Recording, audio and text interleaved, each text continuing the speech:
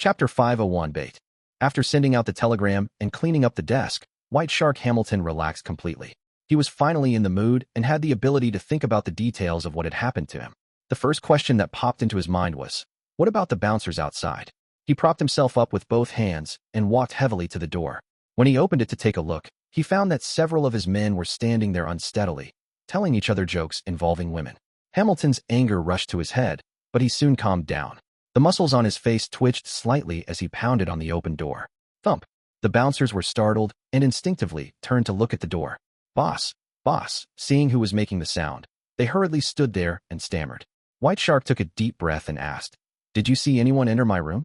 "Yes, Lardero." He said that there was a situation downstairs. The bouncers were confused by the question. "Boss, you were the one who let him in." As soon as they finished talking, they suddenly thought of other explanations and asked, "Boss, was something inside stolen?" Hamilton's expression sank, and he shook his head. "Don't doze off." Thud! He drew back and closed the door, leaving the few bouncers puzzled as they exchanged looks, suspecting that their boss was drunk. In the room, the tall and fat Hamilton frowned and started pacing back and forth. Lardero, Lardero, they saw Lardero. That guy, can he change into someone else's appearance? As a collaborator who helped pirates sell their loot and gather intelligence, White Shark Hamilton was no stranger to all sorts of sea rumors. The first thing he thought of was the former pirate Admiral Kalangos, who was said to be capable of turning into anyone. However, he quickly made more connections. It might not be this mystical ability. If it's really close to the description in the rumors, illusions, cues, and mental manipulation can all do similar things. There's something amiss. That fellow appeared refined and gentle on the outside, but he's inwardly mad and has terrifying strength. With the character he showcased, he should have knocked unconscious or killed anyone who had seen him, before strolling to the door and very politely knocking on the door. If it's to avoid creating a huge commotion so as to not leave behind too much information or exposing secrets related to his sequence, then he could have used a more covert method, like climbing through the window. Very contradictory. There's only one explanation for this contradiction. He was putting on an act. Was he disguising his personality or disguising his strength? Or both? When he thought of this, Hamilton suddenly stopped and put all the details together. That guy is a novice. His madness is a disguise.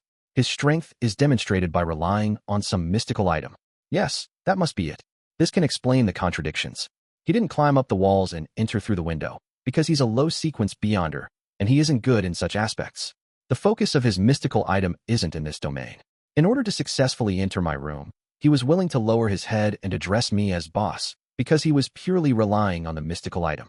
He wasn't too confident about himself and doesn't have enough pride and madness. He acted like a madman so as to match the mystical item's effects of generating horror in others. He created pressure to ask for information. This can also perfectly explain why he left just like that. The reason why he came to find me is because he obtained such a powerful mystical item. With his elevated ambition, he wants to capture and kill some pirates to make a fortune. Once he knew that I'm serving Silver Coin Viper Odor and Admiral of Blood's intelligence officer, Old Quinn, to the point of being involved with the Queen Mystic, he got scared and fearful, so he chose to leave after acting perfunctorily. He didn't dare to kill anyone. The more Hamilton thought, the closer he felt to the truth. He hurriedly set up the radio transceiver again and flipped through the passcodes and added a telegram to concisely describe his theories. He didn't believe that he was being targeted by a hunter, because everything that had happened was a result of the inflated ambition of a young man who simply had a fortuitous encounter. He also gave the corresponding characteristics of the target. Blonde, blue eyes, not crazy, and even a little timid. Possesses a rather mystical item that might allow one to change their appearance and create illusions. In consideration of the sense of horror, the latter is more likely to be true. He's just a novice who doesn't have much experience. He specializes in mimicking a powerful aura with the help of the item. He knows a thing or two about me, and he doesn't look like an outsider who's here in Demir Harbor for the first time. Tap, tap, tap. Hamilton stopped his finger and leaned back in satisfaction, his chair creaking under his weight. The corners of his mouth curled up a little, as though he had already seen the ending of that bastard from just now. It wouldn't end well for a fellow with a very low sequence despite possessing a powerful mystical item at sea. Many greedy sharks would rush towards him. When the time comes, I'll no longer have to worry about my problems being exposed. Under the night sky, the harbor was rather quiet. After leaving the flying fish and wine, Klein made a detour in the distance. He first walked quickly before moving slowly, his pace gradually turning into a stroll. When he was sure that no one was following him, he turned his face back to Gehrman Sparrow as he passed through the shadows. He stuffed the hem of his shirt into his trousers. He adjusted his sideburns and took out his gold-rimmed glasses, placing them on the bridge of his nose. It gave him a coldness despite his refined appearance. He began to rely on the stars to find his way back to the white agate. As he walked, he let out a soft chuckle. Amidst the cold wind, he leisurely thought, I hope White Shark isn't that foolish and is able to see the flaws I left behind. The persona he had set up tonight was of a new adventurer who lacked experience and made mistakes.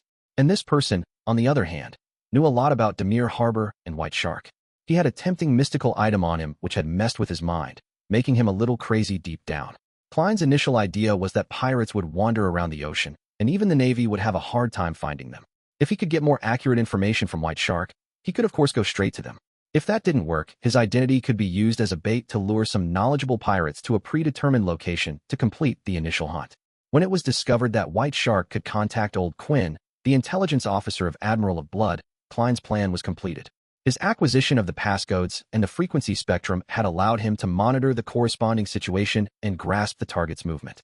Then, by interfering with the divination of others, he could, at the most appropriate time, use the combination of having a powerful mystical item and being a weak adventurer as bait to catch a number of big fish. Now, the problem I have is that I don't have the equipment to monitor their communications. It's basically impossible to buy it at sea. I'll have to use the world's identity to get Miss Justice or Miss Magician to buy one in Backlund. I'll receive the delivery via a sacrificial ritual. This is the advantage of the Tarot Club. With this in mind, Klein sighed. Seeing the white agate in sight, he quickened his pace a little and found that Donna's family and Clevy's were returning from another street. Clevy's greeted him by nodding his head. Just like when they officially met, he said in a low voice, I heard there was trouble at Flying Fish and Wine. Very well informed and rather familiar with Demir Harbor. Klein smiled and replied, I only taught 2 cheats a lesson. Clevy's brows twitched slightly, suddenly feeling that his impression of Gehrman Sparrow was a little wrong. After his previous observation and interaction, he felt that, although this young adventurer was a bit sharp, a bit reserved, and a bit cold, he could still be considered someone who smiled, was polite, and knew when to advance or retreat. But now, he was a bit uncertain. He felt that there might be a hidden flame of madness hidden in the recesses of his heart. At this moment, Donna's father interrupted. Mr. Clevy's, who is this? A colleague, Gehrman Sparrow. Clevy's introduced in a very simple manner. With a polite smile, Klein extended his right palm. It's my honor to meet you. In the future, if you need anyone, and if you can't find Clevy's and the others, you can consider me. No problem. I hope you're as strong and professional as them. Donna's father shook hands with Klein with apparent warmth and introduced himself, Erdy Branch. Klein had just released his grip on the box when his spiritual perception was triggered. He felt that there was something strange inside the gift boxes the branch servants were holding.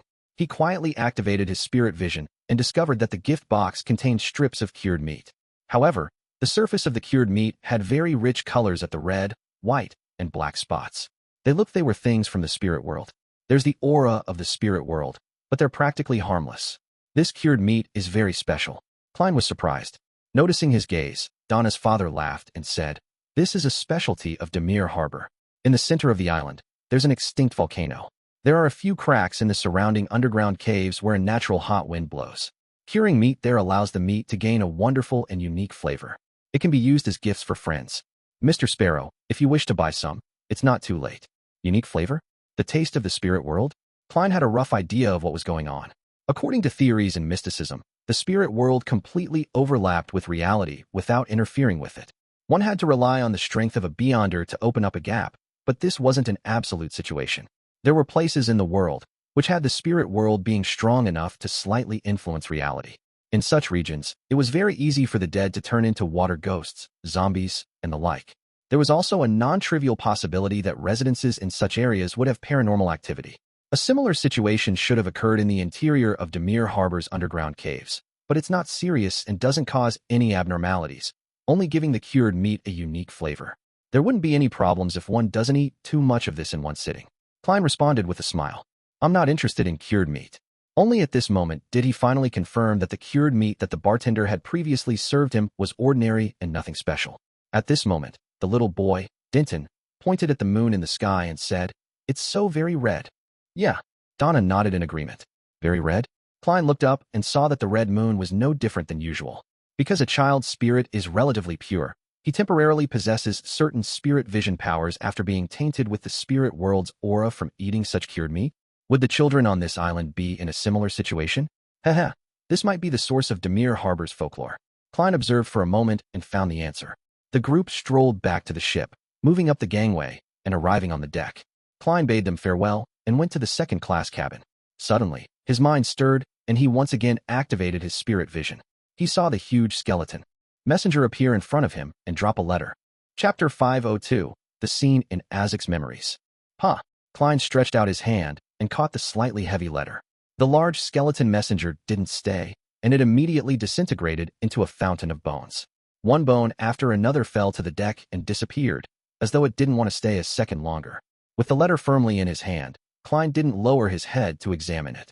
Instead, he instinctively turned around and looked at the wooden staircase leading to the first-class cabins. He saw Donna and Denton with their eyes wide and mouths agape, as though they wanted to scream at the sight of the scene, but everything they saw was over before they could make a sound. As a result, they even wondered if they were hallucinating. The children who eat the special cured meat in Demir Harbor gained temporary spirit vision to a certain degree. Klein's brows twitched slightly as he raised his left hand's index finger vertically and placed it against his mouth to silence the two young ones, just like he did while the Murloc hunt was happening. The already rather tall Donna immediately raised her hand and covered her mouth. She nodded in fear and excitement, indicating that she understood. When she looked diagonally down, she saw that her brother was still in a daze. She quickly grabbed his arm and pushed his hand against his mouth. Cleves and Cecile sensed that something was wrong with them. They stopped and looked at Klein, but they discovered nothing. Facing their stares, Klein calmly nodded and continued walking to his room. A gold coin had appeared in his hand without anyone realizing. It was tossed up, and it tumbled around as though it possessed life. Ding! The gold coin landed with a number facing up, indicating a negative result. This meant that the tiny episode wouldn't be detrimental to Klein. Seriously, the current messenger isn't polite at all. It's not like the previous one who would tap my shoulder or nudge my body to give an advance warning, or just convert my surroundings into a spiritual world to prevent ordinary people from seeing him. Klein lampooned as he took out his key and opened the door. He sat down on the edge of the low bed, lit a candle with only half its length remaining, and opened Mr. Azik's response letter. As he pulled out the items inside, the first one that caught his eye was the Dark Emperor card. Looking at that face which pissed him off, Klein let out a breath of relief and eased his worries. He wasn't afraid that Mr. Azik wouldn't return it to him, as he had that minimum level of trust. After all, the potion formula and corresponding rituals could be copied, and only the convergence properties of high-level materials couldn't be imitated. And since this was clearly not Azik's pathway, nor was it one of the switchable paths available to him, so a powerhouse like him had no need for it. Klein was worried that the messenger would be robbed, losing the card of blasphemy, which would help him tremendously while in his spirit body state. This wasn't impossible. The number of strange creatures in the spirit world was hard to count, so it isn't hard to end up having a few who were good at locating messengers and robbing them. The Dark Emperor card was returned along with the copper whistle from the numinous episcopate. After temporarily putting away these two items, Klein unfolded the important letter and read Azik's reply. That card that depicts the Dark Emperor reminds me of certain scenes. The tall as a mountain blood emperor who wore a red cape with his eyes being abnormally crazy, containing almost zero reasoning. He was on the brink of losing control. There was the true Dark Emperor who had revived. He sat on a gigantic throne, overlooking the land. When I looked up at them, I lost consciousness when the Blood Emperor looked at me. I should have, in some form, participated in the War of the Four Emperors, but the exact details still require me to recall them. Perhaps it was because of an injury from back then that caused me to lose my memories again and again as I repeatedly died and reawakened. The legend of Death's treasure trove in the Berserk Sea doesn't ring any bells. Perhaps I'll be able to sense something and be naturally attracted to it when I travel to the southern continent by boat and pass through that sea. The experiences of the owner of that copper whistle resemble that of an undying's ritual, but there are also clear differences. I can sense evil auras and the premonition of danger. I believe the owner of the copper whistle is in a strange and terrifying state. It's best that you don't blow that copper whistle and summon the messenger. This will bring extreme danger. We can make further attempts when I fully recover my memories and figure out what that experience really means. The feather left behind by the copper whistle's owner that you mentioned can be used in the domain of the undead. It's a unique material that's rich in spirituality. When I recall more, I'll organize the knowledge of some rituals and charms you can use with it for you.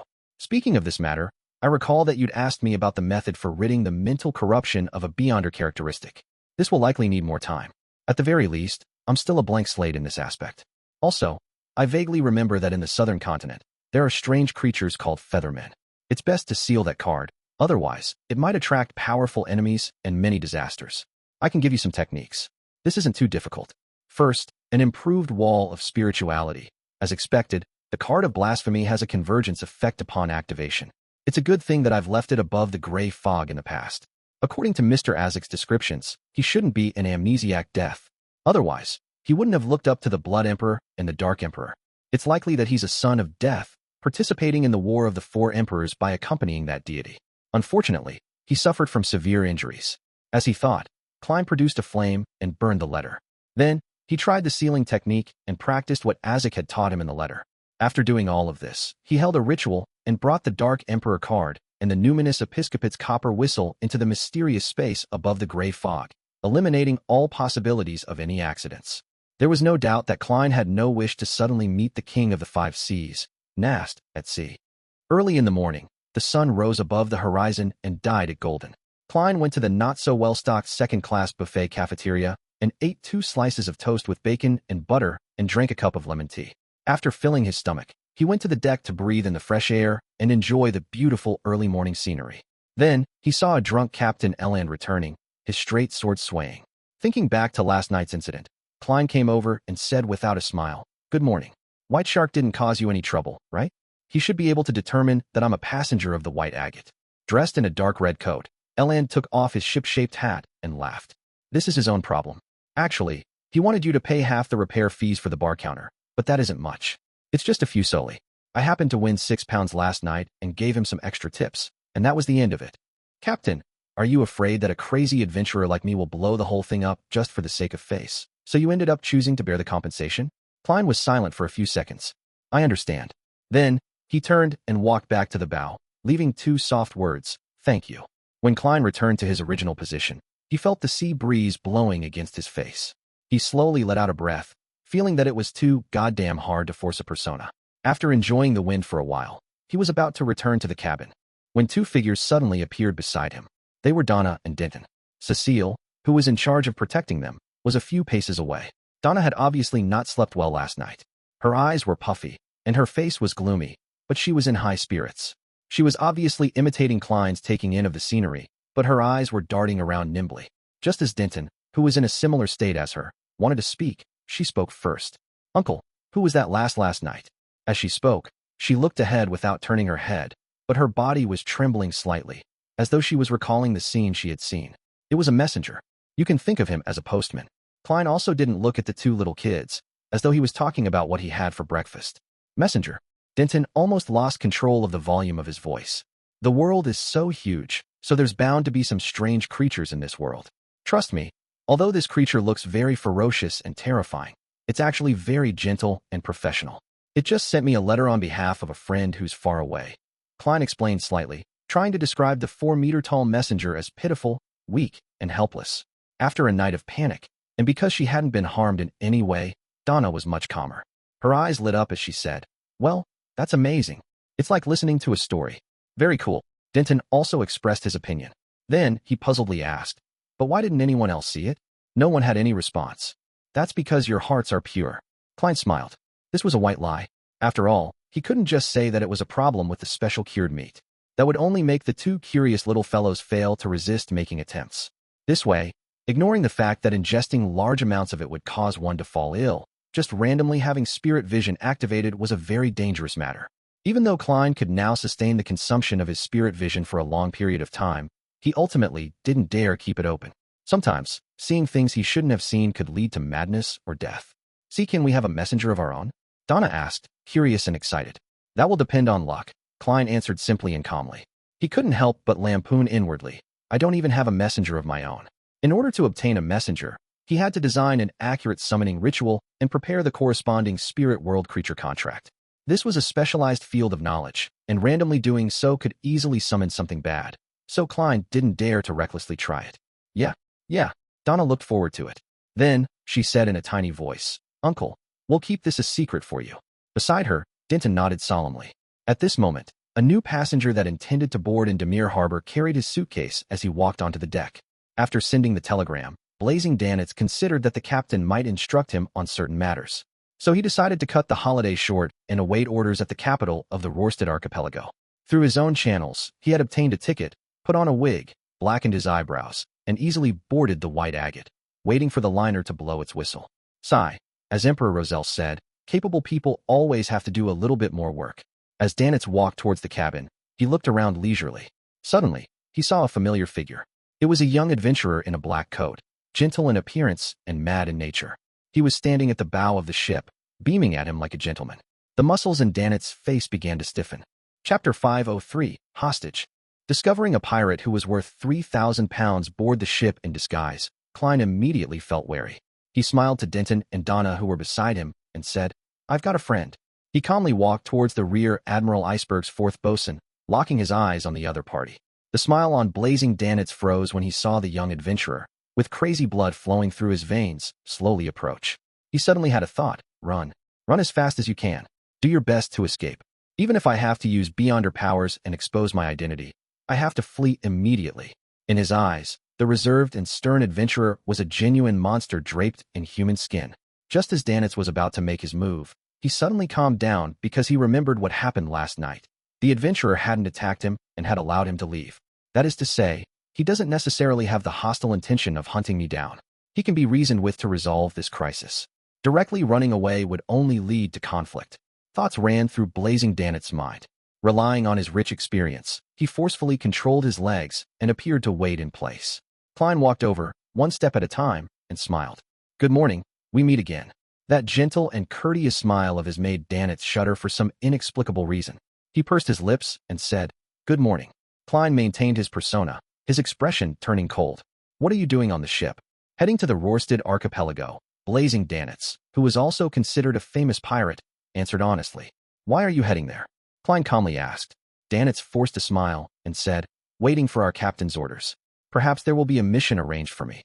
He's probably going to chase me off the ship. In any case, there's a potential risk to have a pirate board a ship."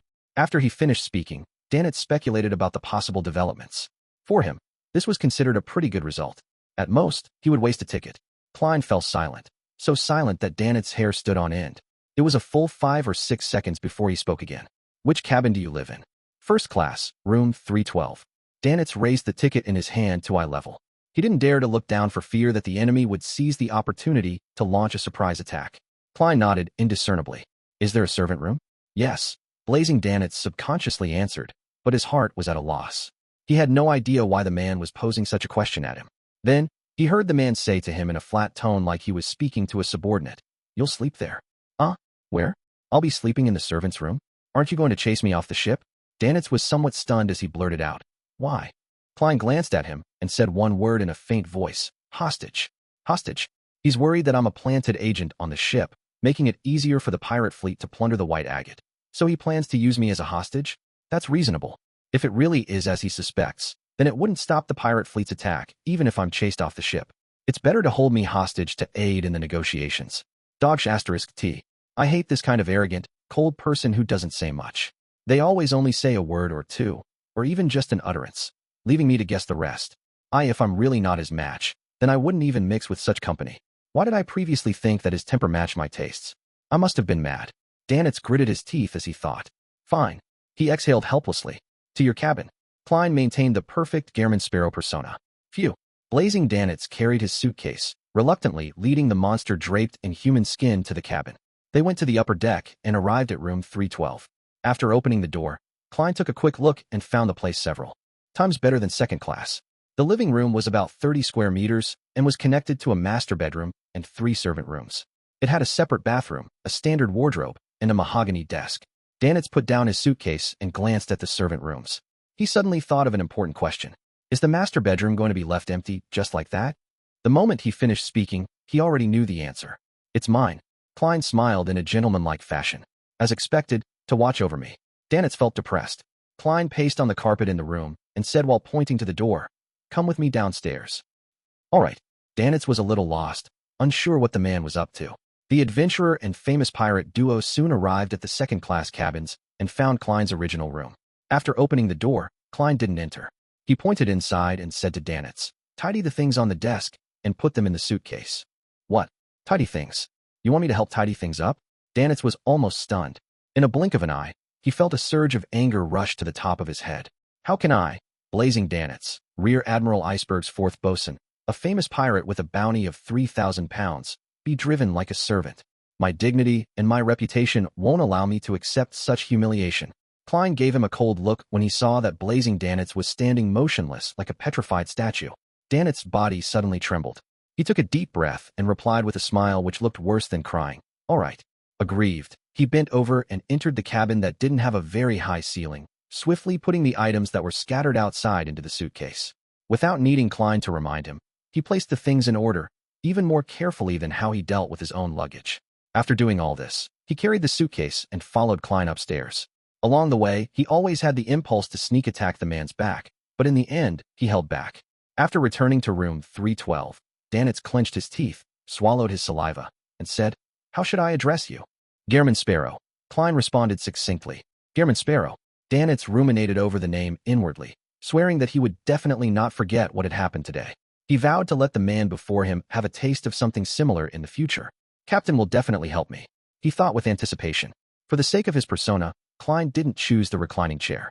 Instead, he randomly chose a hard wooden chair to sit down on. He leaned back in his chair, his body slightly hunched as he clasped his hands together, and said to Blazing Danitz, "Tell me about the famous pirates you know of." "There are a lot of them," Danitz replied, feeling somewhat stumped. He stood where he was, afraid to move, like a servant. Klein slowly curled his lips up and said, "Do it in accordance with the bounties." With that, he pointed to the chair opposite him. "Have a seat." With a sigh of relief, Danitz hurriedly sat down. He suddenly felt that the man wasn't too bad. He was at least willing to give him a seat. Woo! The white agate sailed out into the open sea and moved at a speed of 13 knots until noon. Blazing Danitz, whose mouth was going dry from all the talk, was finally permitted to stop. He took his ticket and led Klein to the first-class dining restaurant. The restaurant was decorated elegantly, with violinists playing in the corner and barriers separating the tables to ensure the privacy of one's dining environment.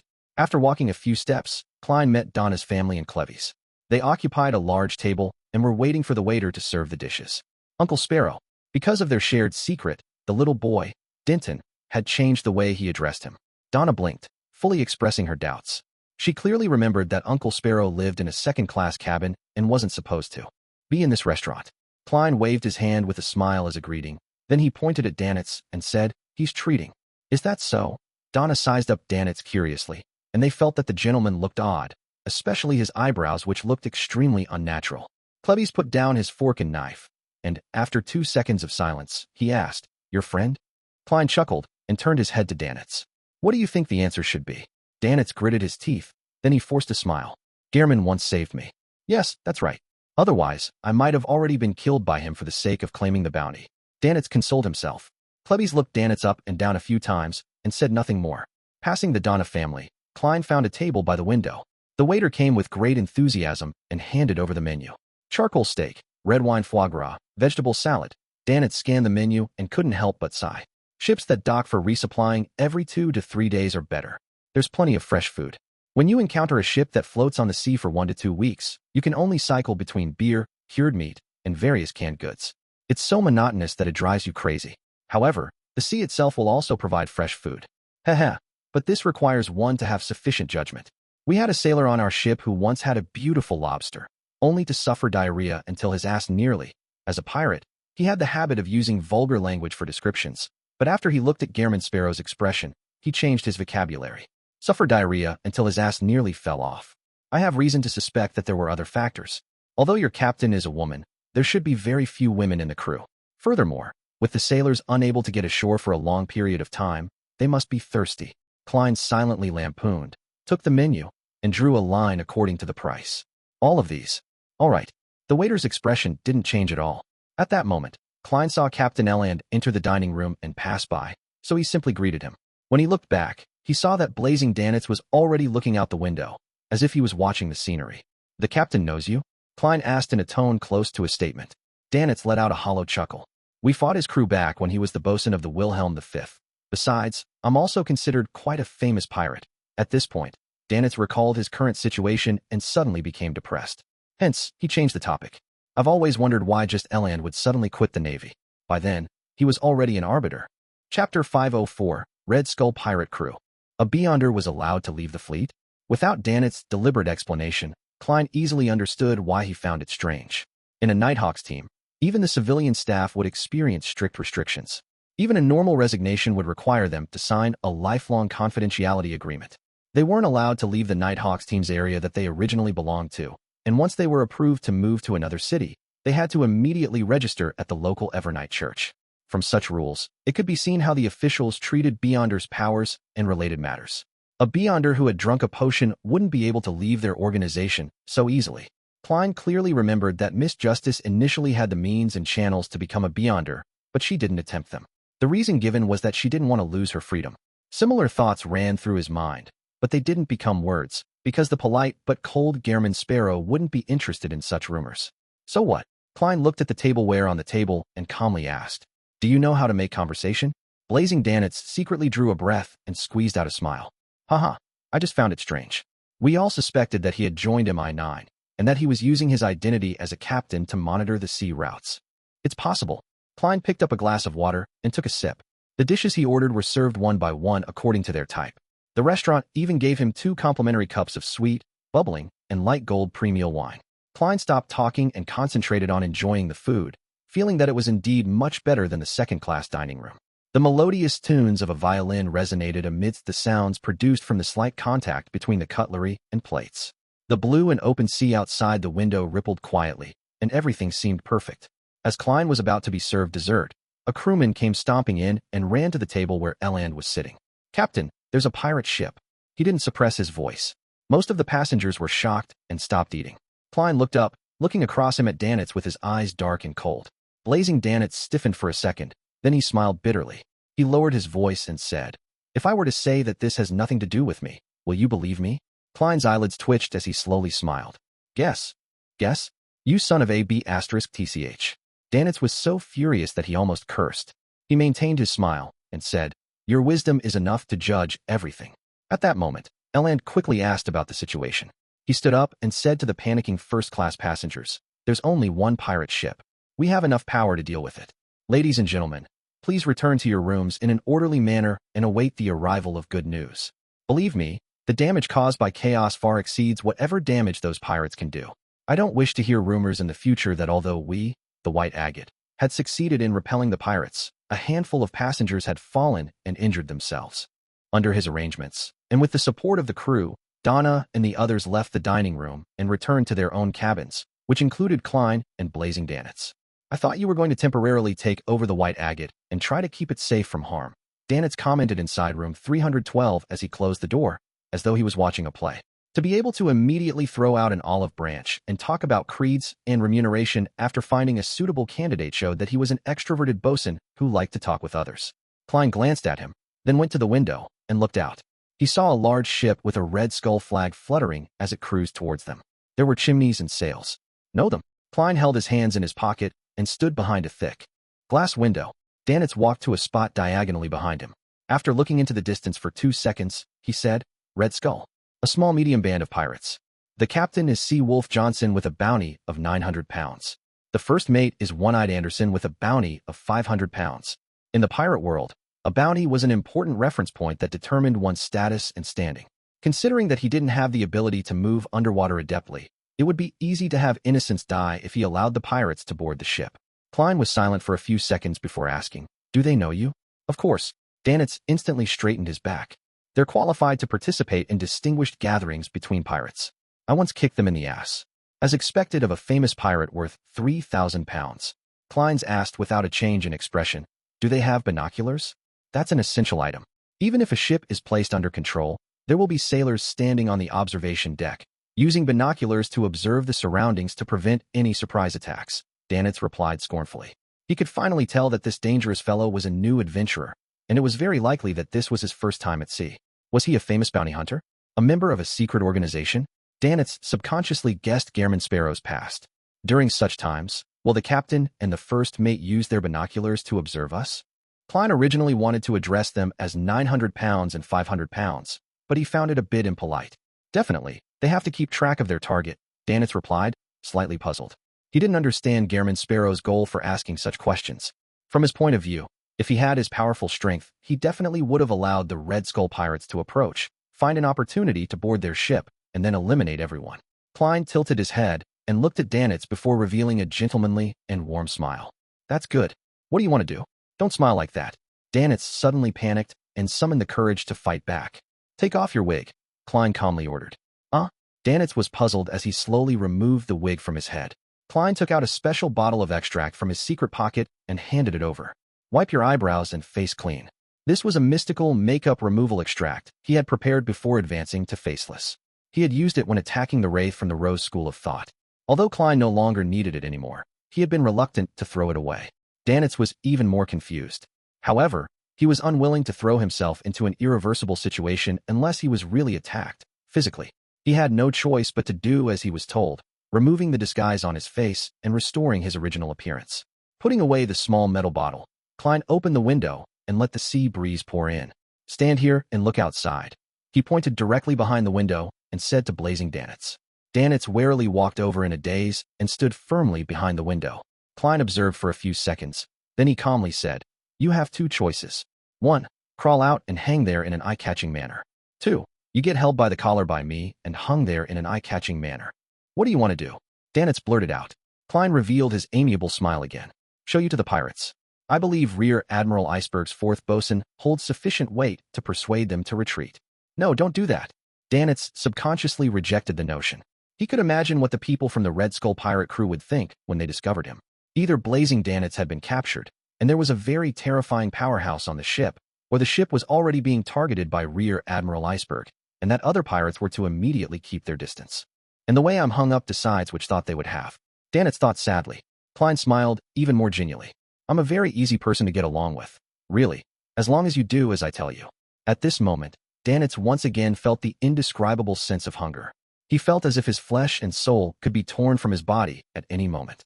After weighing the pros and cons for a second, he half raised his hands, gritted his teeth, and smiled. "I'll do it myself." Holding back his anger and grievances, Danitz turned and climbed out of the window. Using his balance and strength from years of experience, he hung himself off the cabin with his forearm. "Don't try to escape. I'm not a patient man." Klein's face turned cold as he gently reminded. "Phew." Danitz resisted the urge to release his forearm and jumped straight down. On the pirate ship in the distance, the crew responsible for observing the white agate sent a message to Sea Wolf Johnson. "Boss, there's a weird guy hanging out the window over there." Johnson was stunned for a second. He raised his binoculars and placed it in front of his eyes. He quickly discovered the strange fellow who his subordinate was talking about. The man's position was simply too eye-catching. "Isn't that Blazing Danitz?" Johnson's brows twitched as he recognized the man. "How did he get on the white agate? What's the meaning of him hanging outside? This is Rear Admiral Iceberg's prey?" After a series of questions, Seawolf came to a conclusion. He raised his right hand and said, "Everyone take note. Stay far away from this area immediately." In room 305, Clevy stood by the window with the revolver gripped tightly in his hand as a precaution against the potential sea skirmish. Donna's family was a little frightened. They didn't return to their respective bedrooms, but they instead sat in the living room, waiting for the bombardment to begin. Cecile and the other bodyguard, Teague, stood guard beside them, fully alert. At this moment, a look of confusion appeared in Clevy's slightly aged eyes. After a few minutes, he took a step back, lowered his muzzle, and said to the people, "The pirates have left." "What?" This development left Ertie Branch and the others surprised and confused. They had no idea what the pirates were thinking. Room 312. Blazing Danitz crawled back and couldn't help but give a snort. "You're borrowing my captain's reputation. She really hates these kinds of things. Just wait for Rear Admiral Iceberg to teach you a lesson." Danitz thought angrily. Klein quietly listened and asked, "I remember her reward and loan was 26,000 pounds. This madman." Danitz couldn't find the words to respond. Chapter 505. A servant worth 3,000 pounds. "Captain, the Red Skull pirates have fled." A sailor rushed into the captain's quarters. "They fled." Eland lifted his telescope and looked quizzically at the calm sea, just in time to see the Red Skull disappear into the horizon. He frowned, completely unable to understand how such a development could have occurred. From his point of view, the White Agate's armaments definitely weren't capable of scaring off the Red Skull pirates. It was guaranteed that both parties would have to circle around each other dozens of times during the skirmish and fire multiple shots in order to ensure that the other party found them a tough nut to crack. Without daring to engage in a prolonged, they would then rationally choose to retreat. Could it be that the Red Skull was just passing by and had no intention of plundering us? However, if they weren't here to plunder, why would they enter this sea route? This is the easiest place to be stopped by the naval fleet and the church's ships. Even the 4 kings and 7 admirals would still try their best to keep a low profile when they pass by the surrounding seas. Eland was filled with doubts, and and he felt that things weren't that simple. Being careful keeps one away from disaster. I mustn't be carelessness. Eland put away his yellow-brown telescope and paced back and forth. He half raised his hand and said to the navigator, "We shall dock at Bansy Harbor tonight. Report our encounter with the pirates to the Navy and the Church." According to their usual plan, the next stop for the White Agate would be the Tiana port, and it would probably take 3 days at 13 knots to reach it. From Tiana port, it would finally reach the capital of the Rorstad archipelago, the city of generosity, Byam. And there was a faster way to sail from Pritz Harbor to Byam, which was to stop only once in the middle of the voyage at Bansy Harbor, about 120 nautical miles from Demir Harbor. The Red Skull really left? Donna's father, Erdy Branch, walked to the window and looked out into the distance. Klebbies calmly nodded and said, "Yes." Just as he finished his sentence, a sailor's shout sounded from outside. "The danger has been averted. The danger has been averted." Upon receiving official confirmation, Donna and Denton finally relaxed and had the courage to approach the window and look outside. Are the Red Skull pirates that powerful? Donna's eyes widened as she searched for a ship that had already gone far away. "Very powerful." Klebbies gave his answer. "How powerful are they?" Denton immediately pressed. On the other side, the bodyguard, Teague, straightened his hair and chuckled. "Even if we don't include the cannons and hundreds of pirates on the ship, just Captain Johnson and the first mate Anderson are extremely powerful on their own. Anderson's nickname is One-Eyed. The bounty reward for him in the kingdom is 500 pounds. All of us in this room added together with the help of a few sailors, might be able to defeat him in battle.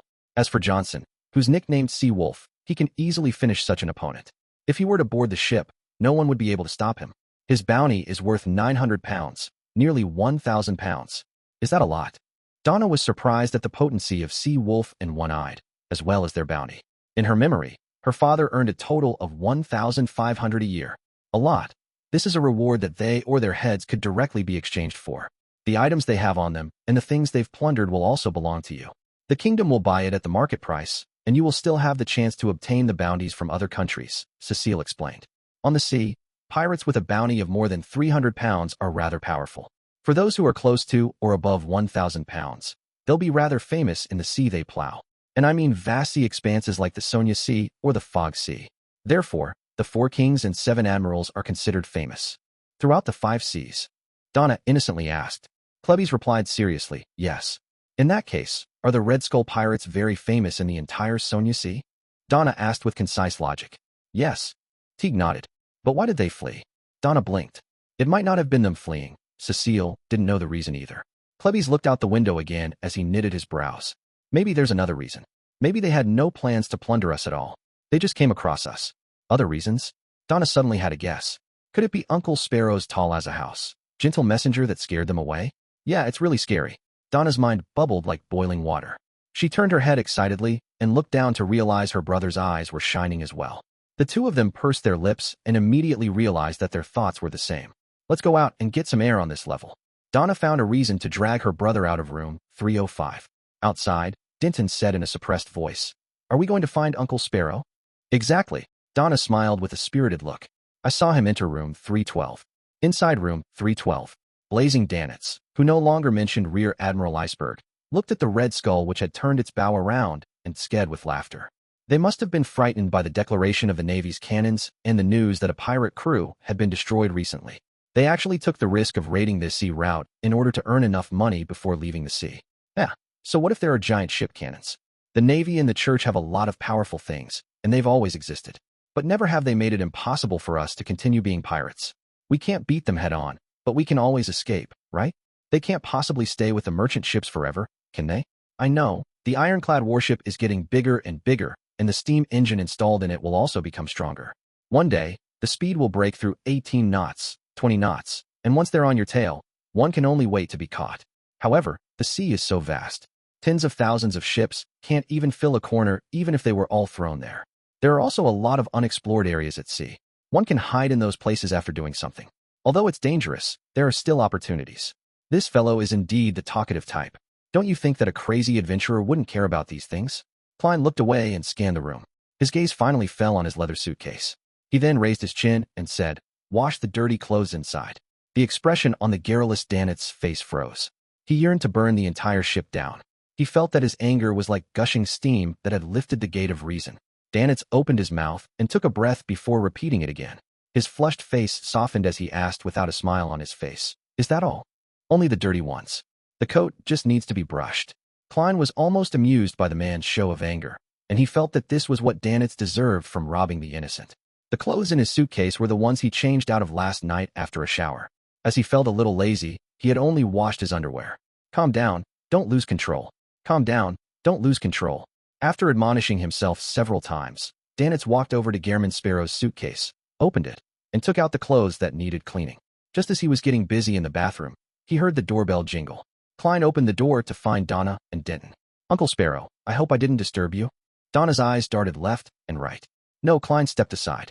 The two little fellows entered the room and were surprised to see Danitz doing the laundry. "Where are the servants?" Denton asked subconsciously. "Didn't bring them along," Klein answered. "For Danitz?" Donna asked, in apparent confusion. "But there are laundry maids attached to first-class cabins. They're charged by the barrel." Before she could finish, Danitz froze. He had been so angry that he had forgotten about it. Danitz shook the water from his hand, turned, and forced a smile at Gehrman Sparrow. "Can I hire the laundry maid for help?" Klein didn't insist on seeing the pirate make a fool of himself, so he smiled and said, "I only care about the results." "Phew." Danitz heaved a sigh of relief. Their back-and-forth question-and-answer exchange made Donna realize that something was wrong. The young lady asked in suspicion, "Uncle Sparrow, aren't you two friends? Why does he look different from before?" Klein found a chair and sat down. Without hiding anything, he calmly said, "To be exact, he's my prisoner of war." "Prisoner of war?" Denton looked around in a daze, not remembering when the two uncles had a conflict. At first, Donna was puzzled, but then her heart skipped a beat. She cheerfully asked, Is he a pirate?" "Yeah." Klein nodded gently. "The Red Skull pirates were also scared off by you, Uncle Sparrow?" Donna pressed in excitement. Klein shot a glance at Danitz and replied without an expression, "In a way." Having all her questions answered, Donna felt abnormally pleased. She glanced at Danitz and unknowingly lowered her voice. "Uncle Sparrow, does he have a name?" "No." "Does he have a bounty on him?" "No. I mustn't let anyone know of what happened to me." Danitz opened his mouth in a bid to answer before Klein. "I'm Sieg." At this moment, Klein said with a fleeting voice, "Danitz." "Danitz." Donna and Denton looked at each other without asking any more questions. The siblings didn't stay long and soon took their leave. They kept feeling that the pirate's eyes were fierce. When they returned to room 305, they saw that her father and Uncle Cleves were still in the midst of their discussion. Donna deliberately interjected innocently with a question. "A lot of people were talking about pirates just now. Someone mentioned Danitz. Is he very powerful?" "Danitz? Blazing Danitz. He's Rear Admiral Iceberg's subordinate, the fourth bosun of the Golden Dream," Cleves answered simply. Upon saying this, he suddenly turned silent as he retracted his gaze, seemingly in recall. "A pirate admiral's subordinate?" Donna pressed out of curiously. "How much is his bounty?" Cleves returned to normal and said in a deep voice, £3,000. £3,000? Donna and Denton opened their mouths, little by little, almost forgetting to close them. The captain of the Red Skull Pirates only has a bounty of £900, but the man who looks like a servant is worth £3,000? The siblings looked at each other, unable to utter a single word. At 6 p.m., the White Agate entered a harbor again. Bansy Harbor? Eland is very cautious. Danitz stood by the window, looking out at the darkened harbor and the tall lighthouse. Without waiting for Klein's response, he laughed and said, "It seems like there are some nasty legends here." Chapter 506, The Weather Museum. Klein already had a basic understanding of Danitz's character, so he didn't take the initiative to ask about the legends. He continued sitting in his chair and calmly looked at him. Danitz, who hadn't been interrupted, shook his head. Legend has it that 300 years ago, when the Lone Army first occupied this island, more than 500 soldiers mysteriously disappeared after a fog. Not long after that, a lot of bones appeared by the beach and on the mountain, and similar incidents happened several times. This continued until the Church of Storms built a cathedral here and sent a bishop.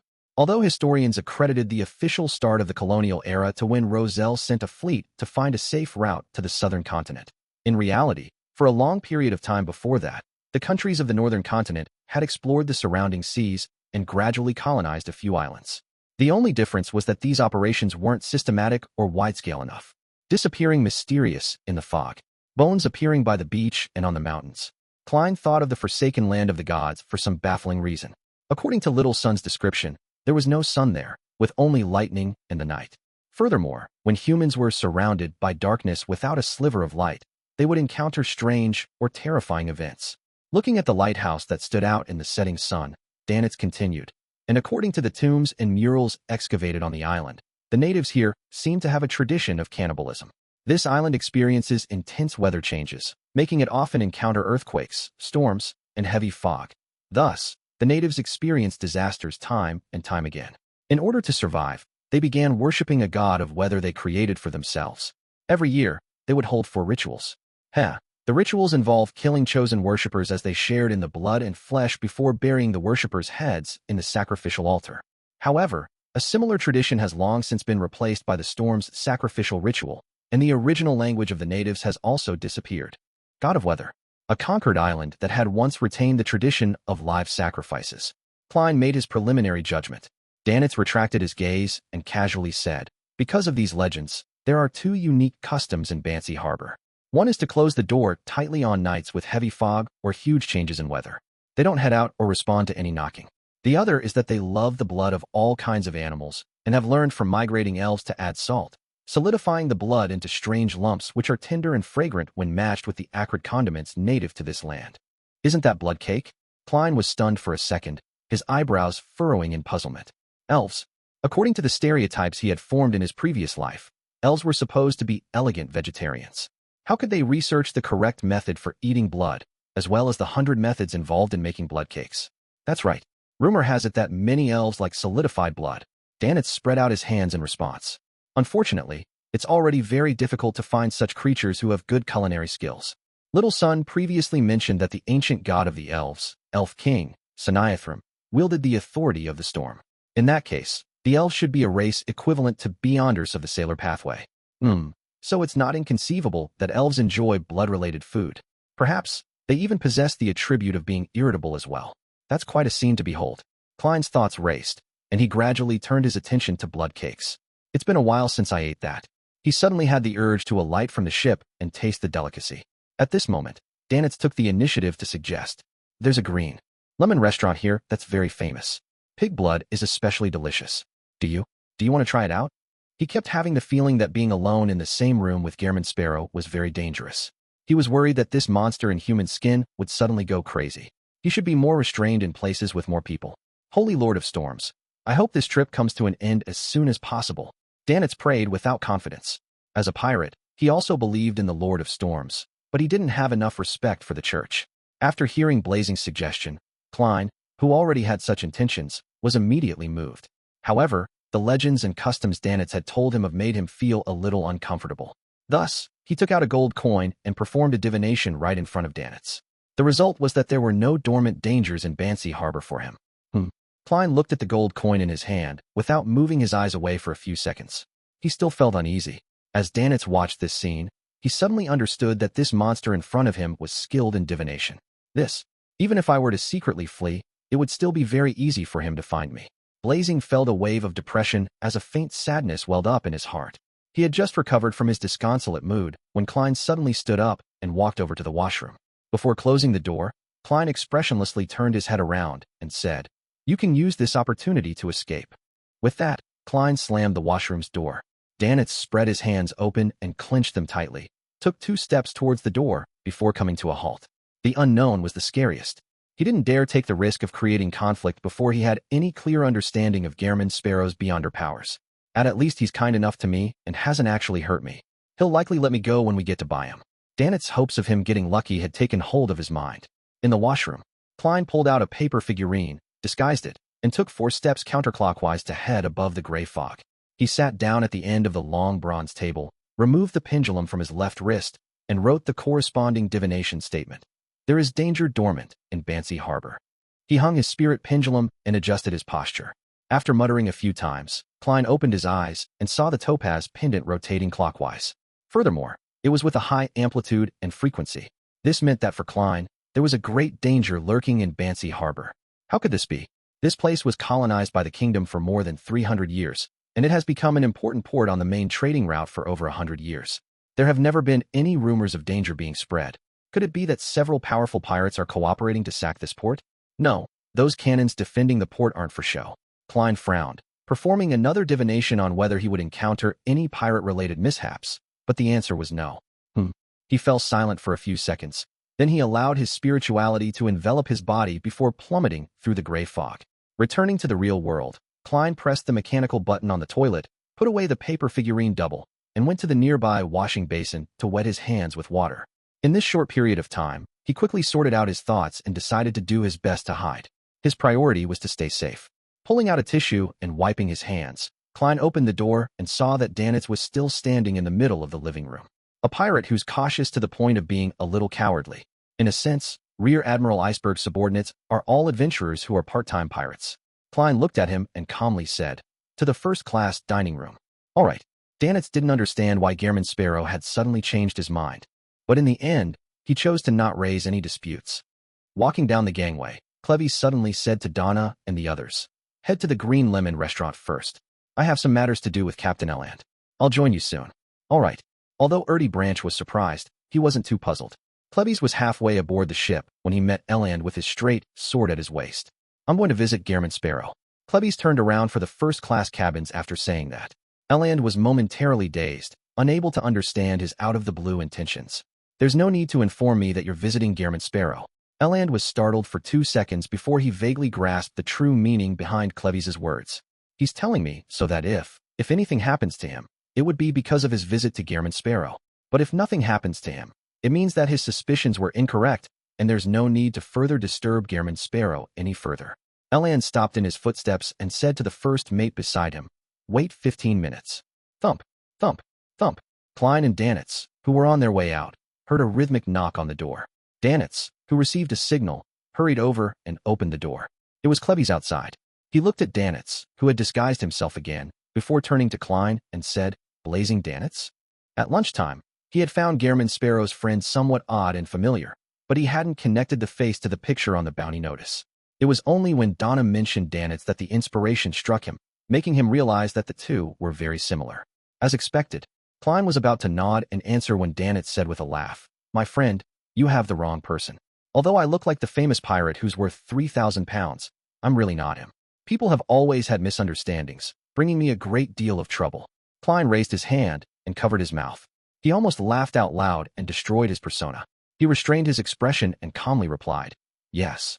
Sigh. My reputation." Danitz stretched his neck and looked at the ceiling. "What are the two of you planning?"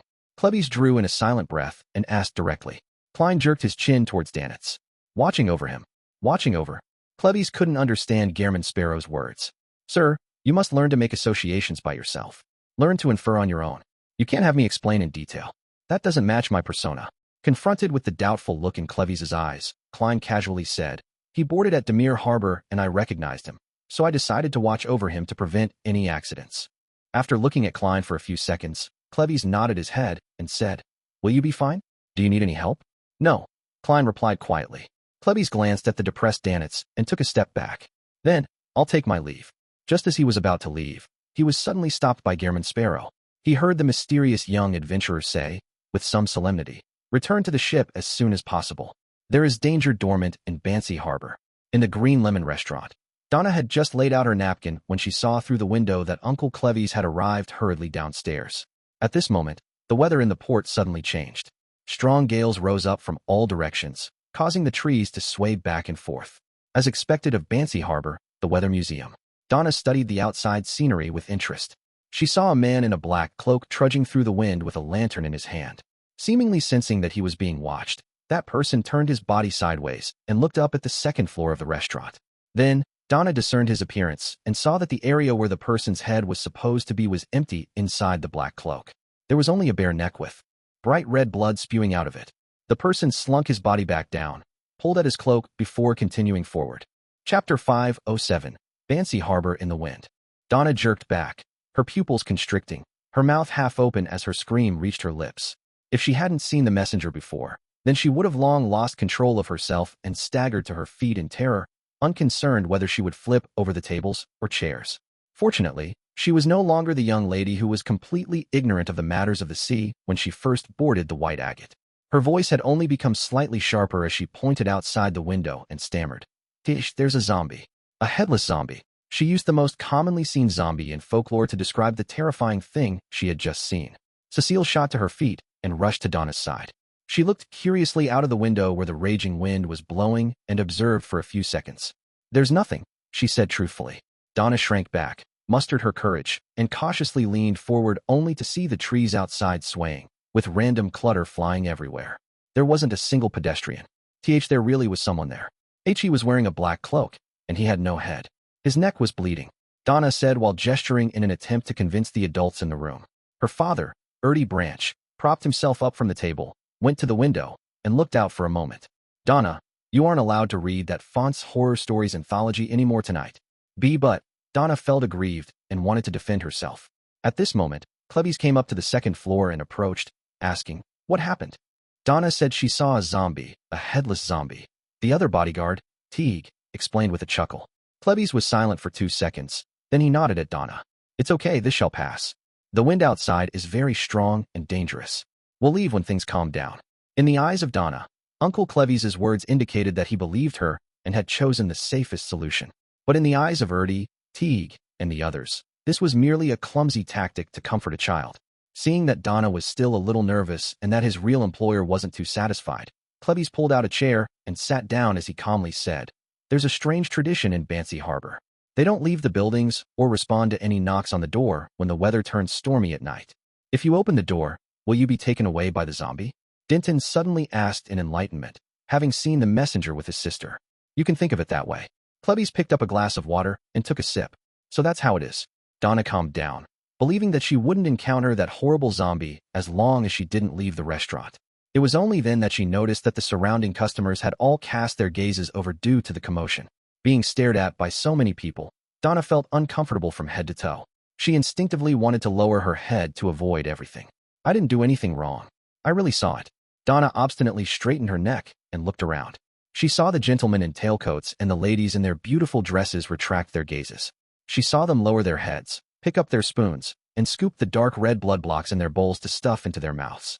Their lips were stained with a tinge of red. Their faces appeared pale under the light of the crystal chandelier. The contrast between the two made Donna feel an inexplicable sense of fear. She turned her head back and waited for dinner, secretly praying to the goddess that the gale would cease as soon as possible. Bansy Harbor Telegraph Office. As soon as Eland and his first mate finished sending their report to the Navy, they realized that the wind outside was howling and that the nearby doors and windows were rattling. Really, the weather here is always so unstable. Eland put on his boat-shaped hat and sighed with a laugh. His first mate, Harris, laughed out loud. Otherwise, how could they call themselves the Weather Museum? It's best if you don't head out. Legends say that you'll lose your head because of that. The telegraph office's staff, a young lady with curly brown hair, reminded them in a slow voice. I know, but I've tried a few times and nothing happened. Without a care, Harris opened the door to leave. Elan stopped him and thought for a moment. Will it be okay to go to the cathedral next door? Your telegraph office will be closing, right? No problem. The lady with the curly brown hair was still as slow as ever. Elan nodded, opened the telegraph office's door, and trudged toward the storm cathedral, dozens of meters away, against the gusts of wind that seemed to be capable of sweeping away a child. First Mate Harris, who was holding onto his hat, followed the captain as if to express his desire to rush directly back to the white agate. However, the moment he opened his mouth, strong gales gushed into his mouth and his whole voice was miserably stuffed back into his mouth. After croaking for a while, he wisely shut his mouth and stopped making obviously unrealistic proposals. It was still 15 minutes to 7, and even in the evening, the main doors of the Storm Cathedral were still open for its congregation. The gale weakened significantly when it reached the area. At the very least, Eland and Harris no longer had to worry about their hats abandoning them. Upon entering the cathedral, they walked down the dark and solemn aisle. They stepped into the prayer hall and saw a man in a dark blue priest robe sitting in the front pew. He was quietly gazing at the huge storm's sacred emblem, made up of the symbols of the wind, waves, and lightning, on the altar. Eland smiled as he moved closer, patting the familiar figure on the shoulder. Jace, where's your bishop? With that pat, the priest's head wobbled. Then, it fell forward, and with a loud thud, it fell to the ground, continuously rolling about. Blood gushed out of the priest's neck like a fountain, soaking Eland's face. A cold and damp feeling reached his heart, and Eland's eyes were blinded with a rich red color. All that was left in his line of sight was a world of blood, as well as a head that had finally stopped rolling and was staring upwards with a glazed look in its eyes. At 7:15 p.m., Klein and Danitz, who came out of the first-class restaurant, noticed that the wind which had been shaking the boat had calmed down considerably. After thinking for 2 seconds, Klein walked all the way to the entrance of the cabin and asked the crew, "Who else isn't back?" The crew member had seen this passenger enjoy the delicious murloc meat with the captain, so he didn't hide anything as he said, other than the Branch family and the Timothy family at the Green Lemon restaurant. All the other passengers have returned before the gale started. Haha, that place is quite far away, and it also takes quite a long time to dine there. Oh right, Captain and First Mate went to the telegraph office, but they haven't returned yet. Klein nodded indiscernibly and returned to room 312 in silence. He stood by the window, looking at the waves that were stirred by the wind. Even without using the mysterious space above the gray fog to divine, his own spiritual intuition made him vaguely sense that something bad was brewing and happening. After waiting another 5 minutes, he still didn't see Captain Eland and Donna's family return. Klein glanced sideways at Danitz, making the famous pirate slouching in the reclining chair sit up straight. Klein looked away, said nothing, and went into the washroom. He closed the door behind him, took out the paper figurine, disguised himself, and went above the gray fog, ready to make another divination. Before, he had considered the potential risks of Bansy Harbor, but now, after the wind had picked up, he intended to confirm the current level of danger. Bansy Harbor is dangerous. Klein held the spirit pendulum and began to recite the statement in a low voice. After repeating this over and over again, he opened his eyes and discovered that, although the topaz pendant was rotating clockwise, it wasn't spinning at a fast frequency or with large amplitudes. There's danger, but it's within acceptable limits. This is in contradiction to the revelation from before. Klein whispered to himself as he leaned his elbows on the edge of the long bronze table. He quickly thought of one possibility, and that was that the current danger wasn't equal to the dormant danger. Only by triggering something or investigating it thoroughly would the iceberg hidden beneath the sea appear. This dormant danger might have existed for 300 or 400 years, or perhaps even longer, and not because of my arrival. The current danger might even have nothing to do with the dormant danger. It's a pity that I don't have the necessary information to make a divination based on this conjecture. After interpreting, Klein quickly returned to the real world, left the washroom, and found a chair to sit on. He was silent, hesitant, and didn't move for a long time, which made Blazing Danitz feel strangely uneasy. Ever since Gehrman Sparrow mentioned that there was danger lurking in Bansy Harbor, this infamous pirate had been constantly worried. To be able to make this monster change his mind and avoid the danger at Green Lemon Restaurant, it must be very terrifying. Why is my vacation so miserable? I'm plagued with bad luck. The atmosphere was so stifling that Danitz had to get up and pace back and forth. It was then that he saw the monster, Gehrman Sparrow, suddenly stand up, button his double-breasted frock coat, and walk over to the coat rack by the door. After taking his silk hat, Klein looked at Blazing and said without any expression, "You're free." Danitz only found it surreal. He suddenly understood what the monster was thinking of doing, and he blurted out in shock, "You want to save the captain and those ordinary people? Why, you were the one who said it's dangerous outside." Klein put on his half-top hat, picked up his black wooden cane, twisted the door handle, and replied calmly, "They cooperated with me. They kept my secret from me. He treated me to Murloc meat. He helped me pay compensation for White Shark's loss." Danitz didn't react for a moment. Subconsciously, he asked, "How much was the compensation?" "A few solely." Klein opened the door and walked out. "Madman. This fellow is completely mad. Be it his treatment to others or himself, he's a madman." Danitz's mouth was half open as he felt speechless. "Luckily, I'm a normal person. I'll stay in a safe place." Danitz retracted his gaze and thought in mockery and amusement. Just as this thought came to him, the wind howled again, rattling the windows and causing the candles in the room to flicker. Looking at this dark and turbulent scene, Danitz suddenly thought of a problem. The ship is anchored in the harbor, which was also part of Bansy Harbor. It's not safe either, and it could also be in danger. If I were to stay here on my own, then I might as well follow that monster. At least, he's very strong. He ran out of room 312 and caught up with Klein just as he was about to leave the cabin. Klein turned his head to glance at him. Although he didn't say anything, his puzzlement was very evident. Danitz hurriedly laughed. "If I were to choose to retreat in the face of such trivial risks, I'll be mocked by all the pirates of the Sonia Sea." An excuse. Without exposing him, Klein borrowed a lantern from the crew. Carrying the dim yellow lantern and holding his hard wooden cane, he walked alongside the boat and entered the dim port in his black suit. As Danitz lamented, he followed closely beside him. Chapter 508, Don't Go Out. Unlike mainland cities such as Backlund, Tingen, and Pritz Harbor, colonial islands such as Bansy Harbor lacked gas. The lamps lining the two sides of the street were sparse.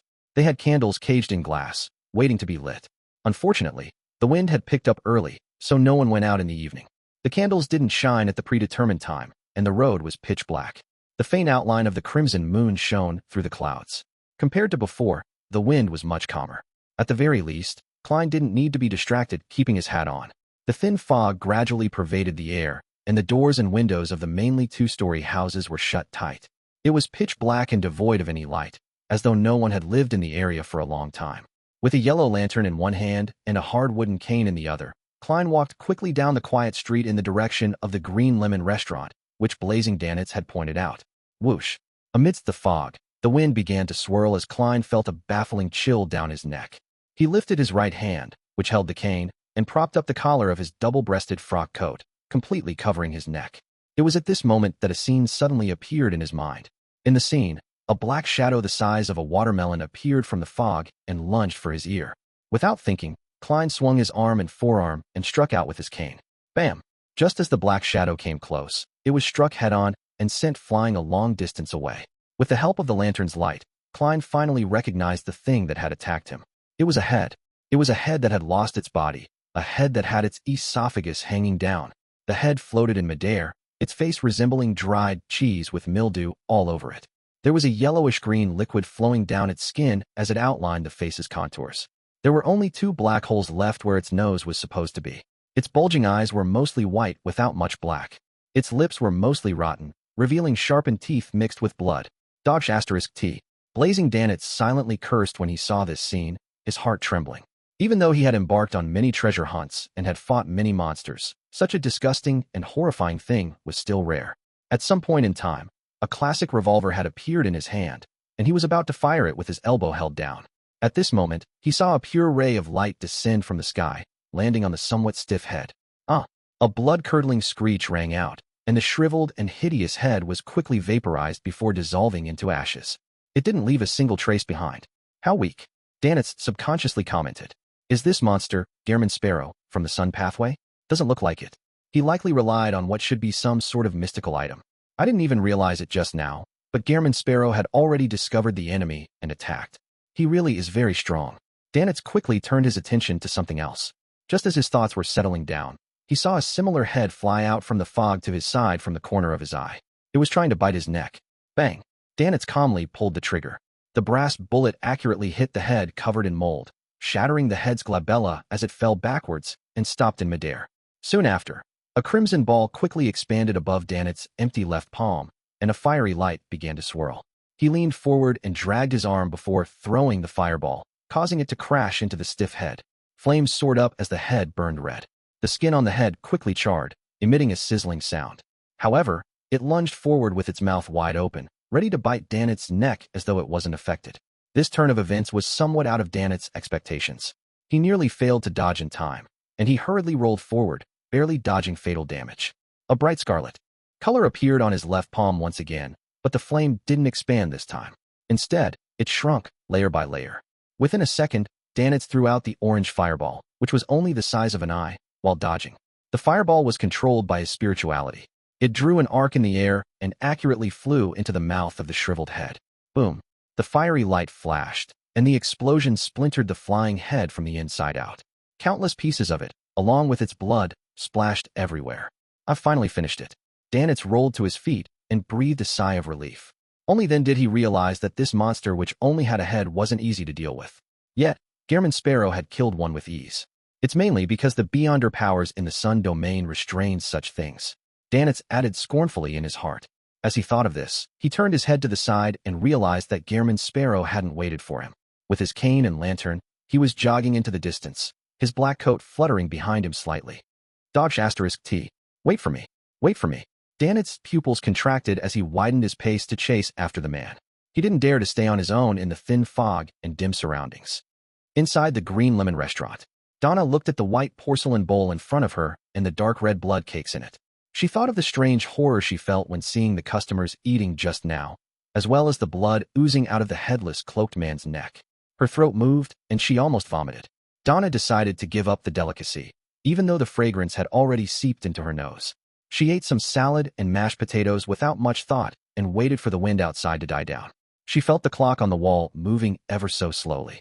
Time passed by the second. The customers at the table paid their bills and left the second floor. The second floor became quieter and quieter as it turned emptier and emptier. Thud, thud, thud. Donna felt that the sound of feet on the wooden steps as they descended were frustrating. Finally, she noticed that the trees outside were no longer swaying, and the ground was littered with all sorts of junk. The wind has stopped, Donna said, pointing excitedly to the window. Her father, an import and export merchant, Erty Branch, pinched his forehead and growled. Where's your table manners, Donna? But, just as Donna was about to argue, Cleves raised his palm and pressed it down. It's 7:40 p.m. and we're almost done with dinner. Let's head back as soon as possible. There are many nasty legends about the night in Bansy Harbor. Every merchant who depended on the sea for a living was more or less superstitious, especially when it came to the legends of the natives. Therefore, Erty fell silent and agreed with Cleves' suggestion. He quickly foot the bill and led his family and bodyguards down to the first floor. Cleves was about to open the door to find his way when a creaking sound came from a nearby room. Donna almost screamed out in fright and gripped Denton's hand tightly. A figure walked out, glanced at them, and calmly said, "It's fogged up. It's best not to go out." The figure wore a black tailcoat without a hat. There was a pair of glasses on the bridge of his nose.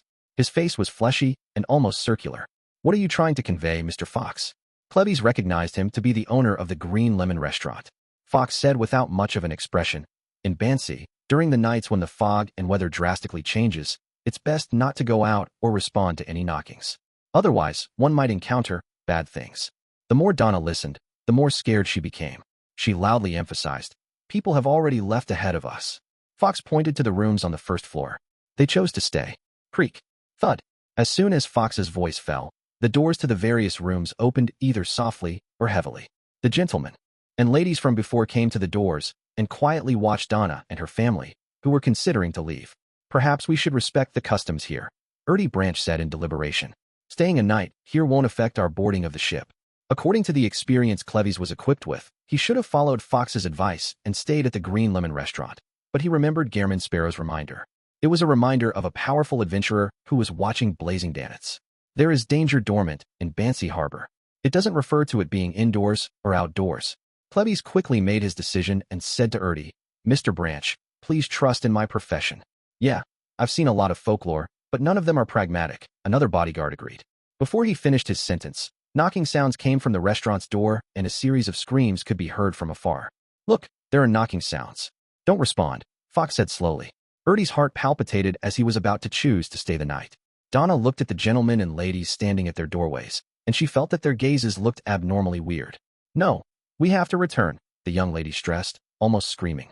Cleves could also feel the indescribable pressure and the coldness that seeped through his bones, and he once again stressed his opinion. "If there are any problems, then it'll be more dangerous staying here. There are cannons on the ship, as well as sailors with guns and sabers." This reason convinced Erty, who motioned for Cleves to open the door. Cleves waited for the knocking to subside. Then with one hand holding a gun, he pulled open the door with the other. The wind's howling had quietened, and the darkness was deep amidst the spreading fog. It was as if there were many monsters hidden within. Donna held her younger brother, Denton, and, hiding behind Cecile, left the restaurant one step at a time. Creak. The door to the restaurant suddenly closed, preventing them from returning. At this moment, they were like ships stranded in a storm, as though they were the only ones left in this world. With the lantern in hand, Cleves walked in front when he suddenly saw something fly over and crash into the ground, rolling a few times. Donna and the others subconsciously looked over and immediately let out cries of terror. It was a shriveled, rotting head. Then they saw light. Light fell from the sky, and the disgusting head melted into nothingness. This, Erty and the others swallowed hard, their bodies trembling. At that moment, they saw a faint yellow light approaching from the depths of the fog. It was a figure holding a lantern, wearing a half-top hat and a double-breasted frock coat, which shared the same color as the night.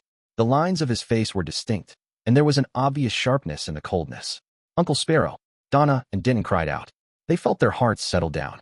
Klein tossed the lantern to Dannets beside him, and he walked over with his cane in hand before calmly saying to Cleves and the others as if nothing was out of the ordinary, "Let's go to the telegraph office first." "What about the Timothus?" Chapter 509, Request. "Timothus. They're still in the restaurant," Erty Branch subconsciously replied. He then pointed to the area where the moldy head had been purified and anxiously asked, "What was that just now?" Maintaining Gehrman Sparrow's persona, Klein didn't answer and glanced at Dannets before walking directly past Donna's family to the tightly closed door of the Green Lemon restaurant. Blazing Dannets held his lantern and was relieved having finally completed a goal. He straightened his back, looked at Erty and the others, and scoffed. "You don't have to worry about what that was. Just know that it's a monster that will harm you." If Gehrman Sparrow wasn't only a few meters away, he even wanted to proclaim, "Only I, Lord Blazing Dannets, can protect you." Klebbies exchanged glances with Cecile and Teague before taking the initiative to step forward. He comforted his employers and said, "Leave your questions to after we get back to the White Agate." Frankly speaking, the three bodyguards had all been adventurers for varying periods of time. However, their understanding of monsters was still stuck at the level of folklore or stories of their drunken peers. They still found it rather surreal, as though they were in a dream. However, since they had seen creatures like murlocs before, it wasn't that hard to accept other things. At most, they were a little weirder and uglier than murlocs. When they thought of this, their hearts calmed significantly, and the guns in their hands seemed to regain their strength. However, the pure light that descended from the sky still exceeded their scope of understanding. They only felt that their worldview, outlook on life, and values that had long been formed had begun wavering. All they could do was temporarily ignore it, suppressing all their emotions to the bottom of their hearts. Klein stopped at the door of the Green Lemon restaurant, raised his right hand, and tapped it with his fingers. Thump, thump, thump. After he knocked 3 times in a rhythmic fashion, no one answered, and there was silence. If not for the candlelight shining through the windows and the cracks in the door, Klein would have thought it was an empty building that had long been abandoned. Thump, thump, thump. He knocked 3 more times. Within the restaurant, the silence continued. Everyone seemed to be abiding by the custom of not responding to any knocking in foggy weather. Klein retracted his right hand and patted the hem of his double-breasted frock coat. Suddenly, he leaned back, lifted his knees, and kicked his right foot forward. With a bang, the restaurant's door suddenly opened wide, and all the nails that had fixed the copper lock popped out. Wearing a tailcoat, the boss, Fox, with his pudgy, nearly round face was still standing in his original position. The ladies and gentlemen who had chosen to stay the night all opened the doors one by one and stood quietly at the door, looking over without a word. "What do you want?" Fox didn't flare up, his tone the same as before. However, he had a revolver in his hand. With his spirit vision activated, Klein turned his head and looked around. He didn't find any traces of evil on any of the humans present. His gaze landed on the boss of the restaurant, and his gaze turned heavy. He looked into the owner's eyes and asked, "Where's the Timothy family?" Fox repressed his emotions, as though a storm was brewing in his dark brown eyes while he looked at the man for 2 seconds. Finally, he unnaturally turned his head and said, "There's another table. Foreigners. Upstairs. Get them to come down," Klein ordered coldly. Fox was silent for a few seconds, until the man quickly drew his gun and aimed it at his head. He took a deep breath and sent a waiter up to the second floor, leading the Timothy family down the stairs. What happened? Timothy was a man who was more than 30 years of age. He was on vacation with his newly wedded wife. Klein lowered his gun and flatly said, "Something unexpected has happened in Bansy Harbor. Are you coming back with me to the ship or staying here?" Something unexpected? While Timothy ruminated over the words, he saw Ertie Branch outside nodding at him solemnly. He knew that the other party was a very rich import and export merchant who had 3 bodyguards with him. He believed that if there were any unexpected circumstances, then it would be safer to stay with them, so the answer was obvious. As for the unique customs of Bansy Harbor, it was just a custom. He held his wife's hand and walked towards the door, politely smiling as he said, "All our things are on the ship. Of course we'll stick with you." "Thank you." He and his new wife expressed their gratitude in unison, walked past Klein, and joined with the Branch family outside. Klein withdrew his revolver, politely bowed at Fox, and said, "Excuse us." With that, he turned around and walked towards Klebbies and company, who were illuminated by the light leaking out from the restaurant. With a thud, the door of the Green Lemon restaurant closed once again, swaying slightly in the wind. Klein had actually noticed an unusual, subtle atmosphere just now, but since his spirit vision failed to obtain anything, he didn't wish to investigate it too deeply, lest he ignite the huge danger lurking in Bansy Harbor. He returned to Danet's side and did a head count with the light of the lantern. Donna's family of 4, their 3 bodyguards, the Timothy couple, and several servants are all present. Klein switched the hands in which he held his revolver and cane with, lifted his gun-wielding right hand, slipped it deep into the double-breasted frock coat, and rubbed the sun brooch.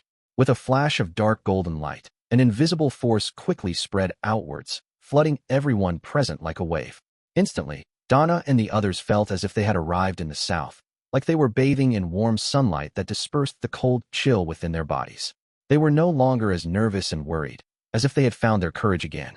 The remnant black colors obtained from the special cured meat from Demir Harbor quickly disappeared along with the extremely minute amounts of wicked feelings. Sun Halo was able to enhance the courage of one's companions within a 20-meter radius and purify any evil forces within them.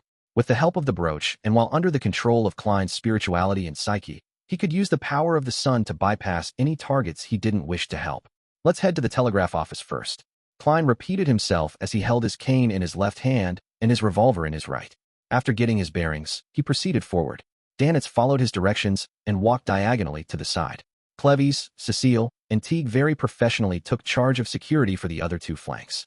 With a party of more than 15 people, it's easy for us to suffer losses once we're attacked. Moreover, only Blazing can truly be considered a helper. What should I do? Thinking back to the monsters he had encountered, Klein suddenly slipped the revolver back into his underarm holster and handed the cane to his right palm. He reached into his pocket with his left hand and removed the wall of spirituality around an iron cigar case. He took out Azik's copper whistle and held it in his hand, occasionally tossing it up.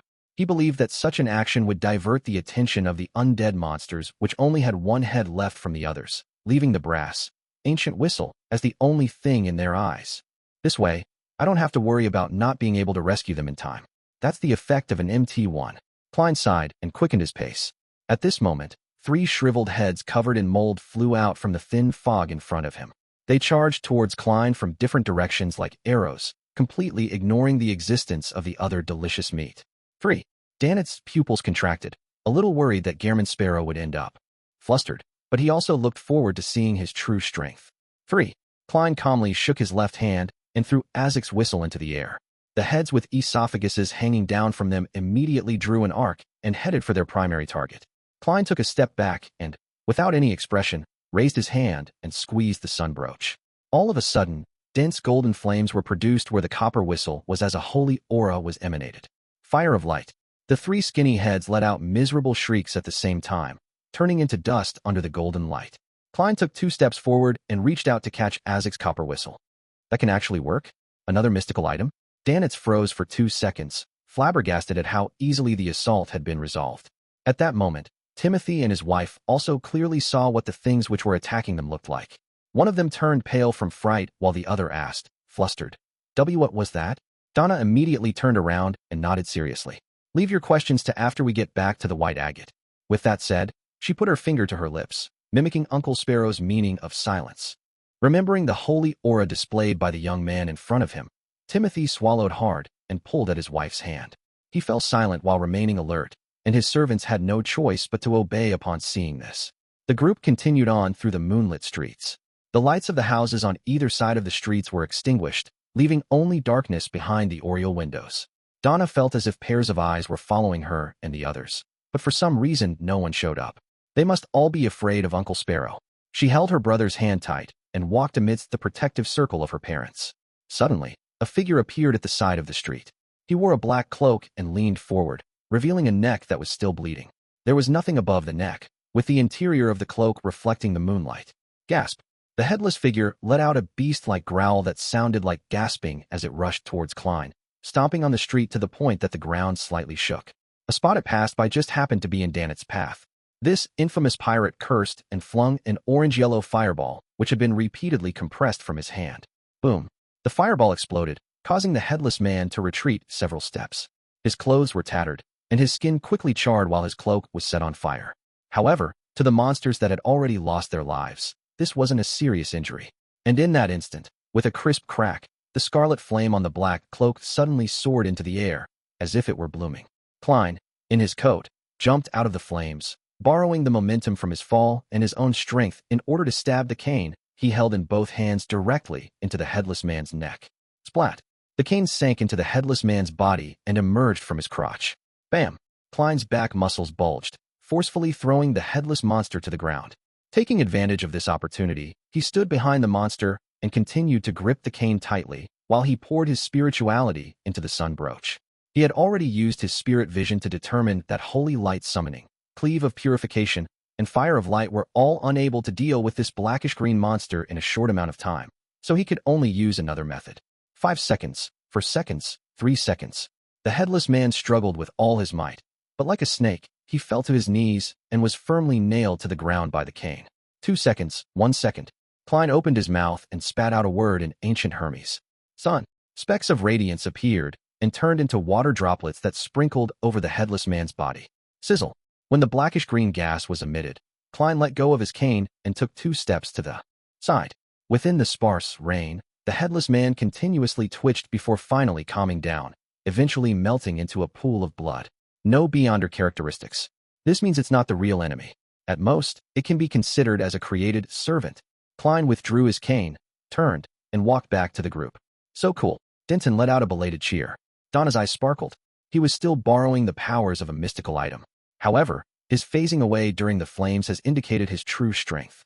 He really isn't easy to deal with. Blazing Danitz retracted his gaze, feeling that his decision not to mindlessly run off had been extremely wise. 7 or 8 minutes later, the group that cleared out 2 more waves of monsters arrived at the Bansy Port's telegraph office. Klebbies took the initiative and knocked on the door. Who is it? A gentle female voice came from inside. We're looking for the captain of the White Agate, Mr. Eland. Klebbies answered through the door. In the quiet night, the woman's voice spoke at a moderate pace. He and his first mate went next door to the cathedral. The person speaking sounds odd, or is she like that only on similar nights? Klein flicked a gold coin and confirmed that she wasn't lying. As they were preparing to leave, the female voice in the telegraph office hesitated and said, Can you guys help me take note of someone? He's my colleague. He went out before the wind started tonight and never came back. His name is Pavo Court. Chapter 510, The Returning Bishop. Pavo Court.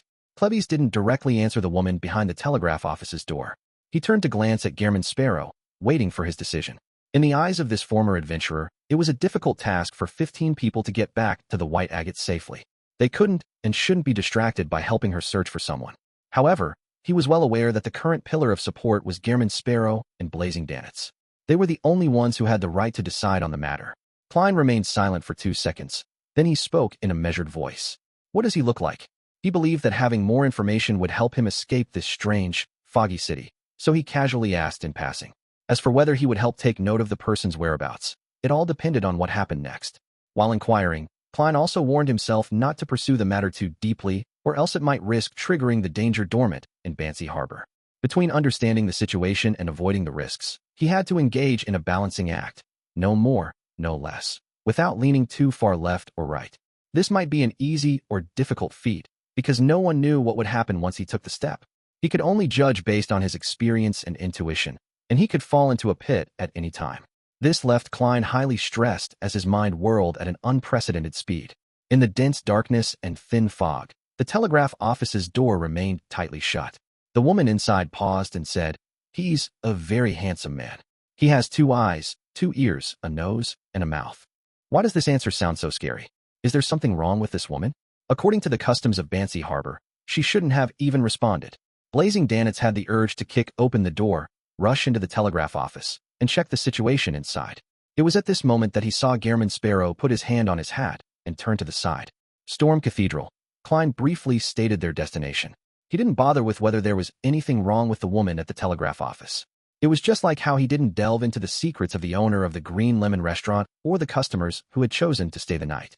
The wind was getting lighter, and the fog was thinning. The candlelight from the cathedral was shining through the narrow windows high above, like a beacon in a storm.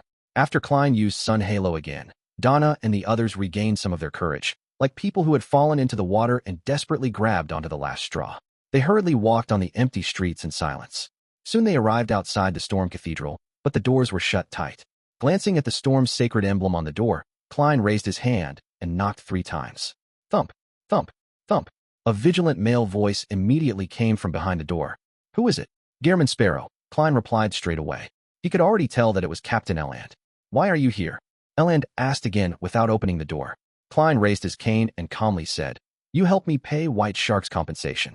After a moment of surprise and amusement, Eland made an initial confirmation that it was the real Gehrman Sparrow outside. At the very least, even a monster adept at disguising wouldn't have known something that was privy only to the 2 of them. He still felt hesitant until Klebbies, Ertie Branch, Donna, and company sounded out in succession. Only then did he relax and allow his first mate, Harris, to unlock and open the door. A heavy clunking sound rang out, and Klein saw Eland in his boat-shaped hat, sword in one hand, and musket in the other. Something happened here too? He keenly asked, based on his conclusion from the situations from before. Eland stepped aside to let Donna and the others in. Then he pointed at the prayer hall and said, The priest I knew, Jace, died in there. He was decapitated, and Bishop Millet is nowhere to be found.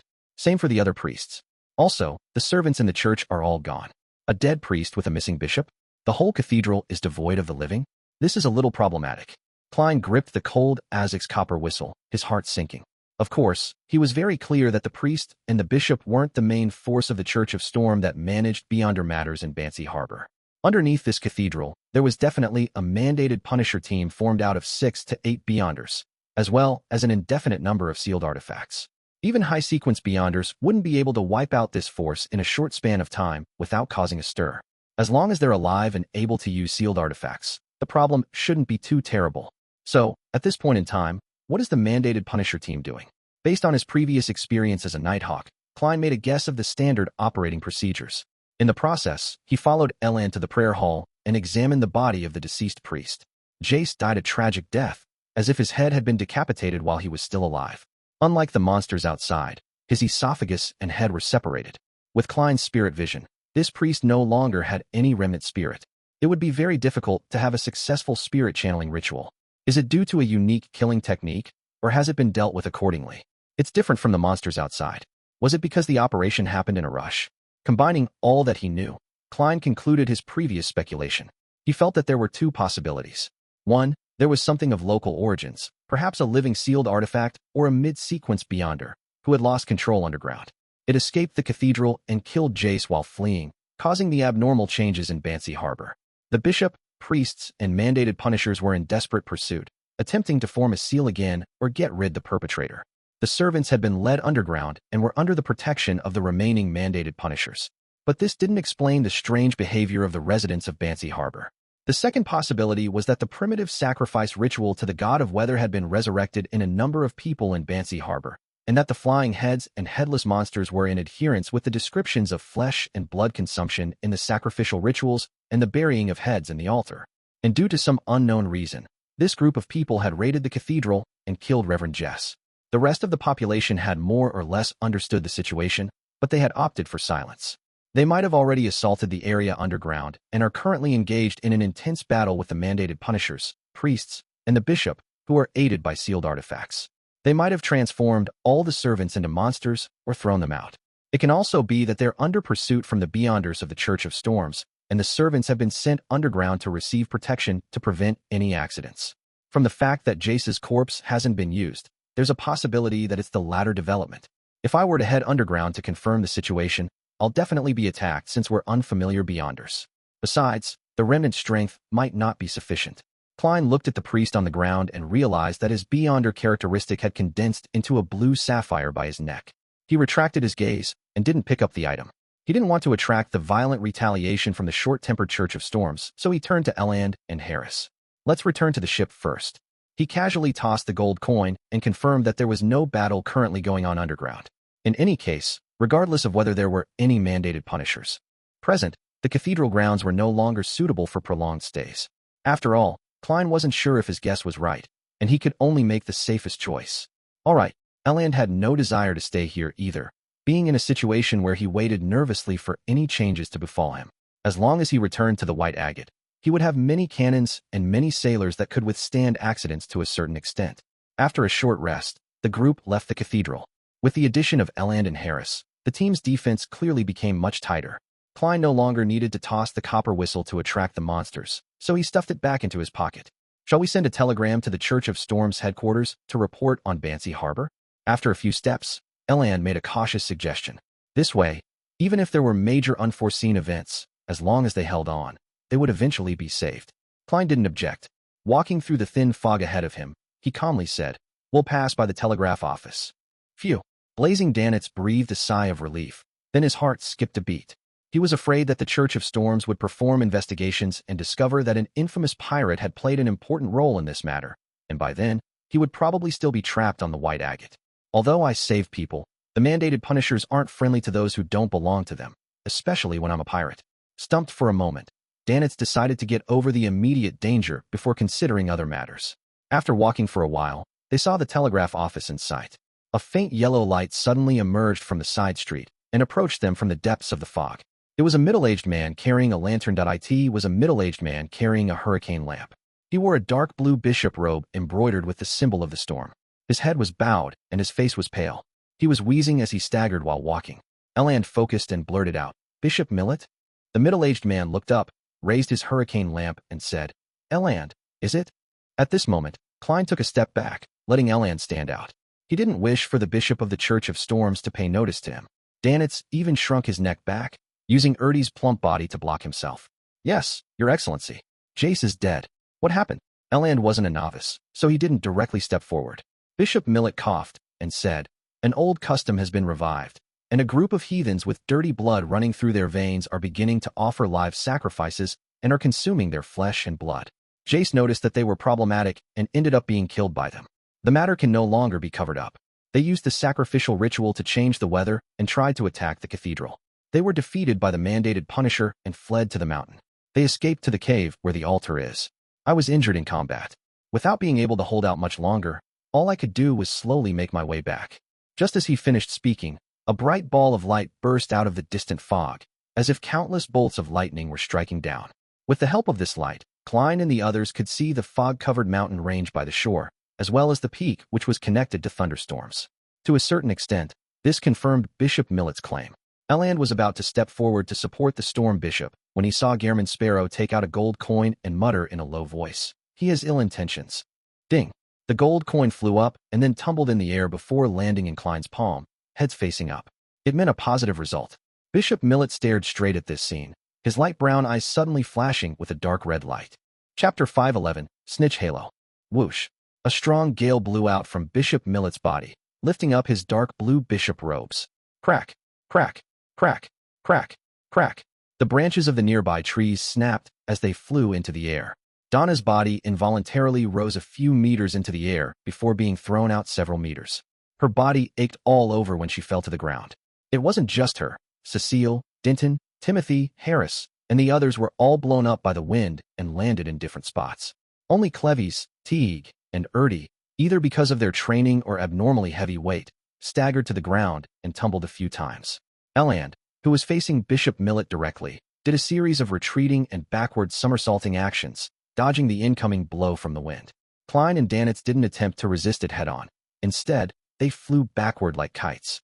Although they looked like they were about to collapse to the ground, they ultimately managed to keep their balance. As soon as the hurricane stopped, 6 figures emerged from the dispersing fog. They were all wearing black cloaks and were headless. Left with only bleeding necks, their hoods were supported up by the eddies of the hurricane. Gasp! Gasp! Their throats emitted the low grunts of a beast like the moment before they were ready to attack. So. A series of thin and sharp wind blades shot out, leaving a clear and deep rift where Klein was somersaulting. Tap! Tap! Tap! From both sides of the lantern-wielding Bishop Millet, whose dark blue bishop robe had flared up slightly, 6 headless men rushed at Klein, Eland, and the others, stomping on the ground until it trembled. One headless monster is already hard enough to deal with, but now there are 6 of them, and there's even a bishop who's obviously corrupted. When Blazing Danitz saw this scene, he couldn't help but feel his scalp tingle. At this moment, a bronze beam streaked past his eyes and shot into the distance. Dang! Dang! Dang! Azik's copper whistle dropped to the ground and bounced a few times. With a whoosh, the 6 headless men changed direction at the same time, rushing towards the location where Azik's copper whistle came to a stop, leaving Bishop Millet standing alone in his original spot. Klein seized the opportunity, lifted his left hand, tearing off the sun brooch inside his coat, and threw it to Captain Eland, who was closest to him. He shouted succinctly, "Inject your spirituality. 5 seconds. Holy water." After saying this, he ignored his silk top hat that had been blown away, and instead, he bent his body, dashing towards Bishop Millet in a zigzag manner. So. One after another, wind blades were shot out in close succession, all of them aimed at Klein. In a flash, the ground showed signs of being cut and slashed. Klein either somersaulted, lunging forward, or jumping up by supporting his body with his hands to avoid the first round of concentrated fire. The dark red light in Bishop Millet's eyes grew brighter as he raised his hands. So. At this moment, the wind blades inundated him like a machine gun. Klein only had enough time to dodge half of it before his body was torn apart, turning into thin and light shreds of paper that flew into the air. Klein appeared in another direction and continued to charge at Bishop Millet, trying to close the distance between them to an effective distance. After catching the sun brooch, Eland immediately felt the heat. He wished that he could take off his clothes and jump into freezing water. He thought for a moment about the words Gehrman Sparrow had left him before taking out a tin-colored alcohol flask from the inside of his clothes, unscrewed the lid, and poured out all of the lanty-proof inside. The strong aroma of the wine rapidly spread in all directions. Blazing Danitz looked around, feeling certain of the situation. With a grimace, he genuflected and suddenly pressed both his palms onto the ground. Two scarlet fire serpents appeared out of thin air, clinging to the ground as they spread towards Azik's copper whistle and created 4 burning walls of fire. His original plan had been to throw a fireball at Bishop Millet and let Gairman Sparrow use the flames to easily jump towards the bishop and launch an attack. However, after seeing that the area around the bishop was filled with freezing gales, he rationally gave up on the idea. He was prepared to first clean up the headless monsters to prevent them from disturbing Gairman Sparrow's ability to use his true strength. Cleves, Cecile, Teague, and Harris had already stood up again and had drawn their guns. They surrounded Erdy, Donna, and Timothy in the middle, guarding them against any other monsters that might appear. Their experience taught them that, without any prior teamwork training, it was best not to interfere in a battle that was beyond that of ordinary humans. Tap, tap, tap. The 6 headless men, oblivious to the burning flames, burst through the scarlet walls of fire and began to pounce onto Azik's copper whistle like ravenous dogs. This gave Elan time to inject his spirituality into the sun brooch with composure. After the holy water condensed, he dripped them into the alcohol flask. Seeing the headless people in a frenzied bunch, Danet's heart skipped a beat.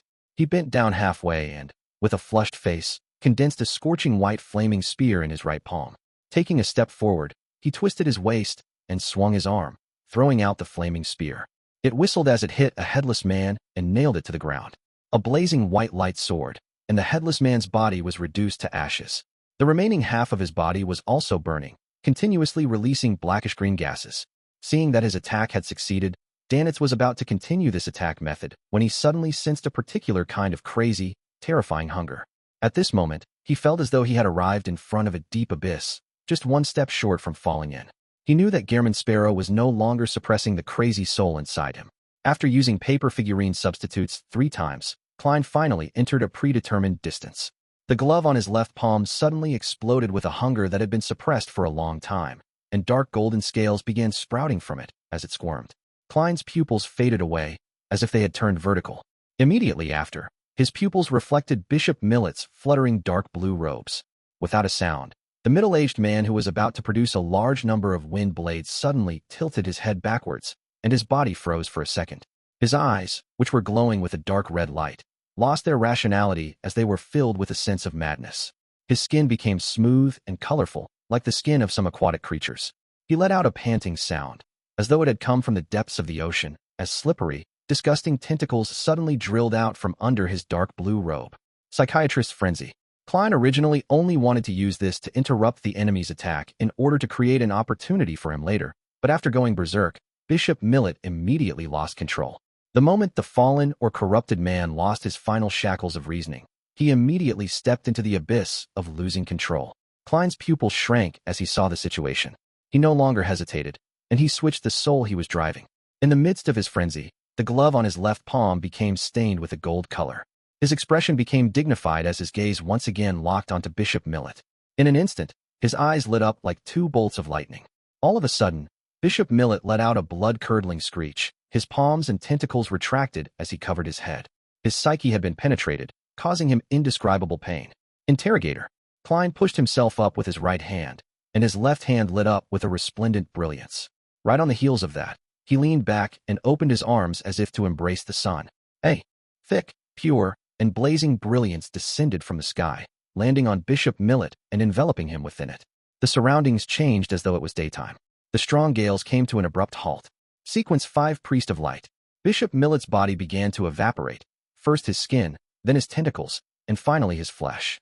By the time the brilliant pillar of light disappeared, he no longer looked human. Instead, he had turned into a monster made of bones and flesh. Whatever was left of his aura was rather weak. However, he wasn't dead. The vitality of a rampager was stronger than ever before.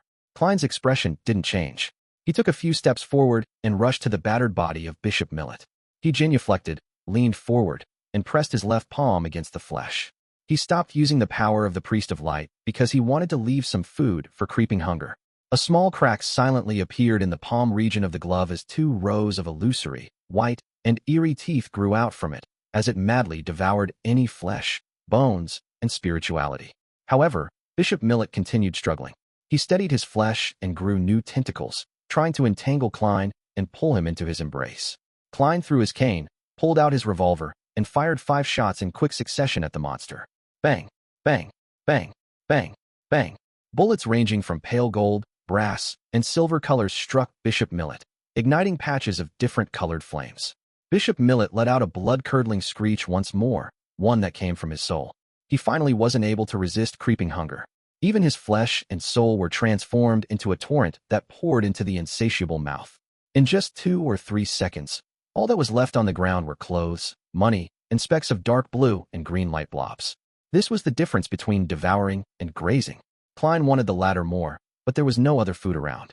Meanwhile, Captain Eland had already created 2 rounds of holy water inside his alcohol flask. Danitz hurriedly shouted at him, "Throw it over." Without hesitation, Eland threw the alcohol flask towards the headless men who were still vying for the copper whistle. Ahem. Danitz cleared his throat and stood up straight. He leisurely inserted his left palm into his pocket and pushed forward with his right hand, quickly forming many scarlet fire ravens around him.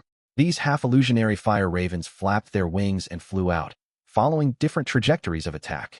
At the same time, they collided with the alcohol flask, which happened to be right on top of the group of headless people.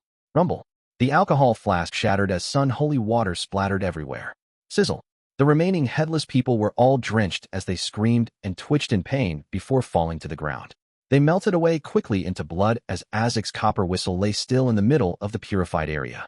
It's resolved. Gearman Sparrow is really strong. Even if he encounters Captain, he'll have the ability to resist her. It's a pity that I didn't get to see what beyond her powers he had used. Danitz turned his head to look at Klein, who was standing in front of the remains of Bishop Millet, and silently sighed. Then he saw Gearman Sparrow glance at him coldly. Subconsciously, Danitz dejectedly ran out and picked up Azik's copper whistle. Donna rubbed her bruised arm and saw Uncle Sparrow in his long black coat walking back a few steps before stooping to pick up his half-top hat, silently dust it off, and put it back on. Chapter 512, The End of Things? After Klein retrieved his hat, Bishop Millet's beyonder characteristic had already been fully condensed. It was only the size of a thumb and was translucent and light blue in color. However, from time to time, green streaks would appear like a tidal wave that approached a black hue. Opening the revolver's cylinder, Klein shook it, dropping the empty shells that were either gold, silver, or brass in color to the ground, creating crisp, tinkling sounds. Then, he calmly took out a speed loader he had prepared earlier and loaded other Beyonder rounds bullet into the gun.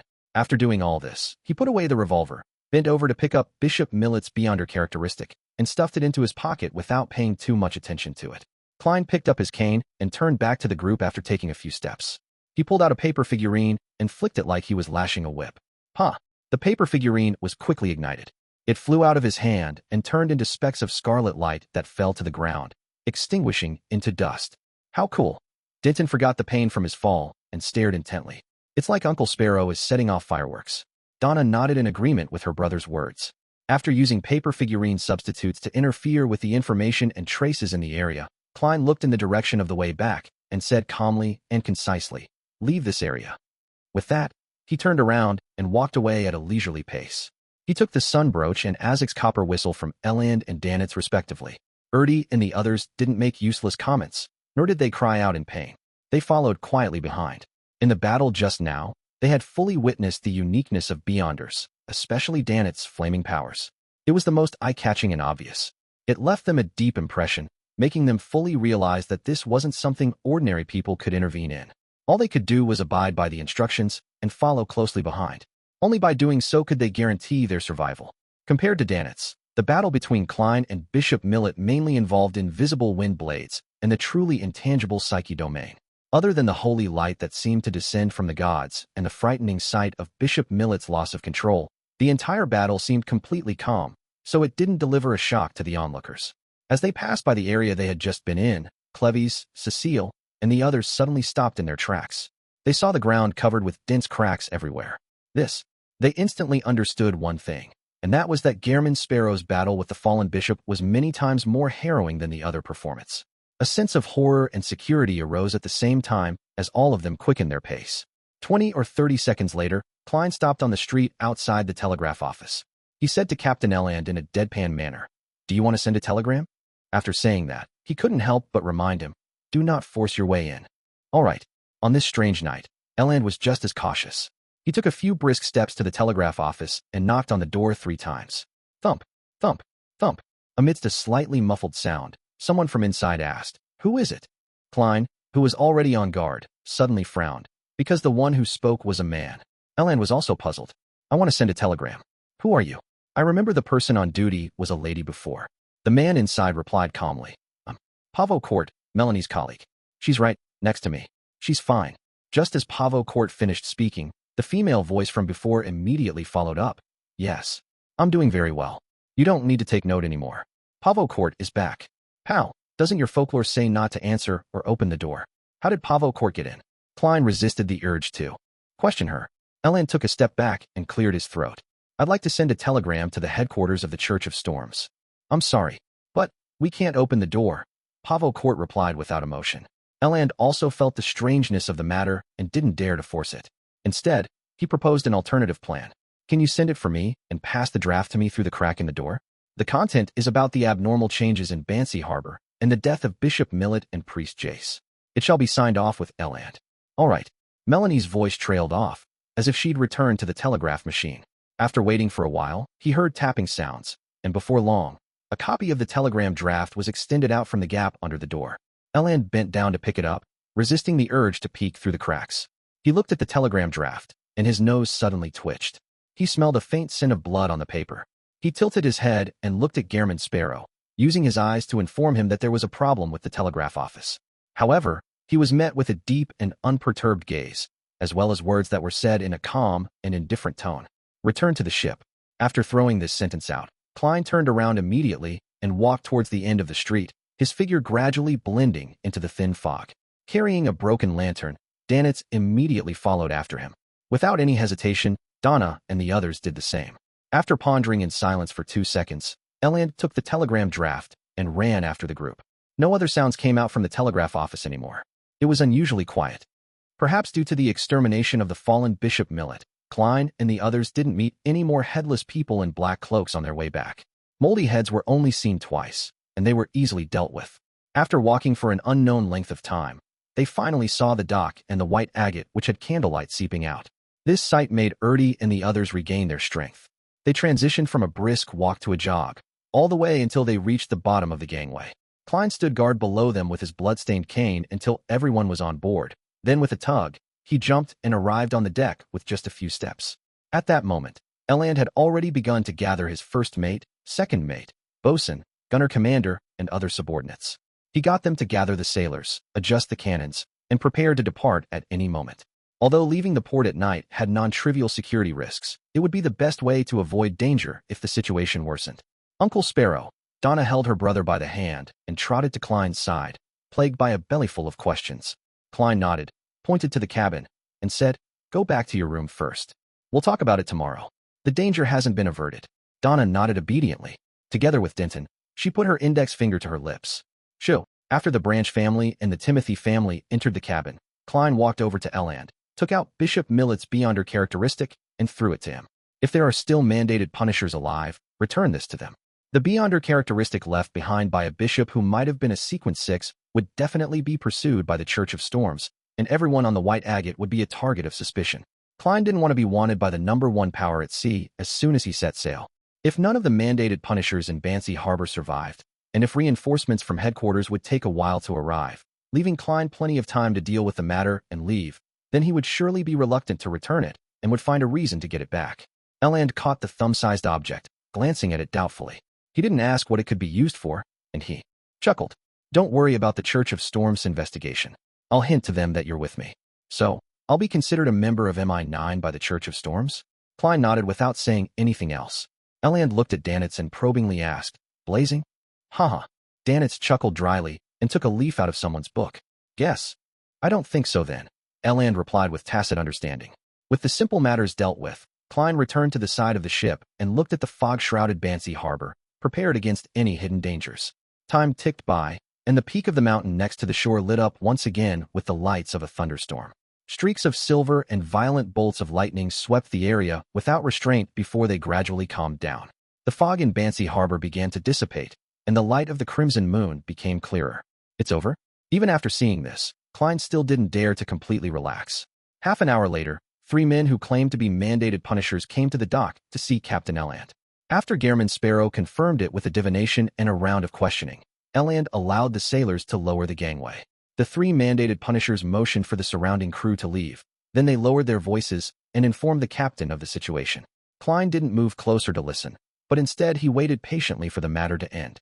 A few minutes later, Eland returned Bishop Millet's remaining characteristic to the mandated punishers and watched them leave the white agate to deal with the rest of the mess. Phew. Eland exhaled and came to Klein's and Dannett's side. He casually said with a tinge of lingering fear, "The matter has been resolved. There aren't any problems." Has it really been solved? Klein suddenly thought of Pavo Court and Melanie behind the telegraph office door. He recalled Fox, the owner of the Green Lemon restaurant, and the many lodgers who had watched them silently. Eland continued. To be specific, Jace discovered the revival of ancient customs, cannibalism and live sacrifice, confirming that a small number of people in Bansy Harbor had become heretics.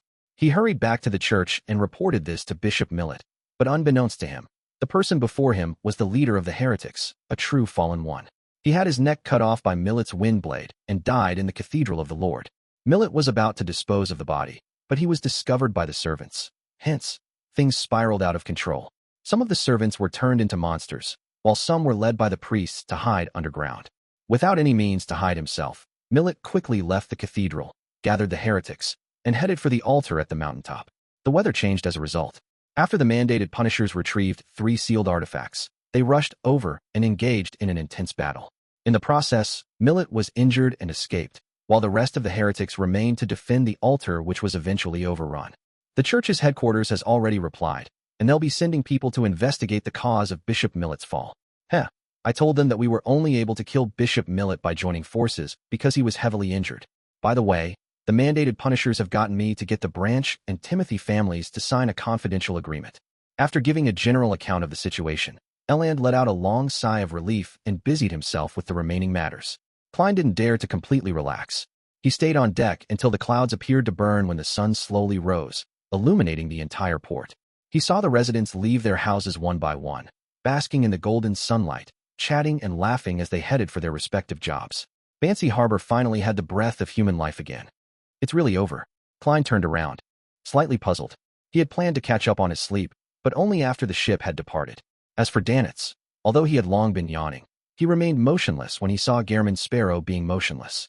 On the way into the cabin, Klein met Eland, who had also not slept the entire night. "Good morning. We're about to leave the port. There's nothing to worry about," Eland greeted with a smile. As he spoke, the white agate's whistle sounded. Upon hearing the sound, Klein secretly exhaled, deciding to put all his doubts behind him. He didn't want to think about Bansy Harbor anymore, so he nodded in response. Eland stretched his neck and commented with a sigh. "Last night, I had a mystical feeling that the old Bansy and the modern Bansy Harbor overlapped." Klein had intended to walk past him when he suddenly grasped a word and asked with a grave expression, "Bansy?" "Aha, that's the ancient name of Bansy Harbor. 300 or 400 years ago, it was called Bansy Town.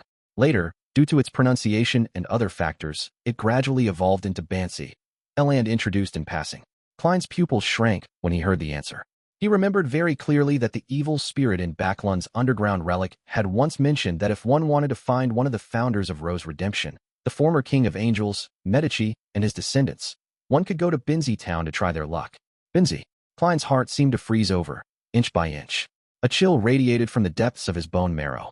He jerked his gaze back to the harbor, to the scenes of the telegraph office with its tightly closed doors and the lodgers in Green Lemon restaurant who were silently staring at him. Chapter 5:13, Intimidation. If I had probed deeper, then there might be a high probability that I would have attracted the Rose Redemption or even a hidden red angel. There were several times where I danced at the edge of a cliff. Luckily, I managed to restrain my impulse and curiosity about the weird situation at Green Lemon restaurant and the telegraph office. Klein retracted his gaze, finding the sun brooch inadequate in keeping his back from oozing with a layer of cold sweat. Compared to the arrival of the true creator, this unknown and undetonated situation was much more horrifying. At least, Klein couldn't help but imagine what would have happened if he kicked the telegraph office's door open, or if he went around to the back, flipped the window, and entered the room. He constantly imagined all sorts of strange and terrifying scenes, which frightened himself quite a bit. At the same time, he decided to produce sun holy water for the passengers who had eaten at Bansy Harbor last night, in order to avoid any remaining dormant dangers. "What's wrong?" Eland sensed Gehrman Sparrow's abnormality. "I just remembered something." Klein used his clown's powers to keep his facial expression normal, but inside he was glad that he didn't take the risk last night and had now successfully left Bansy Harbor. As for the secrets of Rose's redemption and the King of Angels, he only had one thought in mind. Quickly report it. If he didn't report it, was he allowing them to usher in 1351's new year?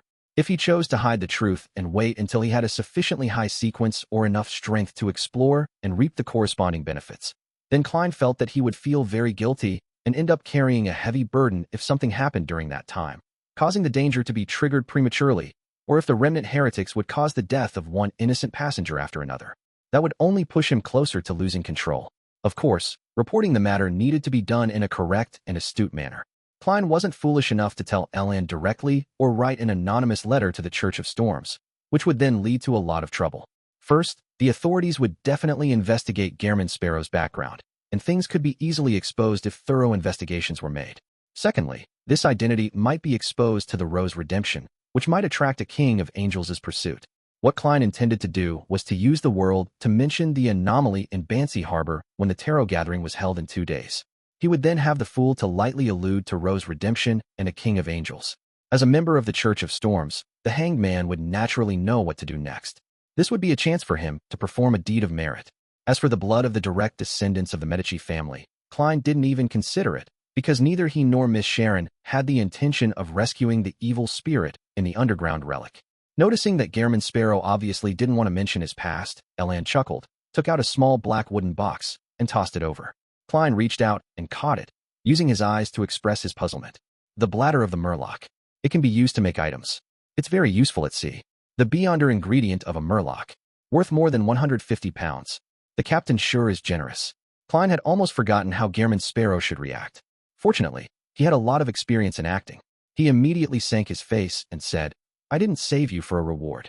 Elan laughed and said, "I'm not giving you this in return for saving me. Aren't we friends now? Isn't it normal to help a friend make up for his shortcomings when he doesn't have such items?" What he said makes sense. There's no way to refute him at all. Klein held onto the small black box and remained silent for a few seconds. Finally, he nodded. Elan covered his mouth as he yawned before taking off his boat-shaped hat. "I need to return to my room to catch up on my sleep. See you at noon." Klein waved politely and led Danitz towards room 312. He saw that Donna and Denton were up early and waiting at the door. "Uncle Sparrow, what's that in your hand?" Donna asked curiously. Klein didn't say anything and directly opened the lid of the small black box.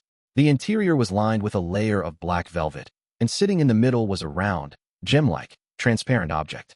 It had a blue, aqueous luster that swirled outwards. That day, the murlocs. Denton thought for a moment. Bladder. At this moment, at Klein's signal, Danitz opened the door. Donna walked in briskly while stretching out her hand from behind her. She held a thick wad of cash that were a mix of 10-pound and 5-pound notes. "My father, my mother, Uncle Clevy's, and Uncle Timothy's family asked me to pass this to you. A total of 150 pounds. Donna smiled sweetly. "They said that this isn't enough to express their gratitude. It's just to replenish the supplies you used." Those things are expensive, right?" "Still all right." Klein thought for a moment. Then he accepted the 150-pound gratuity so that Erdy and other ordinary people wouldn't feel uneasy. Seeing Uncle Gehrman Sparrow put the cash and the small black wooden box into his pocket, Donna was relieved that she had finally completed the task her parents had handed her. She quickly got into character and found her true intention for visiting. She asked curiously and fearfully, "Uncle Sparrow, what kind of monsters were those last night? Are ghost stories true? Were you born with the ability to jump out of the flames and let light descend? Is this magic or witchcraft?" "Stop, stop, stop. You have too many questions." Klein, who couldn't stand the heat any longer, took off the sun brooch and threw it on the desk in the living room. He casually replied at the same time. "They're called beyonder powers, those that are obtained through certain rituals and potions. A lot of ghost stories have archetypes, and last night's monsters were created by an evil ritual. Ask him about the rest." Klein glanced sideways at Danitz. "How magical," Denton and Donna sighed. Then Donna said, her eyes shining, "Uncle Sparrow, you're just like the Superman described by Emperor Roselle. Can we also become people like you through rituals and potions?" Denton nodded heavily, echoing his sister's words, and both of them felt a surge of strong anticipation. At that moment, Donna noticed Gehrman Sparrow's eyes turn melancholic. Soon after, she saw the mouth of this magical uncle open up, revealing a somewhat strange smile. Klein said in a low voice, "This isn't something to be envied or anticipated. As long as you choose this path, you'll constantly be accompanied by threats and madness. You can beat them 100 times, 1,000 times, but as long as you lose once, you'll end up like that fallen bishop." As he spoke, he leaned on his cane, took off his suit, and rolled up the sleeves of his shirt. One of his arms was shriveled and wrinkled, as though he were a centenarian. The other was translucent and colorless, with a direct view of the blood vessels, muscles, and aponeurosis beneath the skin. At the same time, his face grew dense pale flesh granules that made Donna and Denton fall backward in terror and slam into the door. With thin flesh granules growing on his face, Klein maintained his smile. See this? This is madness. No. Donna and Denton almost lost their minds, stumbled through the door, and ran out. After a few steps, they fell to the ground, unable to keep their balance. How terrifying. Denton kept crying in a low voice. At that moment, they heard the door to room 312 clang shut. Donna gradually calmed down, not daring to think of Gehrman Sparrow's appearance again. The way Uncle Sparrow looked, the flesh granules had occupied every inch of his face. The way his arms were shriveled and translucent wasn't much better than the monsters of the night before. For some reason, she recalled his eyes and the words, "This is madness." Her vision suddenly blurred, and she couldn't stop the tears from rolling down her cheeks. Donna, what's the matter with you?" Denton was so frightened by her reaction that he forgot his fear. Donna sobbed and said, "I don't know. I just feel very, very sad all of a sudden." Inside room 312. Seeing that Klein had returned to normal, Danitz couldn't help but click his tongue. "Actually, there's no need to scare the children like this. They'll have nightmares. Just tell them that taking potions is dangerous." Just as he finished his sentence, he saw a hard wooden cane covered in blood and dirt flying over, accompanied by a sentence that wasn't in the least bit emotional. "Wash it clean." Danitz reached out to grab the cane as the smile on his face froze. Backlund, Empress Borough, inside the Hall family's luxurious mansion. Audrey stood behind the white and gold railings on the second floor, watching the servants on the first floor come and go, bustling with activity. According to the customs of the Lone Kingdom, the nobles with fiefs would leave Backlund 1 week after the New Year ball, and they would return to their own fiefs, where they would enjoy a pleasant life in the countryside or in a castle. In June, they would return to the capital, where they would socialize day after day. Of course, a banker with actual power and wealth like Earl Hall definitely needed to make trips between the two places to handle many matters. However, moving wasn't an easy task. Many things had to be tidied up beforehand, and some of the servants would bring them back to the manor or castle. Only after everything was ready would the masters begin their journey. After this tarot gathering ends, I should be sitting in a steam train back to Eastchester County. I hope that vampire gentleman really can get the fruit of the Tree of Elders and the blood of the Mirror Dragon so that I can become a psychiatrist before I leave Backlund. Audrey allowed her thoughts to wander. Just then, Lady Caitlin came over and asked with a smile, "Penny for your thoughts? Well, you're already an adult. When you get back to Backlund in June, you'll be able to find something to do. Do you have any plans?" Audrey didn't think further and directly replied, "Mother, I want to join the church's charity organizations. I want to get to know this world," she added silently in her heart. "Good idea," the Countess agreed. After giving her some advice, she walked down to the second floor and began to inspect the affairs of the family. Audrey withdrew her emotions and turned her head to the side. With a faint smile, she said to the large golden retriever that was sitting to her side, "Susie, are you looking forward to it? You can run as much as you want in the green pastures and in the lush woods." She was making fun of Susie because she had only become a gift because she wasn't a qualified foxhound. Susie instinctively wanted to stick her tongue out, but she stopped herself like a cultured lady. She answered without hiding her emotions, "Of course, I like to run, but I hate those barbaric fellows." "Are you referring to the foxhounds that father and the others rear?" Audrey pursed her lips to stop herself from smiling. She looked up at the wall clock and saw that it was almost time for the tarot gathering. Chapter 514, Legends of Ancient Gods. Above the endless gray fog, the majestic palace stood still. Just as Emlyn White, who had arrived here once again, regained his vision, he saw Miss Justice opposite him looking at the end of the mottled long table before greeting cheerfully. "Good afternoon, Mr. Fool." Audrey greeted everyone, one person at a time, starting with the Fool and ending with the World. This order wasn't according to the seating arrangement, but by the order of the tarot cards. The Fool was the beginning that contained all possibilities, and the World was the end that represented perfect sublimation. This was a little obsessive-compulsive disorder on Miss Audrey's part, a mysticism enthusiast. It started to appear with the increasing number of tarot club members. She really is a carefree girl of stately birth. Emlyn deliberately passed a deep judgment and politely responded to the greeting. During this process, he caught sight of the sun through the corner of his eye. He couldn't help but think of the recent days when he had been studying the detailed history of the Sanguine at the home of Baron Waymandy. There are a lot of details that I don't know about. There are indeed differences between professional researchers and amateur enthusiasts, but from this week onwards, I, Emlyn White, would be a professional researcher.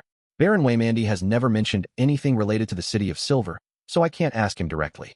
As the secret messiah of the Sanguine who is burdened with secrets, I have to be careful in such matters.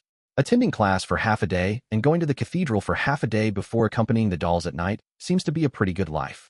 Emlyn's thoughts gradually dispersed. Suddenly, he frowned and realized a very important question. Why do I still go to the Harvest Church every day? Yes, as a noble Sanguine, I must put an end to the things I start. There have been a lot of patients recently.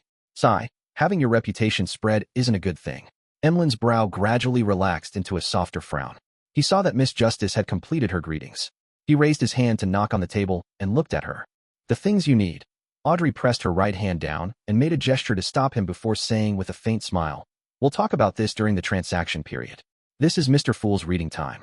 Based on Mr. Vampire's tone, there must be at least one of the fruits of the Tree of Elders and the blood of a mirror dragon. Audrey, you're going to be a psychiatrist soon. You're about to become a mid-sequence beyonder. Audrey's mood became increasingly cheerful, the corners of her eyes filled with smiles. She looked towards the figure amidst the thick fog and said with an uplifted tone towards the end, "Honorable Mr. Fool, I've gotten another 3 Roselle diary pages, just short of 4 pages. She pursed her lips while in thought. With Miss Justice setting an example, Furs also said, "Mr. Fool, I also have 3 new pages of Roselle's diary." She was also full of anticipation for this tarot gathering because her second apprentice potion had been digested much faster than expected. The dormant dangers had already been completely eliminated the day before yesterday. Derek followed immediately. "Honorable Mr. Fool, I've copied some legends of ancient gods." Then, he said to the hangman, "I've also tabulated the list of monsters around the area." He really is a good child who doesn't need anyone to remind him. Klein, who had a rich harvest, sighed with emotion. Seriously, he hasn't improved at all. Even though this will lower the difficulty of me obtaining benefits, it also conceals the risk of me losing the resources from the City of Silver.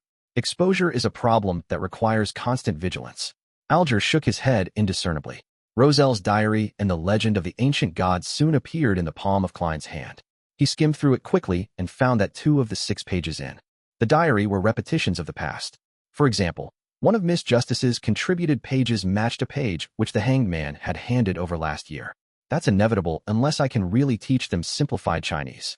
Klein sighed and willed the 2 diary pages to the back. The remaining 4 pages didn't contain very valuable information. Most of them belonged to the period when Roselle had lost his ideals and was obsessed with money, and the text was filled with sentences such as, "What did I invent today? What will I invent tomorrow? How many gold coins can it be sold for? Or how much investment I received?"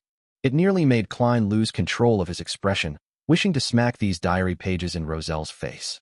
At this moment, Audrey keenly discovered that the Dark Emperor card had returned to the side of Mr. Fool's hand and was placed face down. So it really was bestowed to his adorer. Was it to help him complete a mission? Or is there another possibility, that this is a new card of blasphemy, and not the original one? Audrey guessed with interest. After flipping through the diary pages, Klein resisted the urge to take a deep breath to calm his heart, and he looked at the legends of the ancient god provided by Little Sunday. It was quite a rough description. It divided the 8 ancient gods of the Second Epoch into 3 camps. The Giant King, Ormer, the Elf King, Saniathrim, and the Vampire Ancestor, Lilith, were allies who fought against the Dragon of Imagination, Ankwelt, the Phoenix Ancestor, Gregrace, and the Mutated King, Kvaster. As for the Devil Monarch, Farbody, and the Annihilation Demonic Wolf, Phlegria, they were the ones who wanted to subvert all order and corrupt all living beings. In the records of the City of Silver, the 8 ancient gods were described as violent, evil, cruel, and terrifying.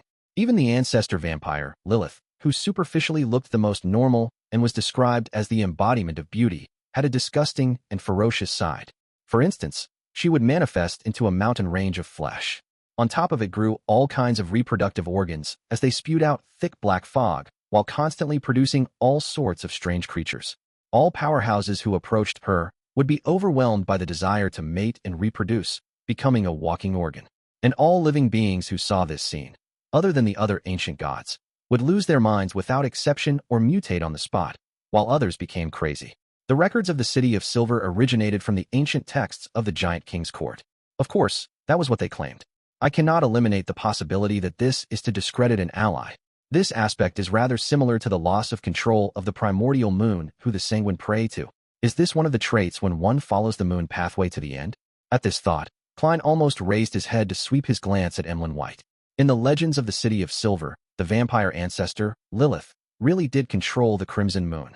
As long as she wanted, she could make the blood moon appear every day for 365 days a year, allowing the negative energy to rampage through the lands and the spirit world to interact with reality for an extended period of time, releasing countless unspeakable monsters and evil spirits.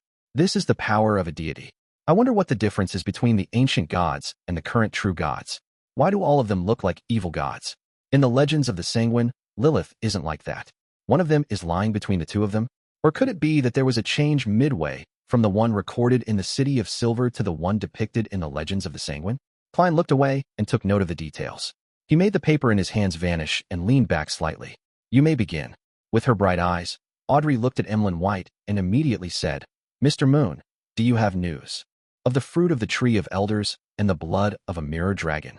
Emlyn nodded his chin and said, a total of 750 pounds. Just pay this amount and they'll be yours. And of course, there's my payment. 100 pounds. Audrey didn't bother with the total price at all and happily responded, deal. I hope that the deal will be completed today or tomorrow. No problem. Emlyn, who was about to make 100 pounds, couldn't refuse Miss Justice's request. Awesome.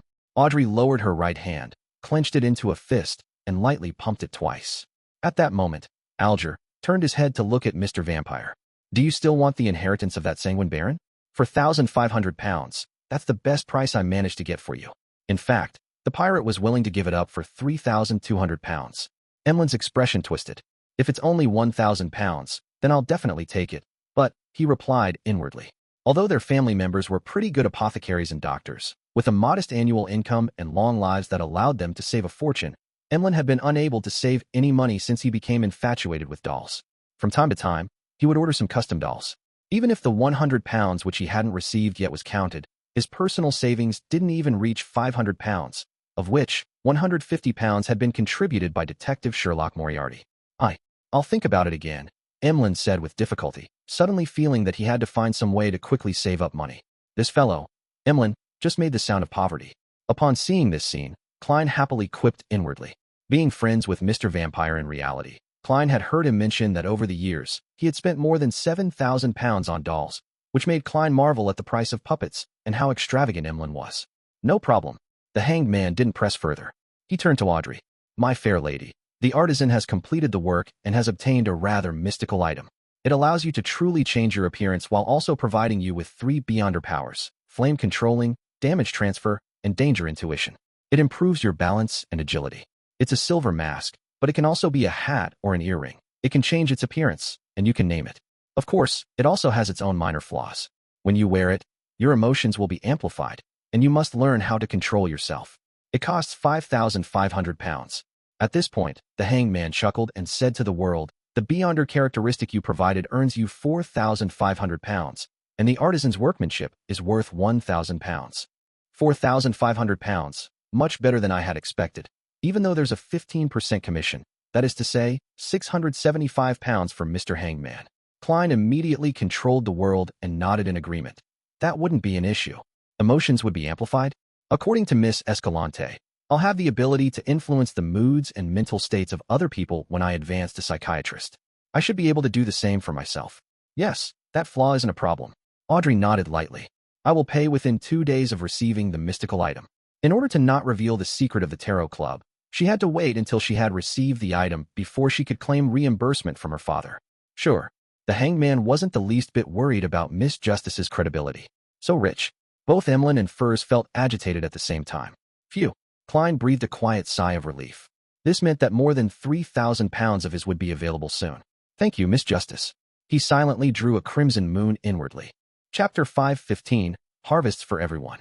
Frankly speaking, although Alger had predicted that Miss Justice wouldn't bargain, and the fact that the mystical item was indeed worth about 5,500 pounds, he still felt a strong sense of discomfort over such actions. It felt like after all the hard work he had put in to make a killing, the money he earned wasn't even more than her pocket money. 675 pounds split from the world, and the artisan's fee is only 600 pounds. I'll earn a net profit of 400 pounds. I've made a total of 1,075 pounds in this transaction, but the world isn't a simple figure. He has a great deal of Beyonder characteristics and potion formulas, and he's involved in a great number of events. He's in the know of relatively important information. It's not worth it to get into a conflict with him over a few £100. Otherwise, I could have pushed the price of his beyonder characteristic to below £4,000. The hanged man thought wistfully, as the fool rejoiced at the prospect of receiving £3,825. Derek looked at the lady across him and earnestly said, "Miss Magician, your spirit eater's stomach pouch is ready." "Excellent." Furs heaved a sigh of relief. "I'll pay £300 in cash to Mr. Hangman." Upon hearing this, Alger's spirit was also lifted. He hurriedly requested the fool sitting at the end of the long bronze table for permission to conjure the potion formula. A few seconds later, he wrote the Solar High Priest formula onto the yellowish-brown goatskin parchment in front of him. Sequence 7.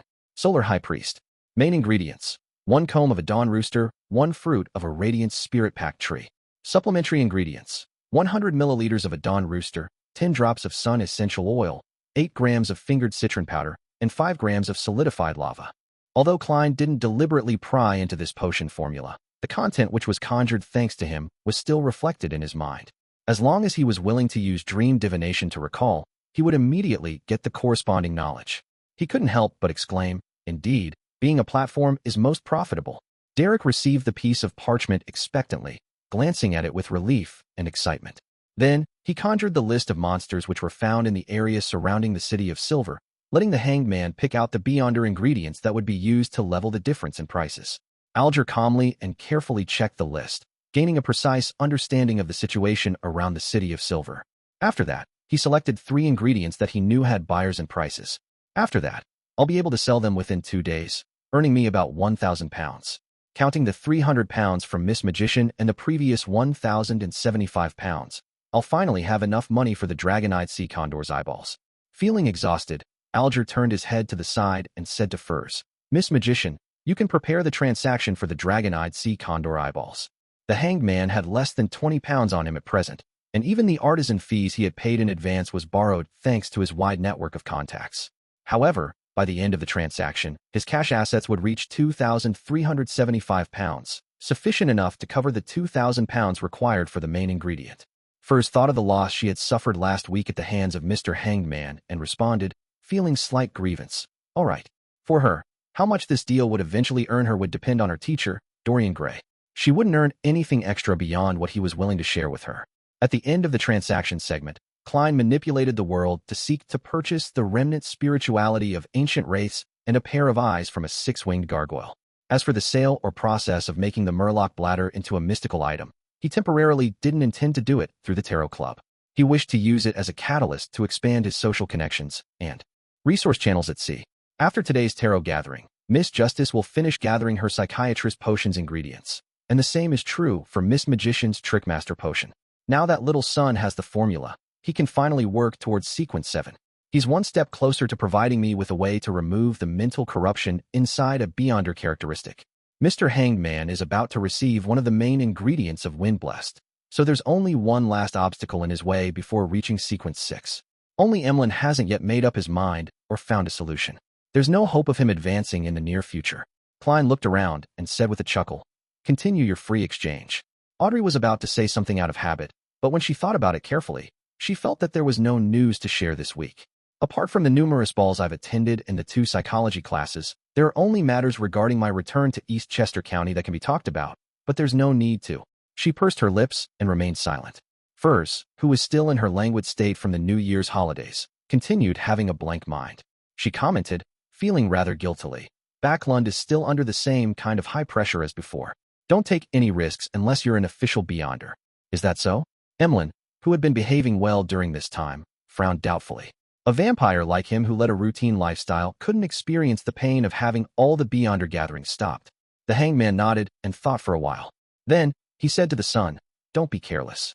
Before holding a sacrificial ritual, it's best if you confirm that the chief who led the exploratory team isn't in the City of Silver, or if he's busy with other matters."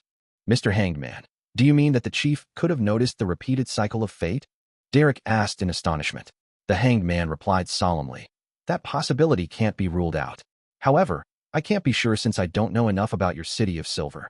Having said that, he hid his smile and presented a serious expression. Derek said with chagrin, "There are many things I'm not sure of either." Alger sighed inwardly, eliminating his disappointed emotions. "In short, caution and carefulness will allow you to live longer. Thank you for your reminder." the son said sincerely. The hanged man withdrew his gaze and said with a smile, "Recently, the sea has been relatively calm." "No, that's just what you think," Klein silently retorted, manipulating the world to speak with a hoarse voice. "I just happened to hear about something at sea." Without waiting for the hanged man to ask, he looked at Justice and the magician. "Ladies, can you buy me a radio transceiver? I can give it a try." Furs agreed without paying too much attention. As she was about to leave Backland, Audrey could only say sorry. After negotiating this deal, the world cleared his throat and said, "That matter has something to do with the Church of Storms." Something to do with the church? Why didn't I receive any notice? Is it not required for them to pass it down to people at my level? The hanged man frowned and waited patiently for the world to speak in detail. The world originally wanted to sweep the hanged man with a teasing look, but due to the difficulty of those sequence of actions, he could only regretfully give up. With a heavy and hoarse laugh, he said, "An old custom in Bansy Harbor was revived. Some of the inhabitants became heretics, and even a bishop of the Church of Storms was corrupted. I heard that the matter has been resolved, but quite a few people died." Bansy Harbor. Alger recalled the situation of the area and explained to Miss Justice and the others who remained confused. There's a custom of living sacrifices there, and the target is an evil spirit called the God of Weather. Overseas, in the southern continent, there are quite a number of such evil spirits. On the surface, it seems like they've been cleared away, but in reality, they continue living in a strange state. Many people have suddenly died in those places. Haha, it isn't necessarily because of an illness. If you guys have similar travel or adventure plans, don't be careless. Alger tried to describe what had happened in Bansy Harbor as an accident, one that was within the realm of understanding. Suddenly, he heard rather deep laughter. This laughter came from the end of the mottled long table. "Mr. Fool." The hanged man suddenly turned his head. "Mr. Fool, Bansy Harbor isn't as simple as it seems." Audrey immediately looked at Mr. Fool, who was sitting upright on his high-back chair. Noticing looks of puzzlement, curiosity, or excitement, Klein laughed leisurely with a hint of reminiscence in his voice. "This reminds me of a king of angels." A king of angels? The matter of Bansy Harbor involves a king of angels. Audrey's eyes widened in anticipation of what Mr. Fool was to say next. A king of angels. Furs took a deep breath, her expression somewhat bitter. "Why is it that all we talk about at the Tarot Club is the descent of the true creator, the awakening of the primordial demoness, and the reappearance of a king of angels? I'm only a sequence 9. She wanted to look up at the sky and sigh. Emlyn, on the other hand, felt a baffling sense of excitement, having found another reason for why his ancestor had gotten him to pray to the fool. As expected, this is a gathering of messiahs in preparation for the apocalypse. We are the chosen ones who will gradually face evil existences such as the king of angels, the primordial demoness, the true creator, and so on. Emlyn had an impulse to immediately agree to the deal proposed by the hanged man, but the fact that he had no money had ruthlessly crushed the fantasy in his mind. Which king of angels will it be? In a rare occasion, Derek joined in with the conversation with Miss Justice and the rest. A king of angels. What secret is Bansy Harbor hiding? Alger was waiting for the answer with rapt attention. Seeing that Mr. Fool didn't plan on continuing, Audrey couldn't help but ask, "Honorable Mr. Fool, which king of angels is it?" Klein leaned back in his chair, chuckled, and said, "Medici, who established the Rose Redemption. His descendants live in Bansy." Rose Redemption, the king of angels related to the true creator? Audrey didn't expect that the matter would be multi-layered, with each layer more serious than the last. She subconsciously asked, "Bansy? That's the old name of Bansy." Alger replied in a low voice as he clenched his hands.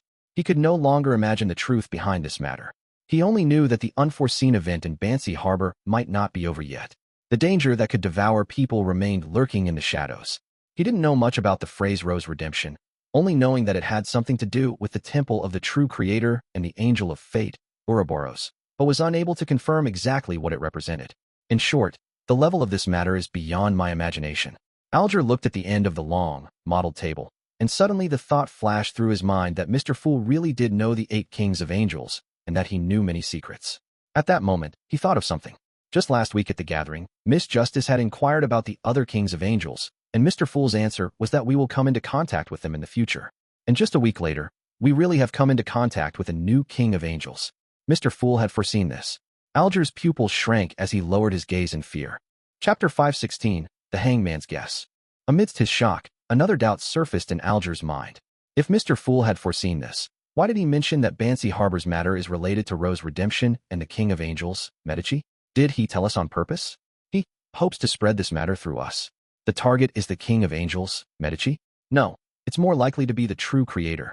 Mr. Fool has repeatedly thwarted the plans of the true creator before, so it should be no exception this time. The term Rose Redemption appeared in the abandoned temple of the true creator, and it's established by the King of Angels, Medici, and Ouroboros. Clearly, they share a deep connection with the true creator.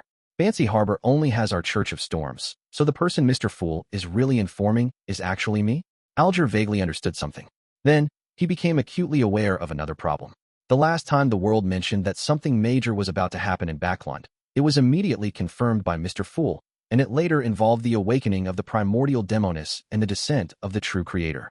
This time, the abnormality at Bansy Harbor also received a response from Mr. Fool. He revealed the secret hidden in ancient Bansy and has brought the Rose Redemption and the King of Angels to the forefront of all the members of the Tarot Club. Isn't this T2 coincidental? Yes, news provided by the world previously had to do with Backland, and this is the first time it involves the sea. Furthermore, Mr. Fool had mentioned last week that his adorer has been forced to leave Backland because of the Great Smog. They match perfectly. So, the world is actually Mr. Fool's adorer? No, he should be a representative among all his adorers in the Tarot Club. He's to do things that Mr. Fool finds inconvenient. Of course, through this gathering, the adorer will also trade goods and knowledge in order to advance himself. This is also considered a form of Mr. Fool's nurturing of him. On careful thought, this theory is probably correct. At least, the world has never collected Roselle's diary in exchange for knowledge or intelligence from Mr. Fool. As his adorer, it's his duty, so he has probably submitted them in private. From this conclusion, some deliberate questions or contradictions on the world's part are meant to conceal his identity as an adorer. This is consistent with his experienced, skilled, and cunning character. In addition to the hidden attempt to awaken as he slowly lifts the seal, Mr. Fool holds the tarot gathering to also use us to interfere in certain events. This is evident from the composition of the members: a high noble, a beyonder at the bishop level of the church, a survivor of the forsaken land of the gods, a student of the Abraham family, an adult vampire. Each of us represents a faction or a particular circle or resource channel. Many thoughts flashed through Alger's mind. Not only was he not repressed by his own guesses, but he was also excited. To him, Mr. Fool's unknown purpose was the most frightening thing. Having an initial understanding of what he wanted to do allowed him to effectively avoid any risks and improve himself by doing so. As long as the Fool wants to use us to do things, he'll definitely give us some benefits. This is exactly what I was hoping for. Otherwise, I don't know when I'll be able to see the hope of becoming a demigod. The world, you definitely didn't expect that I would see through your disguise. Alger's fear subsided, and he began to think about how to use the information about Bansy Harbor. He couldn't report the matter just like that, as it would arouse suspicion, and he had to patiently wait for an opportunity to let the higher-ups appreciate him and reward him, without ending up being monitored. Audrey could tell that Mr. Hanged Man was undergoing a mental exercise, but she didn't expect him to come up with so many guesses in such a short period of time. And from the words of Mr. Fool, she was delighted to learn that Rose Redemption was a secret organization established by a number of kings of angels, which was also related to the true creator.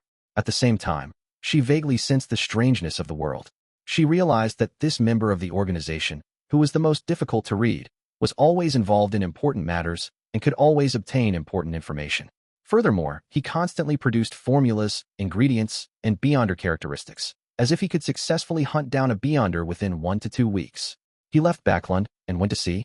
Or was it a rumor he heard in Backland? Should I tell this information to the church? Well, Mr. Hanged Man has a close relationship with the Church of Storms, so it's better for him to do it, and there wouldn't be any problems.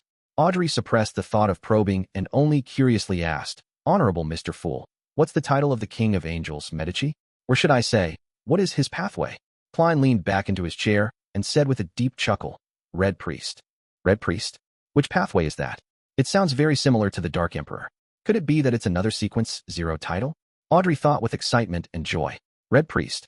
Derek silently muttered the words, realizing that there was no corresponding record in the City of Silver's history. Perhaps I haven't read enough, having only received a general education, he thought regretfully. Furs and Emlyn listened as if they were listening to a story and were equally interested in similar information. The only problem is that I can't brag about it or write it into my novels. Furs felt a pang of regret. Mr. Hanged Man will likely report it to his superiors. Let's hope he doesn't delay it for too long. With his shrewdness, he may have already figured out some of the problems regarding the world and has grasped the relationship between him and the Fool. Fortunately, I've deliberately set up the world to be Sherlock Moriarty since a long time ago, giving him the identity of an adorer. Mr. Hanged Man can at best detect it up to this point, unable to imagine that the world is actually a dummy. Klein raised his hand to his chin, smiled, and said, "Continue." Seeing that Mr. Fool was no longer talking about the subject, Emlyn, who had freed himself from his emotions as a messiah, began to face the difficult problems of reality. That was his lack of money. Regardless, he had never considered selling off his dolls. He only told himself that he needed to be frugal in the future.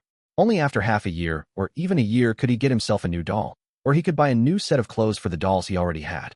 In addition, the only way he could think of making money was to sell some potions that had a miraculous effect, but that could easily bring hidden danger to his clansmen in Backland.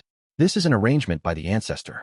Logically speaking, Lord Nibs should provide me help, but Mr. Fool wishes for me to keep it a secret, to be the messiah in the shadows who's burdened with responsibility. I'm not to reveal it on my own accord. After thinking for a few seconds, Emlyn pumped himself up, cleared his throat, and said, "Everyone, I have a question. Here's the matter. Suppose there's a powerhouse who has arranged for you to investigate something. Although you have successfully obtained the information, you are unable to report it to the person due to certain reasons. Then, how can you continue to get support from this powerhouse?" Having said this, Emlyn suddenly felt that this act was somewhat shameful. This makes me appear like a traitor and a spy. No, I'm doing this for the sake of the Sanguine's continuation. For this, I have to give up my reputation and bear the burden of being misunderstood. When this is over, and when the truth is revealed, they'll be moved by me. Emlyn quickly eased his prior feelings. At this moment, Audrey, Furs, and Derek cast their eyes towards Alger. In their eyes, Mr. Hangman was the most experienced and the best teacher in this field. Klein also thought so too. Alger glanced at the moon and chuckled. "It's simple, but you have to take some risks." Emlyn subconsciously denied. "It's not me." The Hanged Man replied with a chuckle. "Let's assume that it's you." He continued his description.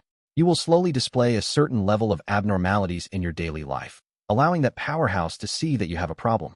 He will have two choices. One is to interrogate you directly, but it will be very easy to end up losing a lead for clues. The second is to inadvertently provide you with help so that you can investigate more thoroughly, and then send people to monitor you. I think the second possibility is the most likely. The risk you have to take is how to not reveal the information you want to hide while under surveillance. That works? In fact, I won't be exposed either.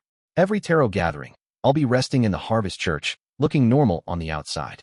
As for the sacrifice of items and the receiving of bestowments, they're things that can be shown to Lord Nibs and the others. It will allow them to guess that I have formed some sort of connection with Mr. Fool, but they can't imagine that I've already joined a secret gathering. Very well, while I'm studying history, I'll take the initiative to ask Baron Waymandy about the City of Silver." Emlyn's eyes lit up as he had an idea. He then thought of something and turned to the Hanged Man. "Last week, didn't you ask about a way to make everyone on board a ship sleep at the same time? It's very simple. I can provide you with a magical anesthetic gas that can effectively spread without any irritating smells. Even on the deck, one will fall unconscious once they catch a whiff of it. Of course, it's best if you choose a windless night, and that the targets are unable to sense danger, and their physiques cannot be too strong. Those Beyonders that are well known for their physiques in Sequence 9 are the limit. It can cause deep slumber that lasts for more than 3 hours. The effects will constantly decline after that. 100 pounds a can, and an extra 30 pounds for me." The Hanged Man thought about the situation of the sailors on the ghost ship and didn't haggle. Okay. He wanted to erect a certain image in front of the moon to prepare for the big transaction that would follow. He had thought of using a slumber charm, but that would require him to chant the incantation. It would make the sailors notice that something was wrong and suspect something afterward. At the end of the exchange, Klein tapped the surface of the long, mottled table with his finger, and he said with a leisurely smile, "I can foresee that everyone will present a new appearance of themselves next week. Let us end today's gathering here. Thank you for your blessings." Audrey was the first to stand up. She took her leave, expressing her gratitude. With Mr. Fool saying those words, she felt more confident in consuming the psychiatrist potion. As the magician and the others repeated the same words, one figure after another disappeared from the palace. The area above the gray fog returned to its eternal silence. Chapter 517, City of Generosity. Backland, Sherwood Borough. As the crimson glow faded from her eyes, Furs saw the familiar desk and open notebook which she used to jot down her inspirations. To her, this experience was no longer anything new, but it still evoked reverence from the bottom of her heart. This was a power that didn't belong to humans, something that even demigods were incapable of. "I'll receive the stomach pouch of a spirit eater in 2 days. My apprentice potion has already been digested. Finally, I'll become a trickmaster. I wonder what Beyonder powers I'll receive. By advancing by my own abilities, teacher will definitely place greater importance on me. Apart from potion formulas in the future, perhaps I might be provided with some Beyonder ingredients. How I look forward to that very much." I don't even know the corresponding names of sequence 6 and 5. I only know that sequence 7 is astrologer. After I become a trickmaster, I'll immediately write to teacher. Furs felt like she was one step closer to ridding herself from the curse of the full moon. At this moment, she heard the sound of hurried footsteps approaching. Finally, it turned into the slam of the door. Zio is out again. She's so busy. Furs sighed silently. If not for the 400 pounds debt that she owes Viscount Glaint, we would probably be vacationing at Desi Bay now. After a long period of hard work, and thanks to the enhancement of her strength, certain tasks that were previously impossible for her to complete have become simple. Moreover, from time to time, Zio would receive small tasks that pay well from the golden-masked man. Zio has already raised her savings from 110 pounds to 320 pounds, leaving her with only 80 pounds left to pay off her debt. In fact, I could spot her 80 pounds, but unfortunately, although she isn't tall, she still has a lot of pride in her. Furs withdrew her thoughts and thought about the matter Mr. World had entrusted her. As a doctor and a writer, she didn't know much about radios or anything about the entire field of machinery. She didn't usually pay attention to such information when reading the newspapers, so she didn't know where she could buy the kind of transceiver the world wanted. A department store? It probably doesn't sell one.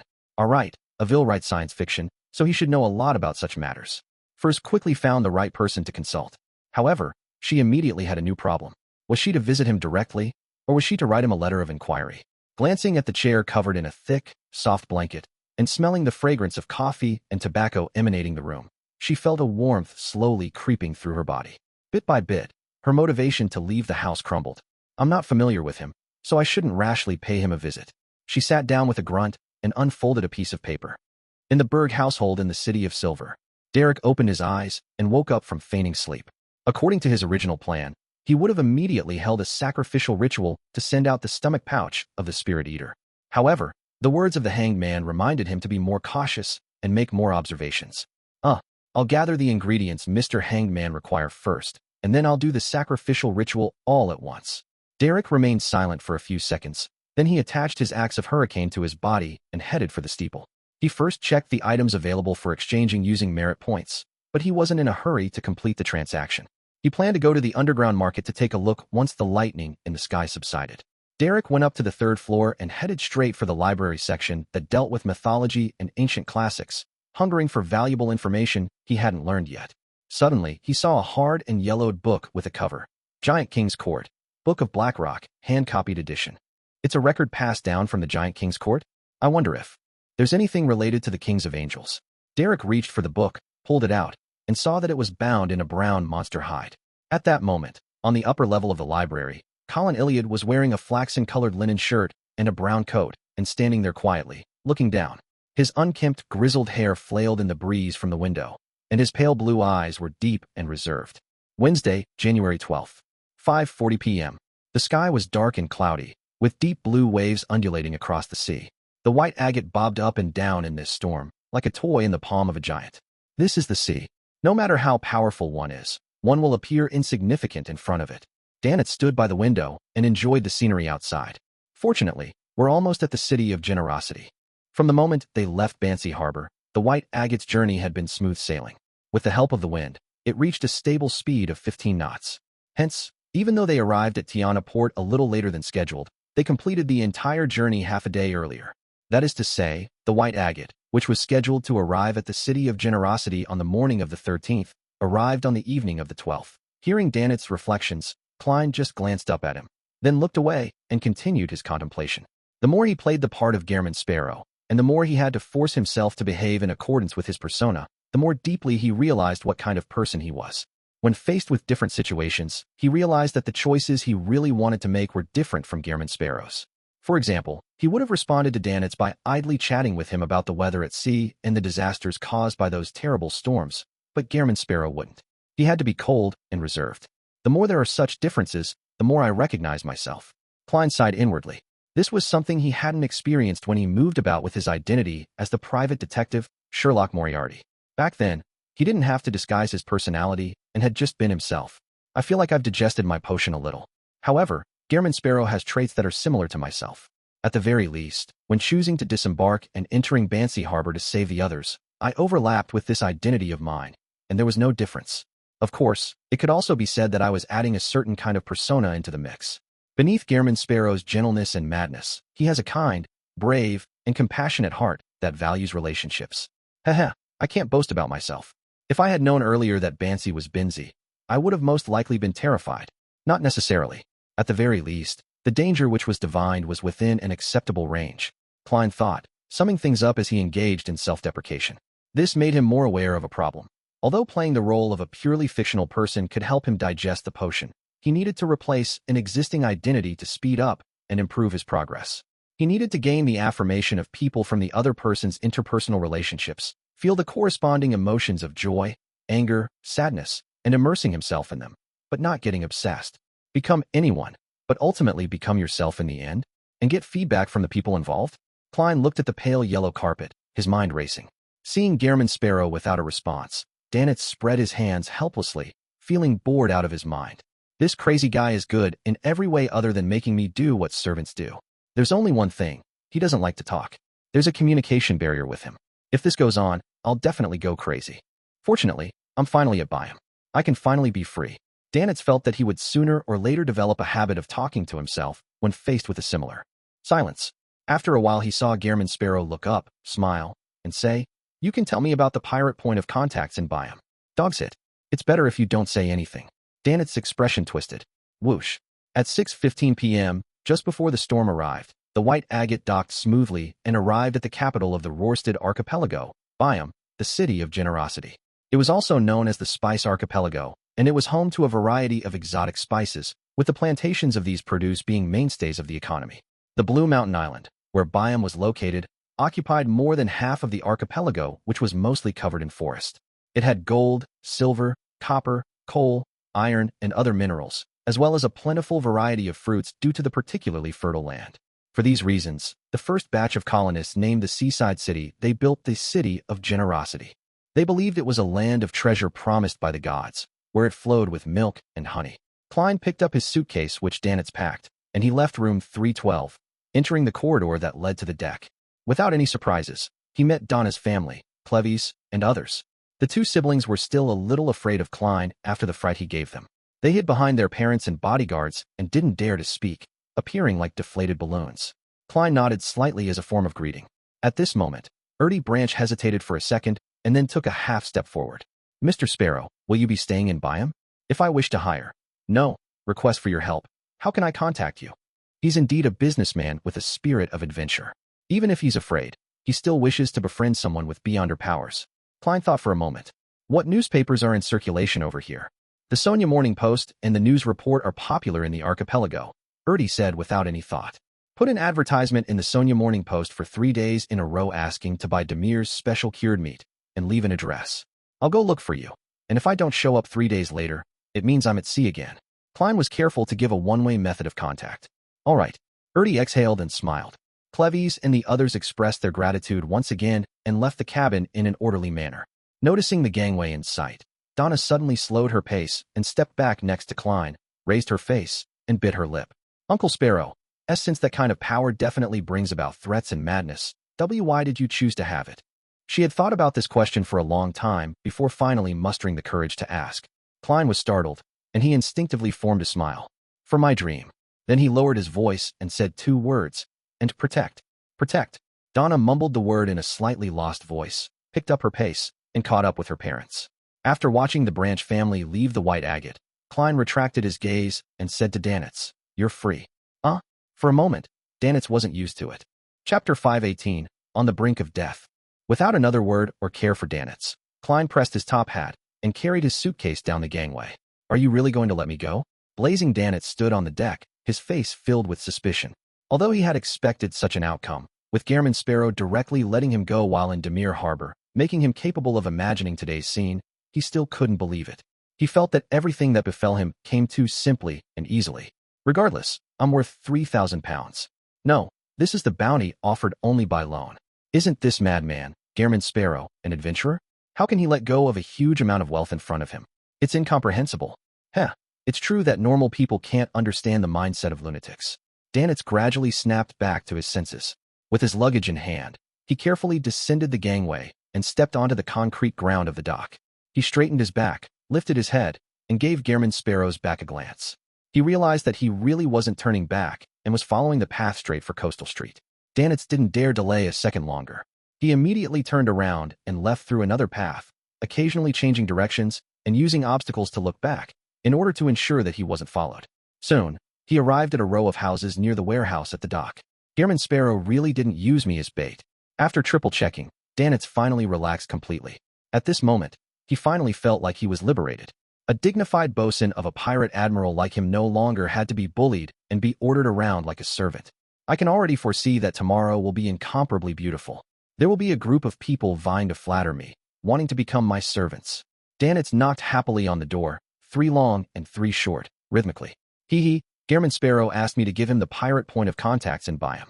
I obviously only told him the ones that don't have a good relationship with us.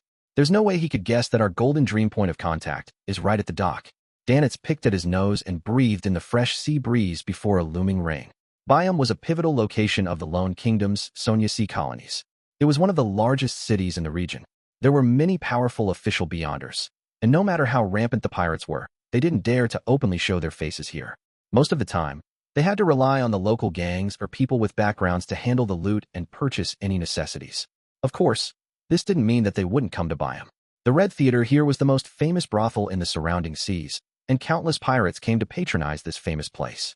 Even if 1 or 2 of their peers were caught every once in a while, it didn't stop them from rushing over. In addition to the spice trade, the brothel industry was another major pillar of the Rorstad archipelago. Apart from the Red Theater, there were many big or small brothels, out in the open or hidden all over the place. They fully satisfied the desires of the seamen with ample energy. As for the female pirates, they didn't have to worry about this problem. As long as they were willing, they could always be satisfied. After all, there was more demand than supply. At sea, where faith in the Lord of Storms was mainstream, there had always been few females. Similarly, the underground trade related to beyonder ingredients and mysticism was quite frequent here, and there were many circles. Those smaller ports are still better. We don't have to be afraid of being discovered at all, and we can just openly sit in a bar, engage in disputes with adventurers, and even fight them. As long as we don't cause any trouble or cause any deaths, the local official beyonders will turn a blind eye. With their strength, they typically have to take on tremendous risks if they wish to interfere. Danitz thought mockingly. At that moment, he heard footsteps and saw the door creak open. A familiar face entered his sight. "Old man, did you not drink today?" Danitz smiled and greeted. Standing at the door was one of the Golden Dreams contacts in the Rorstad archipelago, Old Rin. Old Rin coughed twice and made way. Danitz stepped into the dim room, his nose twitching suddenly. He caught a whiff of Landy Proof. No, Old Rin likes to drink locally produced Byam Black Rand. As this thought flashed through his mind, Danitz was terrified. Immediately following that, he saw a man with his back to him rise to his feet. He was tall, dark, and muscular, and his hair was curled like marbles. Steel Mavedi. Danitz's pupils contracted sharply. This was the second mate of the Admiral of Blood, a great pirate with a bounty of 6,000 pounds. Waves of the sea breeze blew, swaying the thin, sharp leaves of the tree in a precarious manner. Klein was walking along Coastal Street at an adequate speed.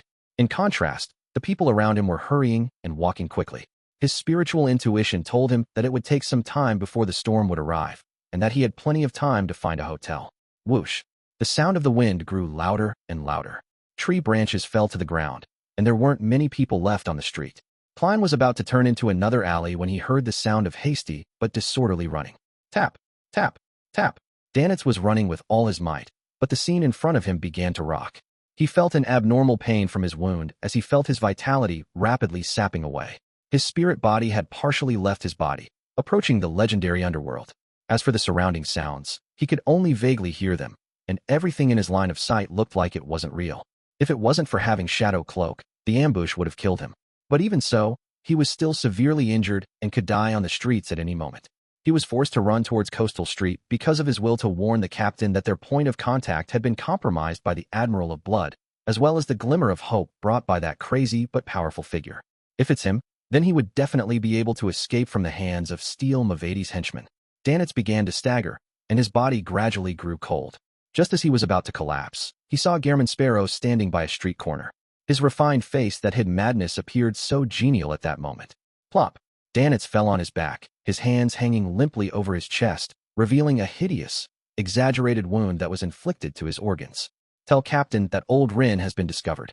Steel Mavedi did it for that treasure. Danitz saw Gearman Sparrow kneel to his side as he hurriedly spoke.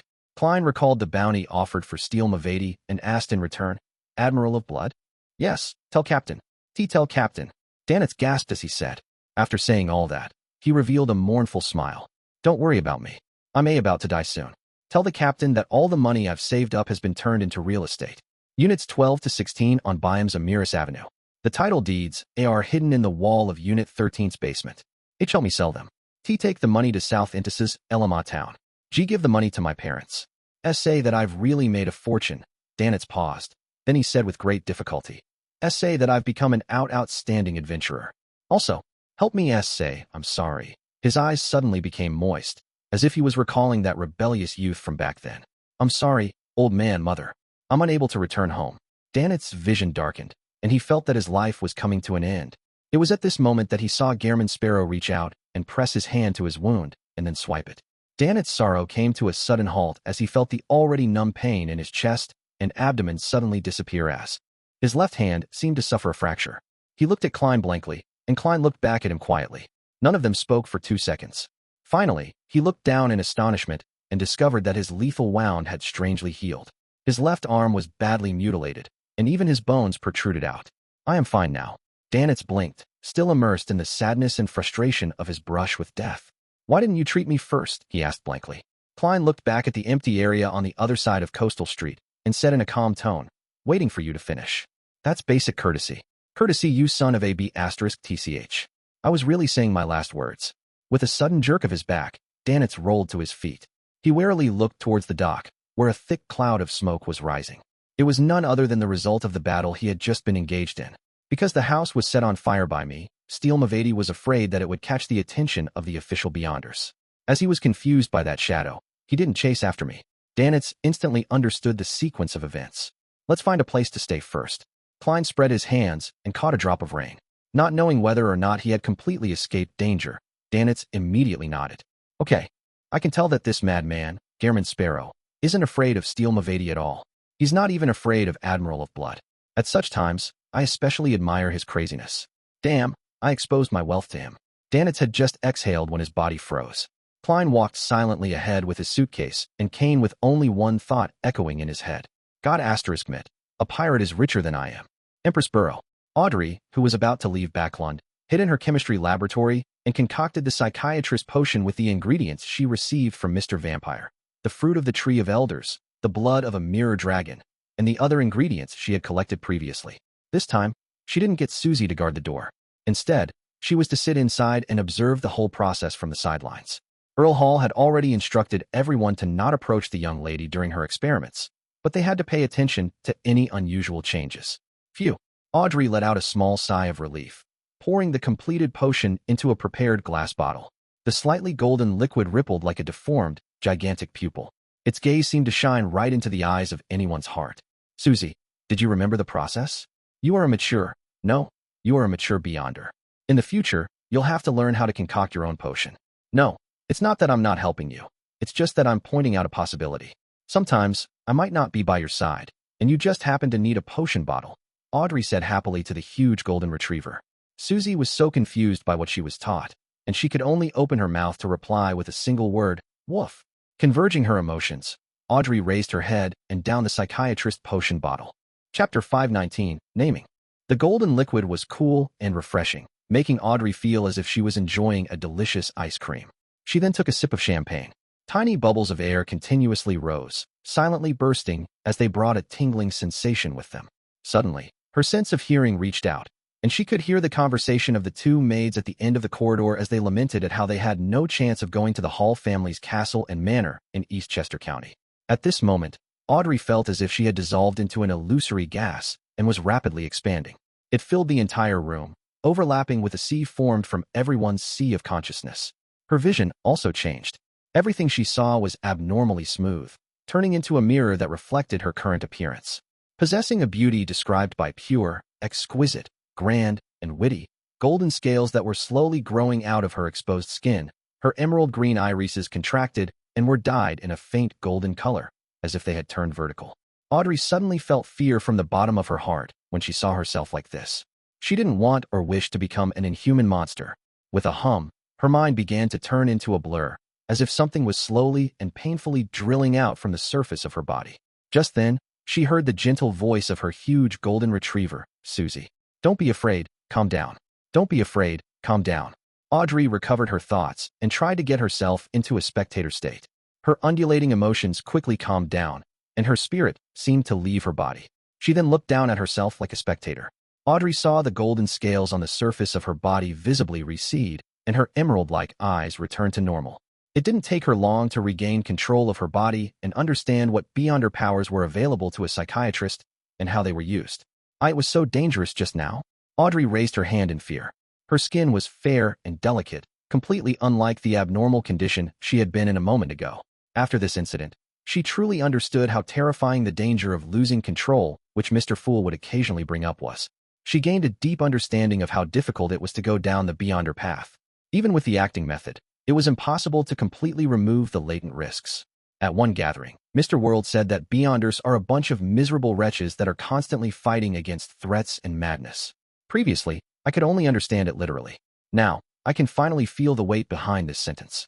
Audrey, don't be discouraged, don't be afraid. Father, mother, and brother are still waiting for your protection.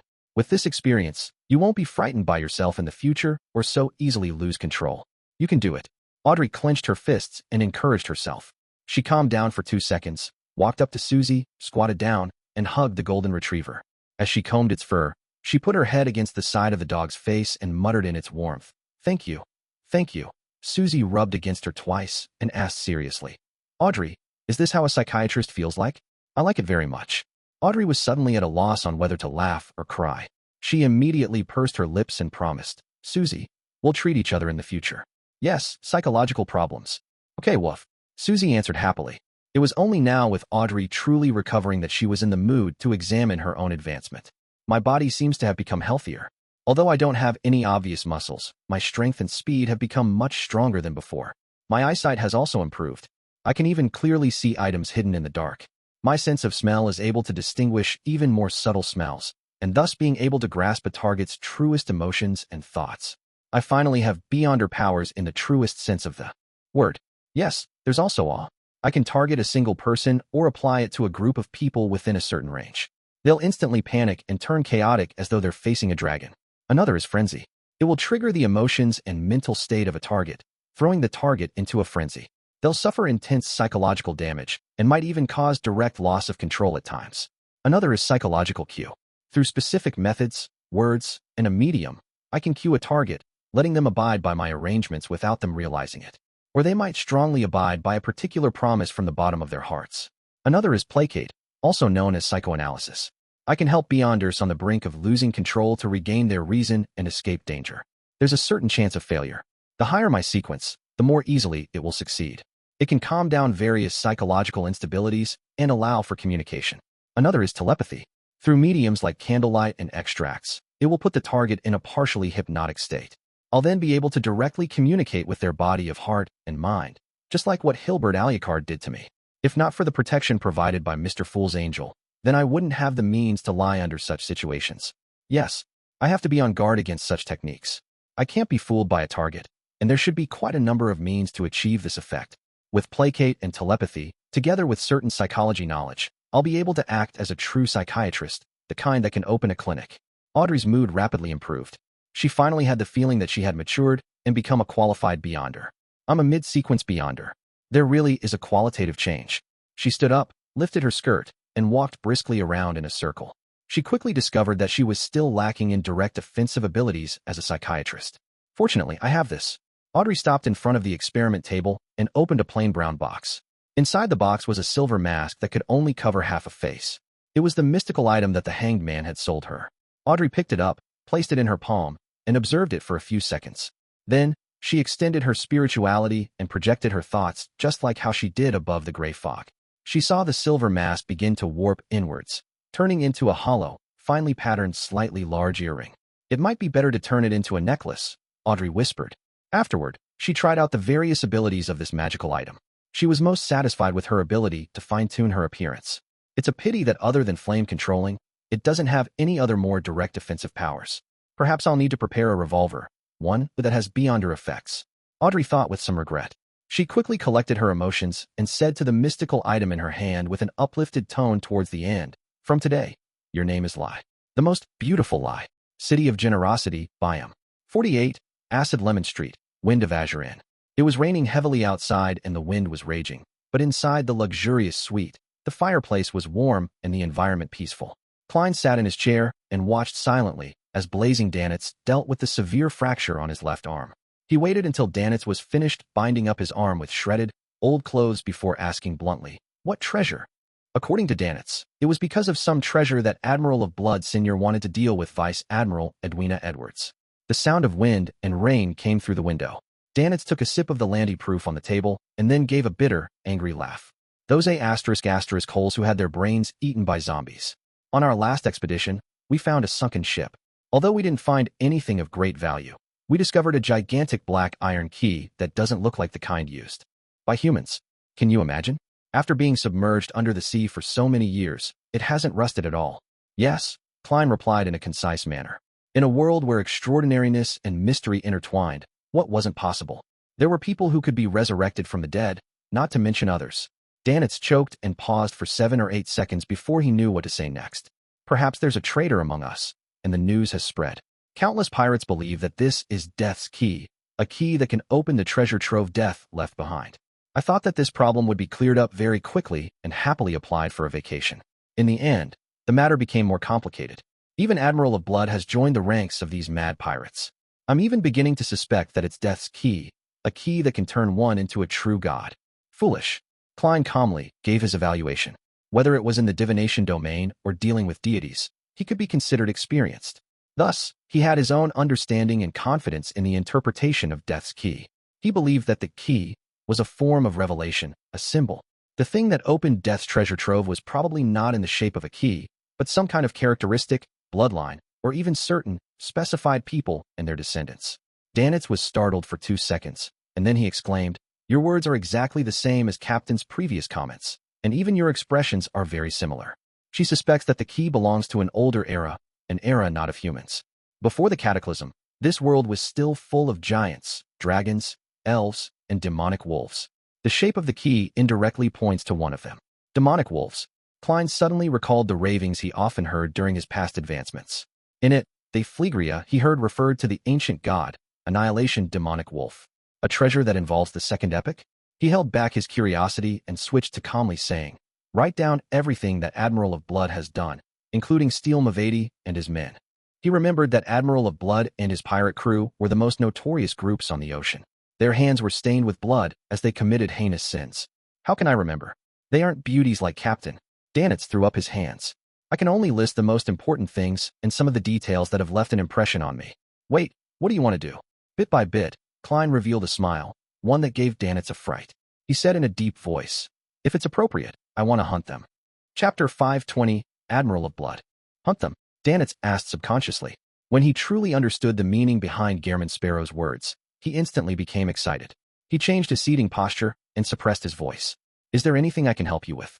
As a qualified, part-time pirate, he had nothing to do with beautiful words such as tolerance, compassion, and love. Since he had nearly died at the hands of Steel Mavedi and now had the chance to take revenge, he definitely wouldn't miss it.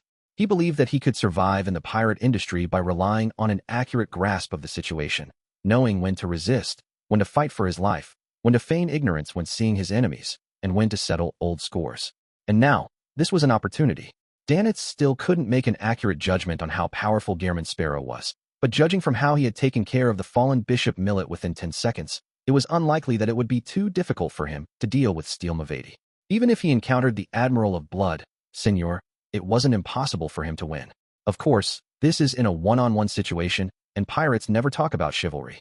Danitz thought to himself. Klein leaned forward a little, placed his elbows on his knees, and clasped his hands. "I've told you." What? Danitz felt that he was often unable to keep up with Gehrman Sparrow's train of thought. With regards to this, he could only console himself that a normal person and a madman were different. Seeing that the other party had stopped talking, he thought for a while and finally remembered what he had to do. Write down everything that Admiral of Blood and his pirate crew had done. Gehrman Sparrow definitely wants to know how many things they've plundered. Danitz quickly gathered his thoughts, rummaged around the room for a pen and paper, and scribbled a chunk of text. During this process, he was exceptionally glad that it was his left arm that was injured. When he was done writing, Klein reached out for it, read it carefully, and confirmed from the undetailed parts of Danet's description that Admiral of Blood was the most typical and vile of pirates. Not only did they plunder, but they also abducted people, slaughtered crew members, and abused women. A pirate like Danet's actually knows how to write ancient Fasak. He's also been educated. After muttering to himself, Klein took out a copper penny and used divination to confirm the authenticity of the material. Then he said in a tone as though he was giving instructions on what was to be eaten tomorrow morning. Tell me about the Admiral of Blood and his men. He needs more detailed information. Is he preparing to hunt them? Danitz was delighted, hating himself for not knowing enough. Admiral of Blood Senior is suspected to be an evil spirit. Anyone who has encountered him has died a bizarre death. Either they strangle themselves to death, blow their mouths up, hug bombs, or slaughter their companions. Captain said that it's the possession of an evil spirit. It's very similar to Miss Sharon's Beyonder powers. Wraith? Klein didn't speak as he listened to Danitz go on, in silence. Senior can make a terrible shriek. The last time I fought them, I was nearly knocked unconscious and fell off the deck and into the sea. Heh. I returned the favor and set one of their boats on fire. Senior knows a lot of undead magic. Cruel, bloodthirsty, and full of desire. His targets can be either male or female, and even humanoid creatures. Consistent with the unrestrained nature of the Rose school of thought. Yes, accurately speaking, it's a trait of the prisoner pathway. The highest probability is that he's a wraith. Klein nodded thoughtfully. In response, Danitz became more active and spoke a little faster. Our captain thinks that Senior has a very powerful mystical item on him, one that makes him very lucky. He always seems to gain the favor of the gods. For example, at a critical moment, his opponent would suddenly slip or have their powers fail. Another example is winning 21 bets in a row. A mystical item that can make someone lucky? This is very rare. It's from the monster pathway? Or is it connected to some other evil spirit? Klein guessed based on his own knowledge of mysticism. I've never directly fought Senior, so that's all I know. Danitz wanted to throw his hands up, but he was stopped by the pain in his left arm. He has about 7 or 8 ships. His flagship is the Tree of Flesh and Blood. That's different from us. We mainly seek out treasure and wouldn't take in anyone. Therefore, we only have the Golden Dream. It's no wonder the Admiral of Blood's bounty is much higher than Vice Admiral Iceberg, reaching 42,000 pounds. In terms of strength, he should be a bit stronger. Klein immediately gained an understanding. He maintained the same posture as before, seemingly unaffected by the intelligence regarding the Admiral of Blood. What about his subordinates? Danitz was long prepared as he immediately said, Senior has 10 of his strongest men under his command, the first, second, third mates of the flagship, and the captain of each ship. Steel Mavedi is the second mate of the flagship. We think that he's a sequence 6. His body is like steel and is able to withstand bullets and cannonballs. He isn't afraid of fire, drowning, and various magic. He's strong and fast. He can rip his opponent apart, and he grasps a certain level of undead-related spells. He can summon zombies and rear puppets. Zombie? Klein immediately thought of Merrick, who played cards with zombies. Based on the wraith traits of Admiral of Blood Senior, can it be assumed that these pirates are actually part of the outer circle of the Rose School of Thought? Or perhaps they're from an organization used to make money? It's a pity that I don't have a messenger, nor did I ask Miss Sharon if she had one. Otherwise, I could contact her and confirm the Admiral of Blood's identity. Klein guessed with some regret. He didn't give up just because this matter might involve the Rose School of Thought. In any case, he could change his face and identity afterwards. In addition, he had involved himself with the Aurora Order, the Demonist Sect, Rose Redemption, and Twilight Hermit Order, so he wasn't afraid of offending another entity. Actually, it's not like I've never fought against the Rose School of Thought. I've already killed a wraith, a zombie, and a wraith, and I've robbed the Scarlet Lunar Corona and biological poison bottle. Klein suddenly realized how much trouble he had been involved in. It's unlikely that Mavedi has any particularly powerful mystical items. Otherwise, I might not have been able to escape before, Danitz said, feeling somewhat relieved at his luck. He has a bunch of puppets and zombies by his side, as well as several subordinates at sequence 7 or 8. As the second mate of the flagship, he should be the leader of the crew in the vicinity since he's here. We can consider hunting him first. Below the high sequences, once the number of Beyonders reaches a certain amount, a qualitative change will occur. With the combination of different abilities, it's possible for a group to defeat a Beyonder stronger than themselves. It's just like how a Nighthawks team can definitely take down a sequence 6, or even a sequence 5. Klein didn't underestimate Steel Mavedi and his men just because he was stronger with creeping hunger. He was still as cautious as before. I have to plan and prepare well. Well, the frequency bands and passcodes I received from White Shark will come in handy. And once Miss Magician's radio transceiver is delivered, I'll get Danitz to frequently monitor the frequency and see if we can glean any information, allowing me to go in quickly to reap the harvest. and I can take advantage of this period to explore the possibility of true acting. Soon, Klein formulated a plan as he continued to listen to Danitz tell him about the rest of Admiral of Blood's subordinates. After a while, when Danitz was finally done, he summarized enthusiastically, "If Steel Mavady can be killed, leaving my name behind, this matter will definitely go on the papers. Once it's spread, I no longer need to worry about informing Captain." He was afraid that a traitor was among their ranks and that all the points of contact in the Rorstad archipelago were under the enemy's control. Therefore, he didn't dare to rashly make contact. He was still vexed over the problem of alerting his captain. "He actually has a brain." Klein nodded and said, "You're in charge of gathering information on all aspects of steel." "All right," Danitz replied with a grim smile, thinking of the punch that had nearly pierced his heart in the evening. Klein slowly stood up and walked towards the window. It was dark outside with howling winds and pouring rain. It looked as if the end of the world had arrived. Thinking of what he was going to do next, he couldn't help but feel like he was acting in a certain sense. Smiling, he muttered to himself in a low voice, "Tonight, Gehrman joins the hunt." City of Generosity, Byam, in the Cathedral of Waves. Alger Wilson, who had received the Sanguine's anesthetic gas, was about to sail out to sea for another of the Wind-Blessed's main ingredients, when he was summoned by the local diocese bishop. There have been rumors recently that Vice Admiral Iceberg received Death's Key. All the pirates in the Sonia Sea are roused by this, the bishop said in a heavy voice. "Investigate this matter." He was an old man with a head full of white hair, but he was still as energetic as ever. His speech was even faster than a young man's, as though he could charge out at any moment and personally resolve all problems. His body was strong, his muscles bulging with his bishop's robe. The wind howled around him as he breathed, and the air was moist. There are similar rumors every year, but they all end up being fake. Such rumors are commonly spread across the sea. Even if it's true, I don't have the right to be involved. There's no need to take the risk. I'll just go through the motions and skirt the edge of this matter." Alger muttered inwardly. He solemnly clenched his fist and struck his left breast. "Yes, Your Excellency. May the storm be with you." Diocese Bishop Chogo was very pleased with Alger's attitude and returned the same salute. "May the storm be with you." The encouraged Alger Wilson quickly left the cathedral and returned to the square outside. The storm last night had subsided, and only the scattered leaves and water puddles on the ground remained as evidence of its coming. After taking a breath of after-rain fresh air, Alger decided to visit the few places where pirates roamed. He planned to put on a show of working hard by trying to seek out information.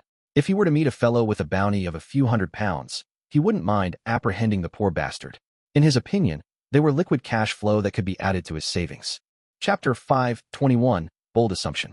On the ocean, pirates had three iconic common interests: liquor, women, and gambling. Alger Wilson merely took out his silver pocket watch, flipped it open, and knew where he should go first. At 11:15, the brothels and bars hadn't opened. Only the gambling dens would have easily gathered a bunch of people who wanted to make a fortune. Alger was more familiar with this port city than his tiny hometown. He proceeded without stopping at all while he navigated his way, smoothly turning at every corner until he arrived outside a casino that was located in a secluded alley. According to what he knew, the owner of this casino was a gang leader with a deep background. He had an inexplicable but indistinct connection with the important figure at the Governor General's office. It was the first choice for many pirates to purchase and sell their stolen goods.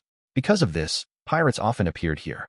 They might exchange their loot for gold pounds in the morning, but they would lose everything at night and get thrown out. Alger pulled on his thick brown coat, pressed down his cap, a piece of fashion where that came from the mainland, and pushed open the half-closed door. Under the watchful gaze of the bouncers, he entered the casino. Casinos were prohibited within the Lone Kingdom. They could only be attached to bars as rooms, but in the kingdom's vast overseas colonies, not only were they legal, but they were also a mainstay industry.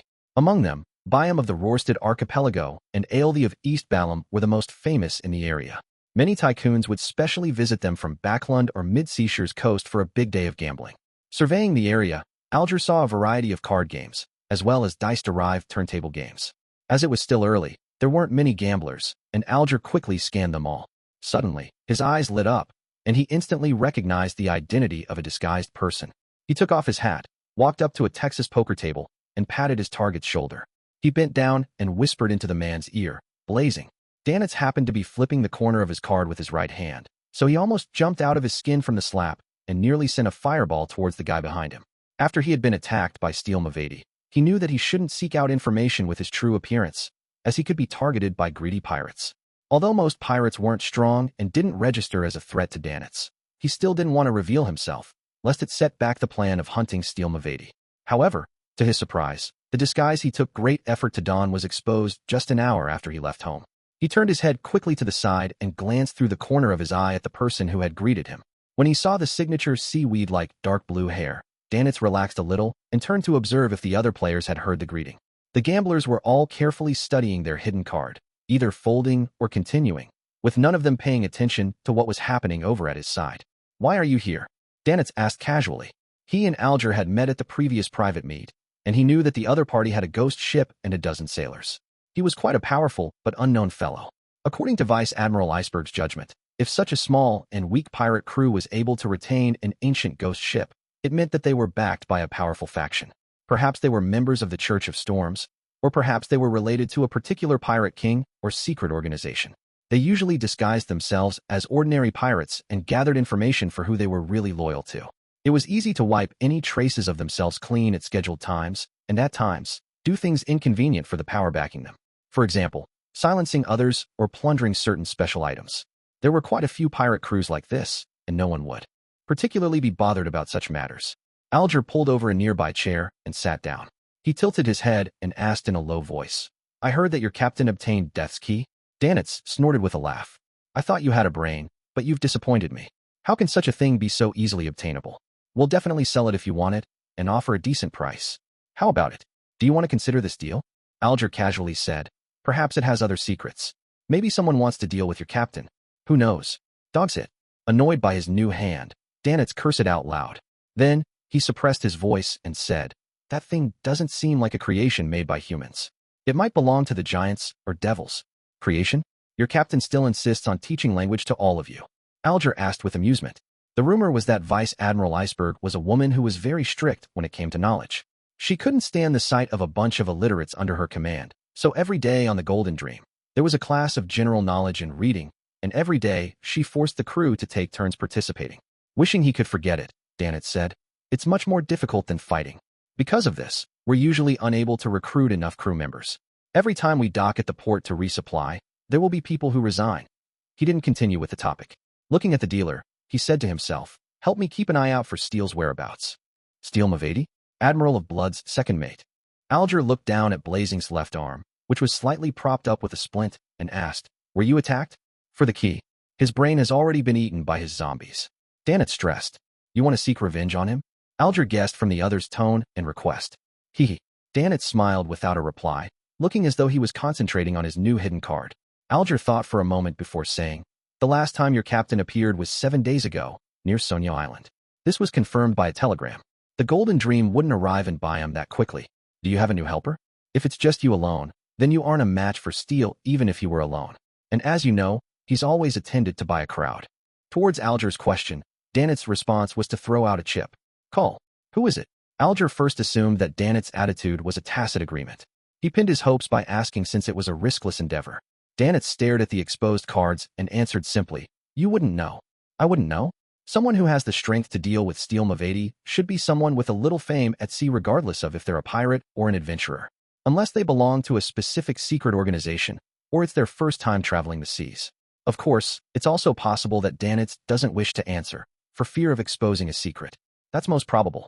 Someone belonging to a particular organization, first time traveling the seas, with the strength to deal with Steele Mavady. Alger looked up slightly as he suddenly had a bold guess. He tapped on the edge of the table and asked, as if he were chatting about the weather, "Was Bansy Harbor fun?" He emphasized the word fun. Danitz turned his head in surprise and blurted out, "How did you know?" He believed that with the Church of Storm's style, it was impossible for it to air dirty linen. Furthermore, the passengers of the White Agate had just arrived last night. The people who had witnessed the developments had all signed confidentiality agreements, so how could the news spread so quickly? Alger smiled without answering. At this moment, he understood the value of Emperor Roselle's words. Boldly hypothesize and carefully verify. Danitz put away his winnings and muttered, "It's no big deal." There was a revival of some ancient customs that led to the fall of a storm bishop. As expected, Alger chuckled and said, "I'll help you keep an eye out for Steele. But how can I contact you?" 15. Amiris Avenue is an unoccupied house. Write the information on a piece of paper and throw it in. Danitz answered hesitantly. Alger nodded and stood up while patting Blazing Danitz on the shoulder. "Don't forget my payment." He turned around and walked towards the door. Watching the captain of the ghost ship depart, Danitz couldn't help but grumble. This fellow isn't bad. However, I have to leave this place too. He couldn't quite trust Alger. Perhaps in a few minutes, he might lead Steel Mavedi and his pirates to rush over. After leaving the casino, Alger, who was wearing a pair of local baggy pantaloons, strolled down the street. He entered a department store and found a counter. He smiled and took out a handful of bronze pennies. "Give me a deck of tarot cards." While he was waiting, he leisurely thought of a question. What is the adorer of Mr. the Fool doing at this time? In Old John's restaurant, Klein watched as the waiter placed a plate of grilled fish in front of him. It was wrapped with something that looked like straw and covered with all sorts of spices, some of which he didn't recognize. The strong aroma seeped into Klein's nose and greatly enhanced his salivation. As expected of the spice archipelago, Klein was about to pick up his knife and fork when he saw the waiter place two things resembling tree branches on his plate. Chopsticks. Klein was shocked. Then he quickly locked onto the suspect, Roselle Gustave. This is the kind of cutlery you have to use when eating grilled stickleback. It's said that Emperor Roselle gained inspiration from the customs of the elves, the waiter introduced. The customs of the elves? They are indeed a race that likes cooking and eating delicacies. Or rather, it's purely an excuse Roselle came up with. Klein guessed, largely as a result of his understanding of that particular person's character. In the morning, he had gone to a few church hospitals in Bayam to provide hospice care for some dying people, to help them fulfill their wishes, and to engage in a deeper level of acting, but he had failed to find a suitable target. This wasn't to say that no one died in the hospital, but rather it was that they all had relatives who either accompanied them or had witnessed their deaths. There was no possibility of disguising himself as the deceased apart from giving people a fright. "I'll head to the bar where adventurers gather. There should be many foreigners who might die in a dark corner like stray dogs in order to pursue wealth at sea, while their families might never hear of them again." Klein suppressed his thoughts and focused on his delicious food. Chapter 522 Colony. The quality of Sickleback's meat was certainly not as good as that of Murloc meat, but the spices synergized to form clear layered flavors which Klein was rather delighted to have tasted. He just couldn't stop himself from eating after the first bite. Actually, there are some local beyonders who wish to leave this dangerous circle and lead a normal life. It's completely possible for them to head to Backlund and open a roasted cuisine restaurant, selling grilled fish as their specialty. With the city's acceptance for many things, their business definitely wouldn't be bad. The only problem is that many spices aren't as cheap as they are here. The cost will be very high, and a location has to be chosen to cater to the target group. Klein put down his rather crude chopsticks and wiped his mouth with a napkin, letting his mind wander. In his view, commoners were unable to find the means to get rich, mostly because they didn't have enough vision. However, one's vision was also limited by the education they received and their daily experiences. Bound by social class, it was really hard to escape from it and break through this limitation. The most effective way was to strive for a higher level of education, and the second was to take risks and head out on an adventure. Of course, the risk was huge, and many people vanished silently while taking this path. Klein spent 2 solely and 5 pence for this meal, which wasn't cheap, but he had always been willing to spend money on good food. Besides, his main expenses had been paid for by Danitz recently. Pulling at his collar, putting on his hat, and holding his black cane, he walked out of Old John's restaurant, just in time to see a police officer driving a tramp out of the street. The natives of the Rorstad archipelago had darker skin than the people of the southern continent. It was close to the kind of bronze which was often a result of exposure to the sun. Their hair was mostly dark and naturally curled ever so slightly. They were quite different from the colonists from the Lone Kingdom. It has been less than 50 years since the place had been completely colonized. At first, Lone had worked with the local kings and chieftains, under the name of the Mid-Sonia Company to extract economic benefits. But later, the management of the company quickly fell into corruption as they fought for power, even provoking the enemy for personal gain by starting a war. Even what was even more absurd was that they would report each other, claiming that their competitors had received bribes. With regards to this, they would find a member of parliament backing them. During parliamentary hearings, they would attack each other, something that nearly resulted in suits won. The natives would never have imagined that the powerful figures, who could make their kings and chieftains bend over, kiss the soles of their shoes, and deliver carts and carts of gifts, were actually unimportant people who weren't even members of parliament in Backlund. Although most of them came from noble families, they were at the end of the line of any inheritance rights. After that dispute, the king and the prime minister agreed to redeem the stock, shut down the Mid-Sonia Company, and to send their fleet and troops to take over the Rorstad archipelago in full force, bringing them under true colonial rule.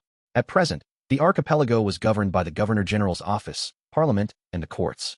The upper echelons were all Loanese, and some of the middle-ranking personnel were members of parliament and court magistrates who were descendants of the original kings and chieftains. As for the low-ranking positions, they were open to the educated natives of the region. This included police officers below that of superintendents. It was a native policeman who was driving off the tramp with a baton, and his target similarly was of distinct Rorsted descent. As soon as the policeman saw Klein in his double-breasted frock coat, half-top hat, and black, civilized cane, he immediately put away his baton, straightened up, held his feet together, and saluted. "Good afternoon, sir. How may I help you?" Klein felt mixed emotions as he gently nodded. "Are there no carriages here?" According to the regulations of the Governor General's office, carriages aren't allowed to enter this street. "You'll have to walk to the street ahead," the policeman explained with both fear and enthusiasm. "Thank you." Klein casually praised him. "You speak good Loanese." The policeman was so pleasantly surprised that he became excited. I think that this is an essential quality that a good policeman should possess." He originally wanted to say that he felt that he too was Loanese, but he was afraid the gentleman across him would end up angry. Klein secretly sighed and slowly walked to the corner of the street. Along the way, he saw that the local style of clothing was very different from that of mainland cities such as Backlund and Tianjin. It was even different from ports such as Demir and Bansy, which had been colonized for more than 200 years.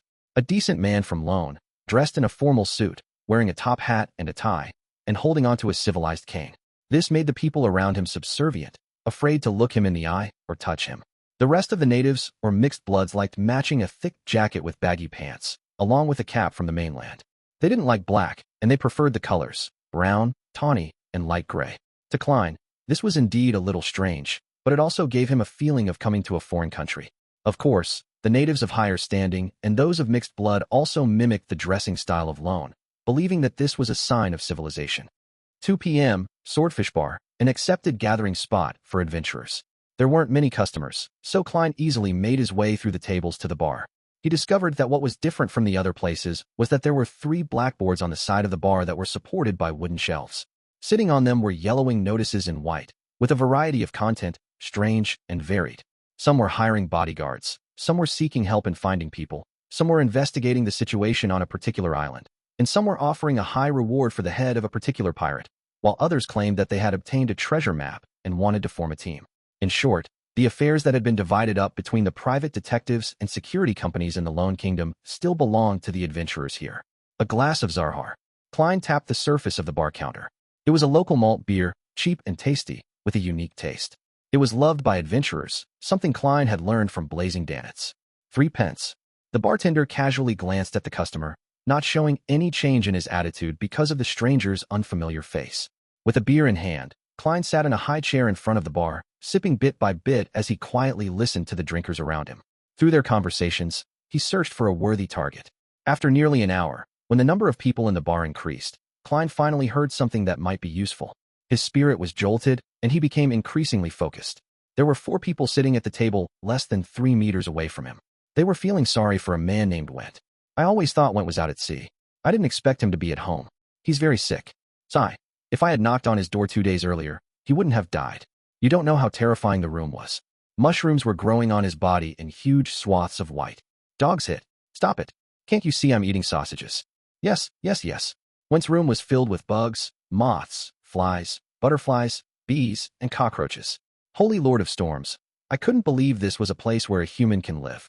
Even the police who came later were stunned. As the conversation passed into his ears, Klein slightly frowned, feeling that Went's death wasn't normal. Within a few days of his death, his corpse was already filled with mushrooms, and insects were crawling all over the room. Something beyond related? With such an anomaly, the police would definitely report the matter to the mandated Punisher team. It sounds like it happened 3 or 4 days ago. The things that needed to be taken care of should have been dealt with already. Klein seriously considered whether he should pay a visit to take a look. At the very least, the man called Went was a lone adventurer in Byam. None of his peers wished to help him transmit the news of his death. After listening for a long time, he gained a rough idea of where the place Went rented was. It was at the nearby 47 Blackhorn Street. Having finished drinking the last drop of the Zarhar beer, Klein put on his hat, left the bar, and headed for the apartment. After entering the door, he half closed his eyes and murmured to himself, "The room that recently had someone die in." He repeated the statement 7 times in a row, used his cane to quickly and easily arrive outside the room where Went used to live. It hadn't been rented out yet, and the anomaly inside had already been dealt with. There seemed to be nothing wrong with it. Klein put away the note he had used to open the door, locked the door behind him, and walked around carefully. After confirming the situation, he took out extract, essential oils, herbs, powders, and special candles, and he quickly set up a spirit-channeling ritual in front of the bed.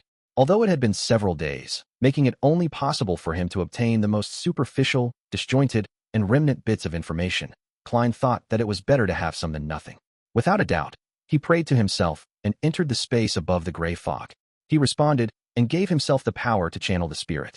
The flame of the candle suddenly soared, tinged with a ghostly blue as it swayed. Klein only felt everything fall silent, as if he had entered a realm that didn't belong to reality. His pupils were completely black, and even the whites of his eyes had been expelled. He no longer needed to use the technique of dream divination. Having advanced to faceless, with the help of the gray fog that made an initial entry into the real world, he was able to directly see the lingering spirituality of Went, a will that refused to dissipate. There were 3 scenes. One was of a tall, thin, dark, curly-haired, sharp-featured Went coming to the body of a discarded corpse, astonished to see a glimmer from it before it condensed into a green gem filled with an aura of vitality. The second scene was of Went lying on his bed with his eyes closed, his mouth slightly open. His skin was covered with mushrooms of all kinds, the surrounding cockroaches and moths piled on top of each other, and on his chest, a silver necklace embedded with the same green gem from before. The third scene was of a pretty girl with flaxen-colored hair, sitting at the edge of the sea with her eyes slightly moist. Lingering around her was Went's reluctant voice. "Rain, I'm about to die. I'm really regretful that I never told you that I love you. I want you to marry me." The picture shattered, and the spirit channeling came to an end. Klein looked around and saw that the house was still dark and gloomy. This fellow is truly unlucky. Klein shook his head and sighed. He already had a rough idea of the cause of Went's death, his random act of picking up something. The vast majority of Beyonders didn't know about the law of Beyonder characteristics conservation and indestructibility, and they had never thought that the deceased of their kind would be able to release a characteristic that could become an ingredient. As this process was relatively slow, it was easy for them to be missed. Therefore, after killing a Beyonder, they would usually search the corpse and throw it away, making passers-by like Went to luck out or some other creatures at the bottom of the sea or in the wilderness. Went didn't know that it was a Beyonder characteristic, and he had thought it to be a magical gem.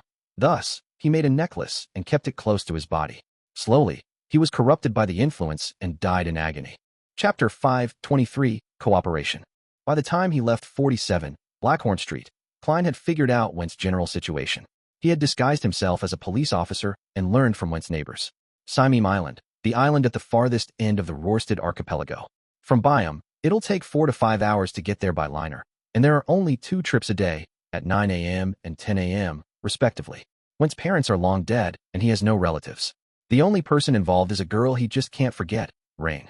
She's the perfect target for my first performance of acting as someone else. But just thinking about how I need to confess on Went's behalf, it feels so awkward. If the girl agrees. Damn, how am I supposed to wrap things up? Klein thought with a troubled expression. He tried to recall the novels he had read and the movies and TV dramas he had watched, hoping for the most perfect solution. Soon, he had a general idea of what to do, stabilizing his mood in the process. His thoughts began to drift towards the matter regarding Steel Mavedi. I hope Miss Magician will get a radio transceiver as soon as possible. Klein sighed silently and got onto a rental carriage. Backlund, Sherwood Borough. Furs opened a letter Zio had brought back. It came from the science fiction novelist, Avil, who was pleased to share with Ma'am Wall the future development and applications of radio technology. Furs directly skipped over the beginning and middle content, her eyes sweeping over to the end. He introduced 3 types, with detailed addresses and approximate prices. The most expensive is just £12. Furs nodded slightly, feeling that this wasn't a very important business transaction. She suddenly felt her self-esteem was a little inflated. Perhaps because she had seen so many hundreds and thousands of pounds transactions in the Tarot Club, she no longer paid much notice to anything in the range of £10. Mr. World has the resources and finances. In the future, I might need to buy items from him or sell things I don't need. Yes, I'll just add postage, my transportation costs, and the price of the materials expended for the ritual to the original price. Furs made up her mind quickly, and she subconsciously looked out of the window. Backlund was still gloomy and dark, with a light drizzle pattering down. However, the fog wasn't as thick as it was before. I wonder when I'll receive the Spirit Eater's stomach pouch from the sun. Furs couldn't wait to advance. In the Berg household in the City of Silver, having already prepared the Spirit Eater's stomach pouch and the materials Mr. Hanged Man wished to acquire, Derek was in no hurry to sacrifice them to Mr. Fool. He planned to wait a little longer, until the chief was leading an expedition team or was presiding over a particular sacrificial ritual, before making an attempt. This is the safest and most reliable way. Yes, be careful, be cautious. Derek reminded himself before flipping open the Giant King's Court, Book of Blackrock, hand-copied edition. Recently, he had been reading this ancient tome. From it, he was able to understand some of the faces of the Giant King's Court from ancient times. According to the ancient tome, it was a court of God. Time seemed to have frozen there, as though it was suspended in eternal dusk. All the buildings were extremely grand and magnificent, even reaching into the clouds. Humans who walked inside were exceptionally small, and they revered the owner of this scene from the bottom of their hearts. Backlund, Hilston Borough, Waymandy's house. After listening to an explanation, Emlyn White combed his hair with his hand and intentionally asked, "Lord Baron, I forgot where I heard it from, but there was a very famous city named the City of Silver during the Second Epoch or in the early half of the Third Epoch." Waymandy was a vampire baron whose age exceeded 200 years.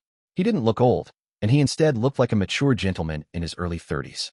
His black hair was neatly combed back, and he was wearing a dark red cotton shirt with a brown pipe in his hand.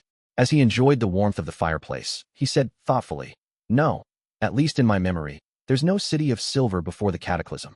Before Emlyn could even revel in his joy, Waymandy went on to say to himself, "But there was a kingdom of silver which was originally ruled by the Giant King's Court and later came under its jurisdiction." Kingdom of Silver? Emlyn White thought for a while and said, "Lord Baron, is there anything more specific?" Waymandy looked up at him, smiled, and said reminiscently, "The Kingdom of Silver had a rather special position in the Giant King's Court. They didn't directly believe in the Giant King, Ormer, and instead, they believed in the Giant King's Court's queen, Omabella. City of Generosity, Biome, Dock Area. Acid Lemon Street, Wind of Azurin." Klein stood at the corner of the street, undid the topaz pendant on his left wrist, and divined to ensure that there was no danger ahead. With that in mind, he strolled back to the inn, went up to the third floor, and opened the door of the luxurious suite. He was slightly surprised to find Blazing Danitz already back, slumped in his reclining chair, drinking. After a moment of consideration, Klein calmly asked, "What time is it? Isn't there a clock?" Danitz muttered. He looked at the wall opposite him and read out the time. 3:40 p.m.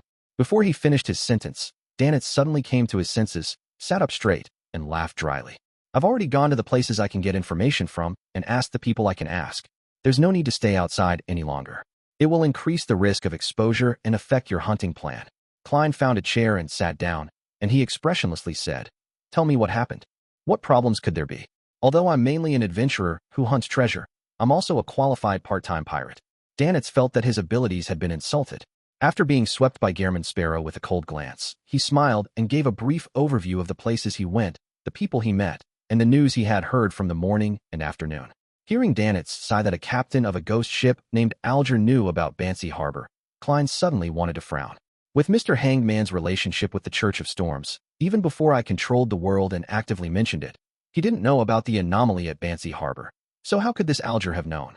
Is he some powerhouse of higher standing in the Church of Storms who's disguised as a pirate, or someone who has some sort of relationship with the heretics in Bansy Harbor? Mr. Hangman has been active in the surrounding seas, so there's a possibility that it's him. Klein's heart stirred as he recalled the characteristics of the Hanged Man. Above the gray fog, although he couldn't clearly see the other members' appearances, it was still obvious as to whether they were men or women and what their hair color was. Klein raised his hand to stop Danitz from speaking. He said in a low voice, "Very messy hair, dark blue in color? You know him? That guy isn't simple." Danitz sighed. "As expected. Haha, I really didn't expect to meet him so easily." Klein didn't respond. Instead, he leaned forward and said, "Continue." Without thinking too much into it, Danitz gave a general description of what happened afterward and explained himself. "As you know, no one can be sure when they'll get anything when trying to get information. After finding everyone who could be found, the only thing one can do is wait patiently. This will definitely take a while. There's another solution that doesn't require waiting," Klein deliberately said in a flat tone. "What solution?" Danitz asked in surprise. Klein nudged his gold-rimmed glasses, the corners of his mouth curving into a smile. "Use bait." "Bait?" Danitz looked at him, momentarily puzzled. In just a second, he had come to his senses. Only he could be the bait. As for fishing for the enemy, no one cared if the bait was actually swallowed or not. One only cared if the prey could be pulled out. Simply put, bait was a highly risky species. Haha, that's not a great solution. Yes, that's what my intuition tells me. I should be able to gain something from the Red Theater. I'll go over there to take a look." Danitz took his coat as he eagerly rushed out the door. Klein originally wanted to tail far behind Blazing and see if he could find any clues, but suddenly he heard layers of illusory prayers. It came from a man. Klein paused thoughtfully and turned into the washroom. 10 seconds later, he appeared above the gray fog. He saw the crimson star that represented the hanged man constantly burgeoning and shrinking. As expected, Klein sat down, leaned back in his chair, and emanated his spirituality. The voice of the hanged man became clearer. Honorable Mr. Fool, I'm currently instigating a key related to Vice Admiral Iceberg. I met Blazing Danitz at a casino and learned that he was a witness at the anomaly in Bansy Harbor. I also learned that he plans to join forces with a powerful figure to deal with Steel Mavati. I suspect that Blazing Danitz is working with your adorer, so I've prayed to you. If this is indeed the case, and if he wishes to receive a certain degree of assistance, I can be of some help. Mr. Hanged Man has indeed guessed Gairman Sparrow's identity. He likely only had his suspicions, but he successfully obtained verification by inquiring about Bansy Harbor from Danitz. This is also good. With the help of an experienced local, the plan to hunt Steel Mavati would be much smoother. Unless it directly affects the fool, there's no meaning for the hanged man to entrap an adorer. Judging from his expression and attitude, he doesn't have any suspicions towards the fool yet. I didn't leave any loopholes. Klein's thoughts raced, and he quickly made his decision. After making a divination, he conjured the world and covered the dummy with fog. He placed him in a praying stance and answered solemnly, Honorable Mr. Fool, I am in need of some assistance. After finishing this scene, Klein threw the voice along with the scene into the crimson star symbolizing the hanged man. Chapter 524, Meeting. 5 p.m., Olive Tree Avenue, Pam's Divination Lodge. Alger Wilson pushed open a brown wooden door with panes of glass situated above it, and he entered the cafe that had a mysticism theme. He ordered a cup of Fermo coffee from the Paz Valley on the Star Highlands of the southern continent. He took out the tarot cards he had bought earlier and placed it beside him. The top card was the Hanged Man, depicting an angel hanging upside down with his hands tied behind his back. Unlike this morning, he had changed into a dark, classical robe and wore a clergyman's beretta, like a warlock or magician from folklore. After taking in a silent breath, Alger slowly sipped his coffee. He didn't show any anxiety from waiting. After about 5 or 6 minutes, the thick brown wooden door opened again, and a young man in a black tweed coat and a half-top hat came in. The gentleman's appearance wasn't even 30 years of age. His face was thin and angular. He had both a mature and gloomy temperament. It was none other than Klein who had slightly modified his appearance and changed his persona. He wasn't wearing gold-rimmed glasses, but his eyesight was unaffected. With a casual sweep with his eyes, his gaze landed on Alger's dark blue sideburns. Klein looked down and saw the Hanged Man card placed face up on the deck. Without a word, he walked over, took off his hat, and sat down opposite Alger. He said with a grim smile, I'd like to have a divination.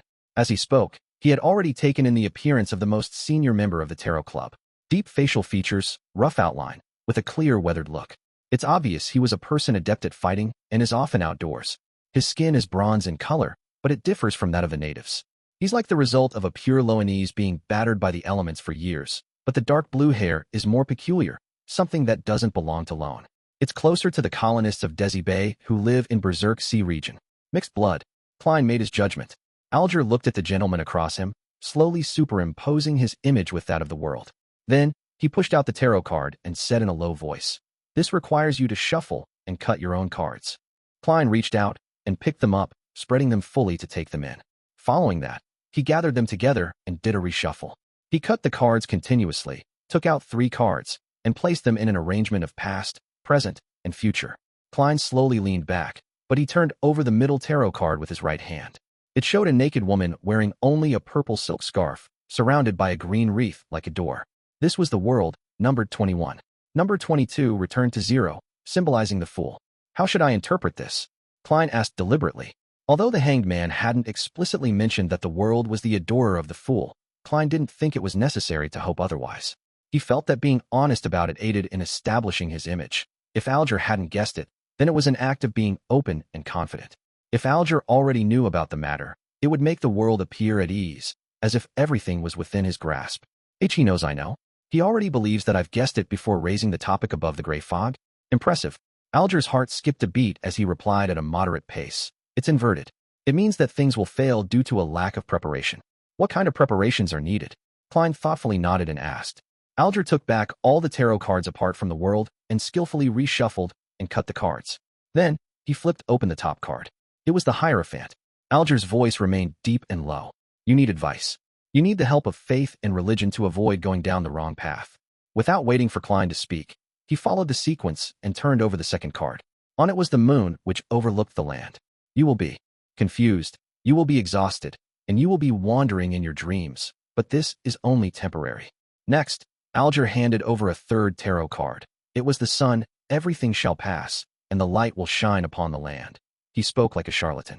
Klein remained silent for a few seconds, then seemingly asked for confirmation. Church, dream, sun? A hint of a smile spread across Alger's face. He nodded slightly and said, that's right. He had hidden hints for the follow-up plan during the tarot divination. In fact, in a situation where he had no skin in the matter and wasn't even noticed, there was no need to be so tactful. He could have described things in detail directly, but Alger felt that he still needed to test out an adorer like the world. He wanted to know if he was smart enough, rather than relying on his strength. If their intelligence were on the same level, Alger felt that they could cooperate more in the future. There was no need to talk too much between smart people. On the contrary, he would try to not involve the world in his own affairs. He would only ask for help when he needed a helper, unless Mr. Fool had other orders. Now, the world's response and previous performances had confirmed that he was sly, vicious, and experienced. I'm a tarot card expert. On such matters, Mr. Hangman, you're just a rookie. Klein secretly laughed, belittling him inwardly. The message hidden in the Hanged Man's interpretation was very simple. The Hierophant meant that he wanted to inform the Church of Storms about blazing Danitz and Steel Mavedi, and then use the power of the mandated punishers to divide the enemy and reap the benefits. This was something Klein often used, so there was no difficulty in understanding. The Moon and the Sun cards which followed were a reminder and warning from the Hanged Man. Since the mandated punishers were involved, a certain amount of caution had to be taken. According to Alger's experience, his colleagues in Biome would definitely use a sealed artifact that could force many people within its range to fall into a dream when dealing with similar issues.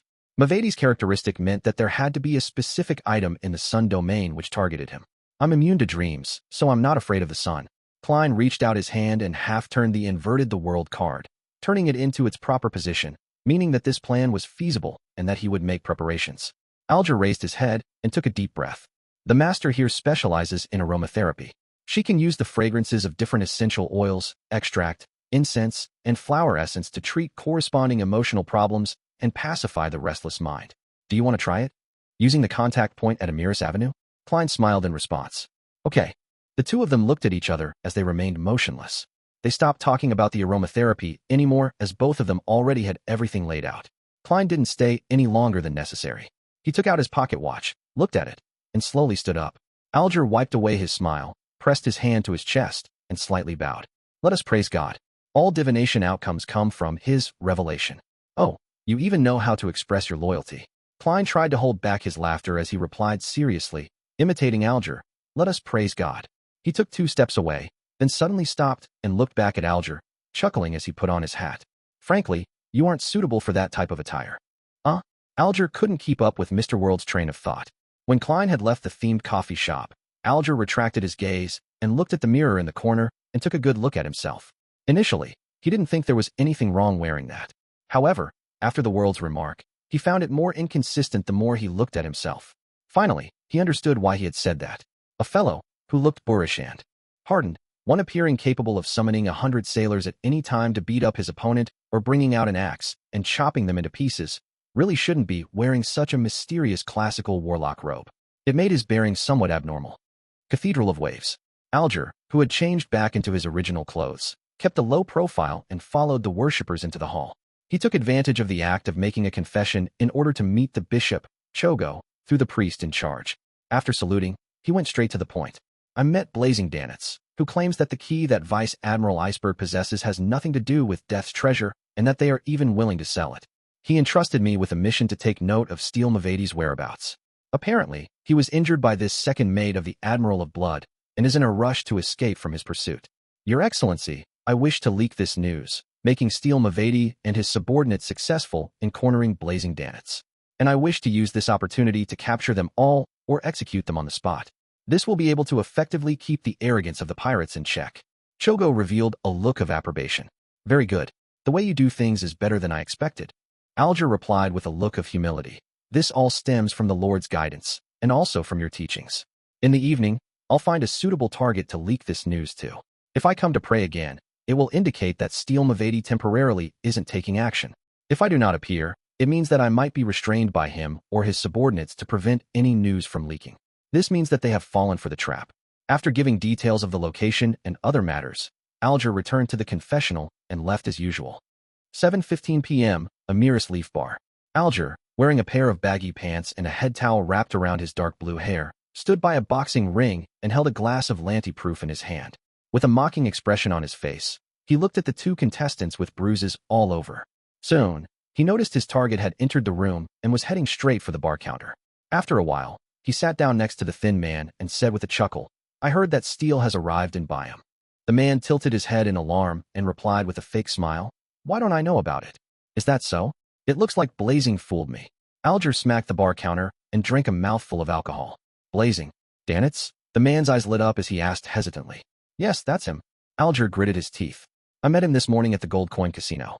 This damned fellow claimed that Steele was in Byam. Pooey, how dare he lie to me?"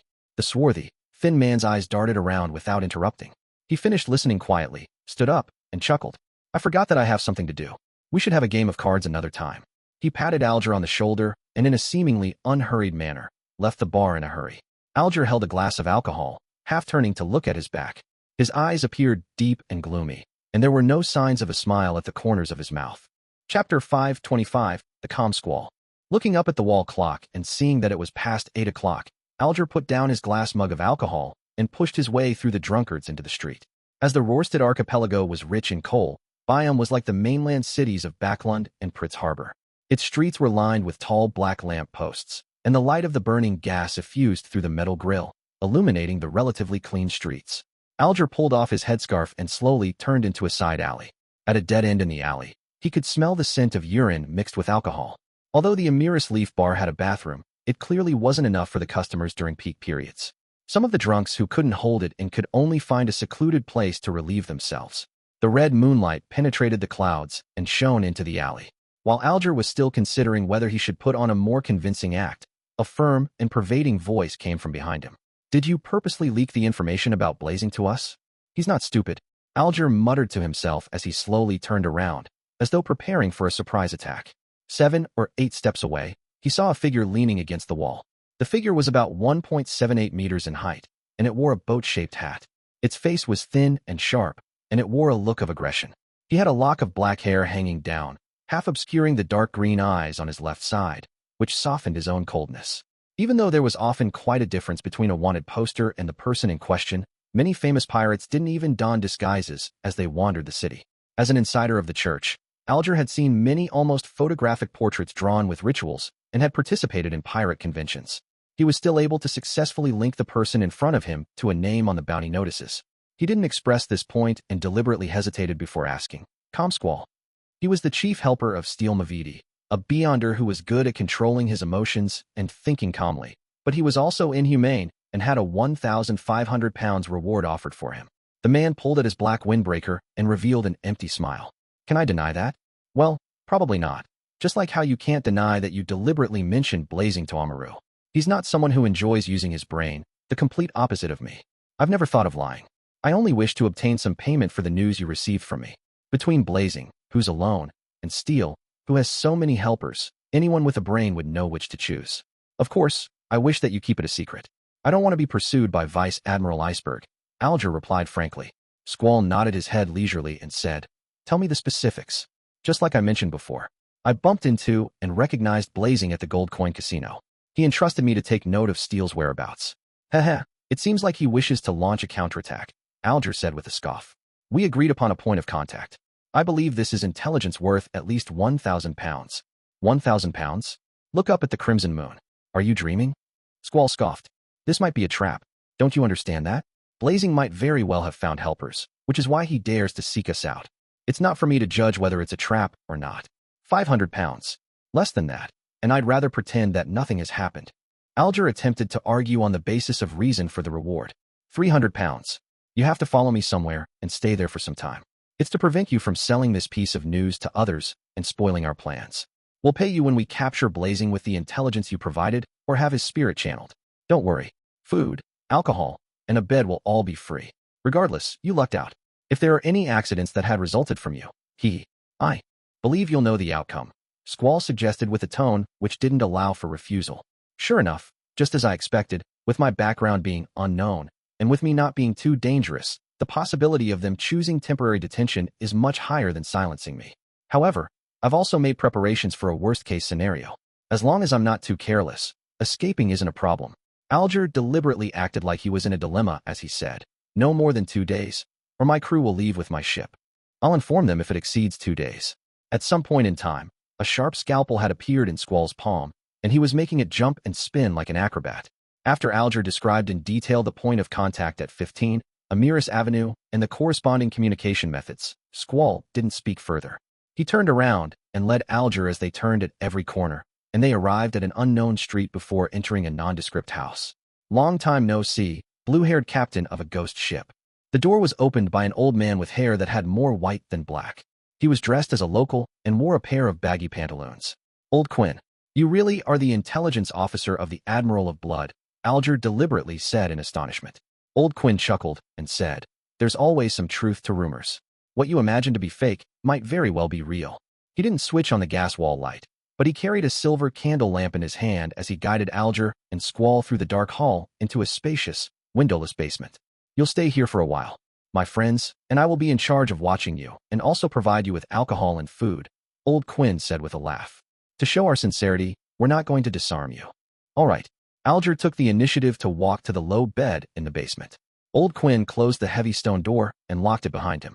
Squall didn't linger on, but hurried away, checking repeatedly to see if he was being followed. After changing to a rental carriage, he came to a lone enclave in Byam. It was also the residential area of the upper class. As he entered a garden bungalow, Squall saw Mavedi sitting on a sofa in the living room, waiting for him. The others were either lying, standing, or sitting in a semicircle, with puppets and zombies acting as guards around them. Steele's lips were thick, his skin swarthy. His hair was curled up like steel balls often seen in factories. Is the intel reliable? The muscles on his arms trembled, exuding vibes of tremendous strength. However, his entire being emanated a cold and sinister feeling, as if he wasn't a living creature. Squall nodded. He's a pirate captain who serves money. I've already detained him at Old Quinn's place. If there really is a problem, he definitely won't be able to leave that place alive. I think he knows this very well. At this point, Squall revealed a cold smile. However, we still have to be wary of any accidents. This might be a trap set up by Blazing. Do you have any ideas? Mavedi asked directly. The first thing he saw was a pirate lying on a couch. He was wearing a brown local tunic and twirling a yellowish-brown straw hat with his fingers. This was Mavedi's deputy of this round of operations. He was the captain of the 6th ship which was lost in the battle with Vice Admiral Dusk, Blood Brambles, Hendry. He had a bounty of 3,800 pounds. It's clear that Squall has a plan. Hendry used his straw hat to cover his pale face. Squall chuckled and said, didn't that adventurer, John Smith, send Mordor to join us undercover? Let's deliberately leak the news to him, making him think that we're still waiting for help and that we can only take action the day after tomorrow or 3 days later. Those bunch of greedy adventurers definitely wouldn't let Blazing off. They'll definitely fall over themselves for him. When the time comes, we can find a spot to watch the show. If there are any accidents, they'll be the ones bearing the brunt of things. If everything is successful, we can also cull them. All right. Steele Mavedi's eyeballs slightly moved, radiating intense bloodthirst. In the early hours of the morning, everything was ready. Blood Brambles Hendry brought a leather suitcase over, took out a peacock blue carpet, and slowly spread it out in front of him. There were many mysterious patterns on it that had a non-human flavor to it. Mavedi, Squall, and 2 other Beyonders, as well as 8 zombies and puppets, took their places on it. Hendry was the last to step in. Closing his eyes halfway, he recited a single word in Elvish, flight. The peacock blue carpet tightened suddenly and floated upwards, lifting everyone up from the ground and into the air as they flew towards Amiris Avenue. During this process, Hendry pulled out a black handkerchief and shook his wrist, turning it into the night sky, which magically covered all their traces under the moonlight. In about 7 to 8 minutes, they arrived in the area around 20 Amiris Avenue. Diagonally across them was the targeted house. They didn't move forward. Instead, they let the flying carpet hover silently in front of the crown of a thick tree as they lay prone to observe the situation. Time passed, second by second, as Hendry steadied the mystical item. There were no signs of a lack of spirituality. The night slowly passed, and the horizon was suffused with a faint red glow. The sun was about to rise, and the gang of pirates led by Steele Mavedi began their preparations to find another suitable spot for daytime surveillance. At this moment, a figure nimbly moved across the rooftops with his back bent, arriving above 15 Amiris Avenue. He wore a black cloak, his eyebrows yellow, and eyes dark blue. His facial features and contours were relatively soft. It was none other than Blazing. Danitz looked around cautiously for a moment, then climbed up the raised chimney, pushed his hand through it, and slid down. He's really here? Steel Mavedi, Blood Brambles Hendry, Squall, and company felt their spirits lift at the same time. At this moment, several figures sprang up from the chimneys and periphery of Units 13, 14, and 17. They rushed over with fast and potent stances, either breaking the windows, kicking open the doors, or using the chimney to rush into Unit 15 from different positions.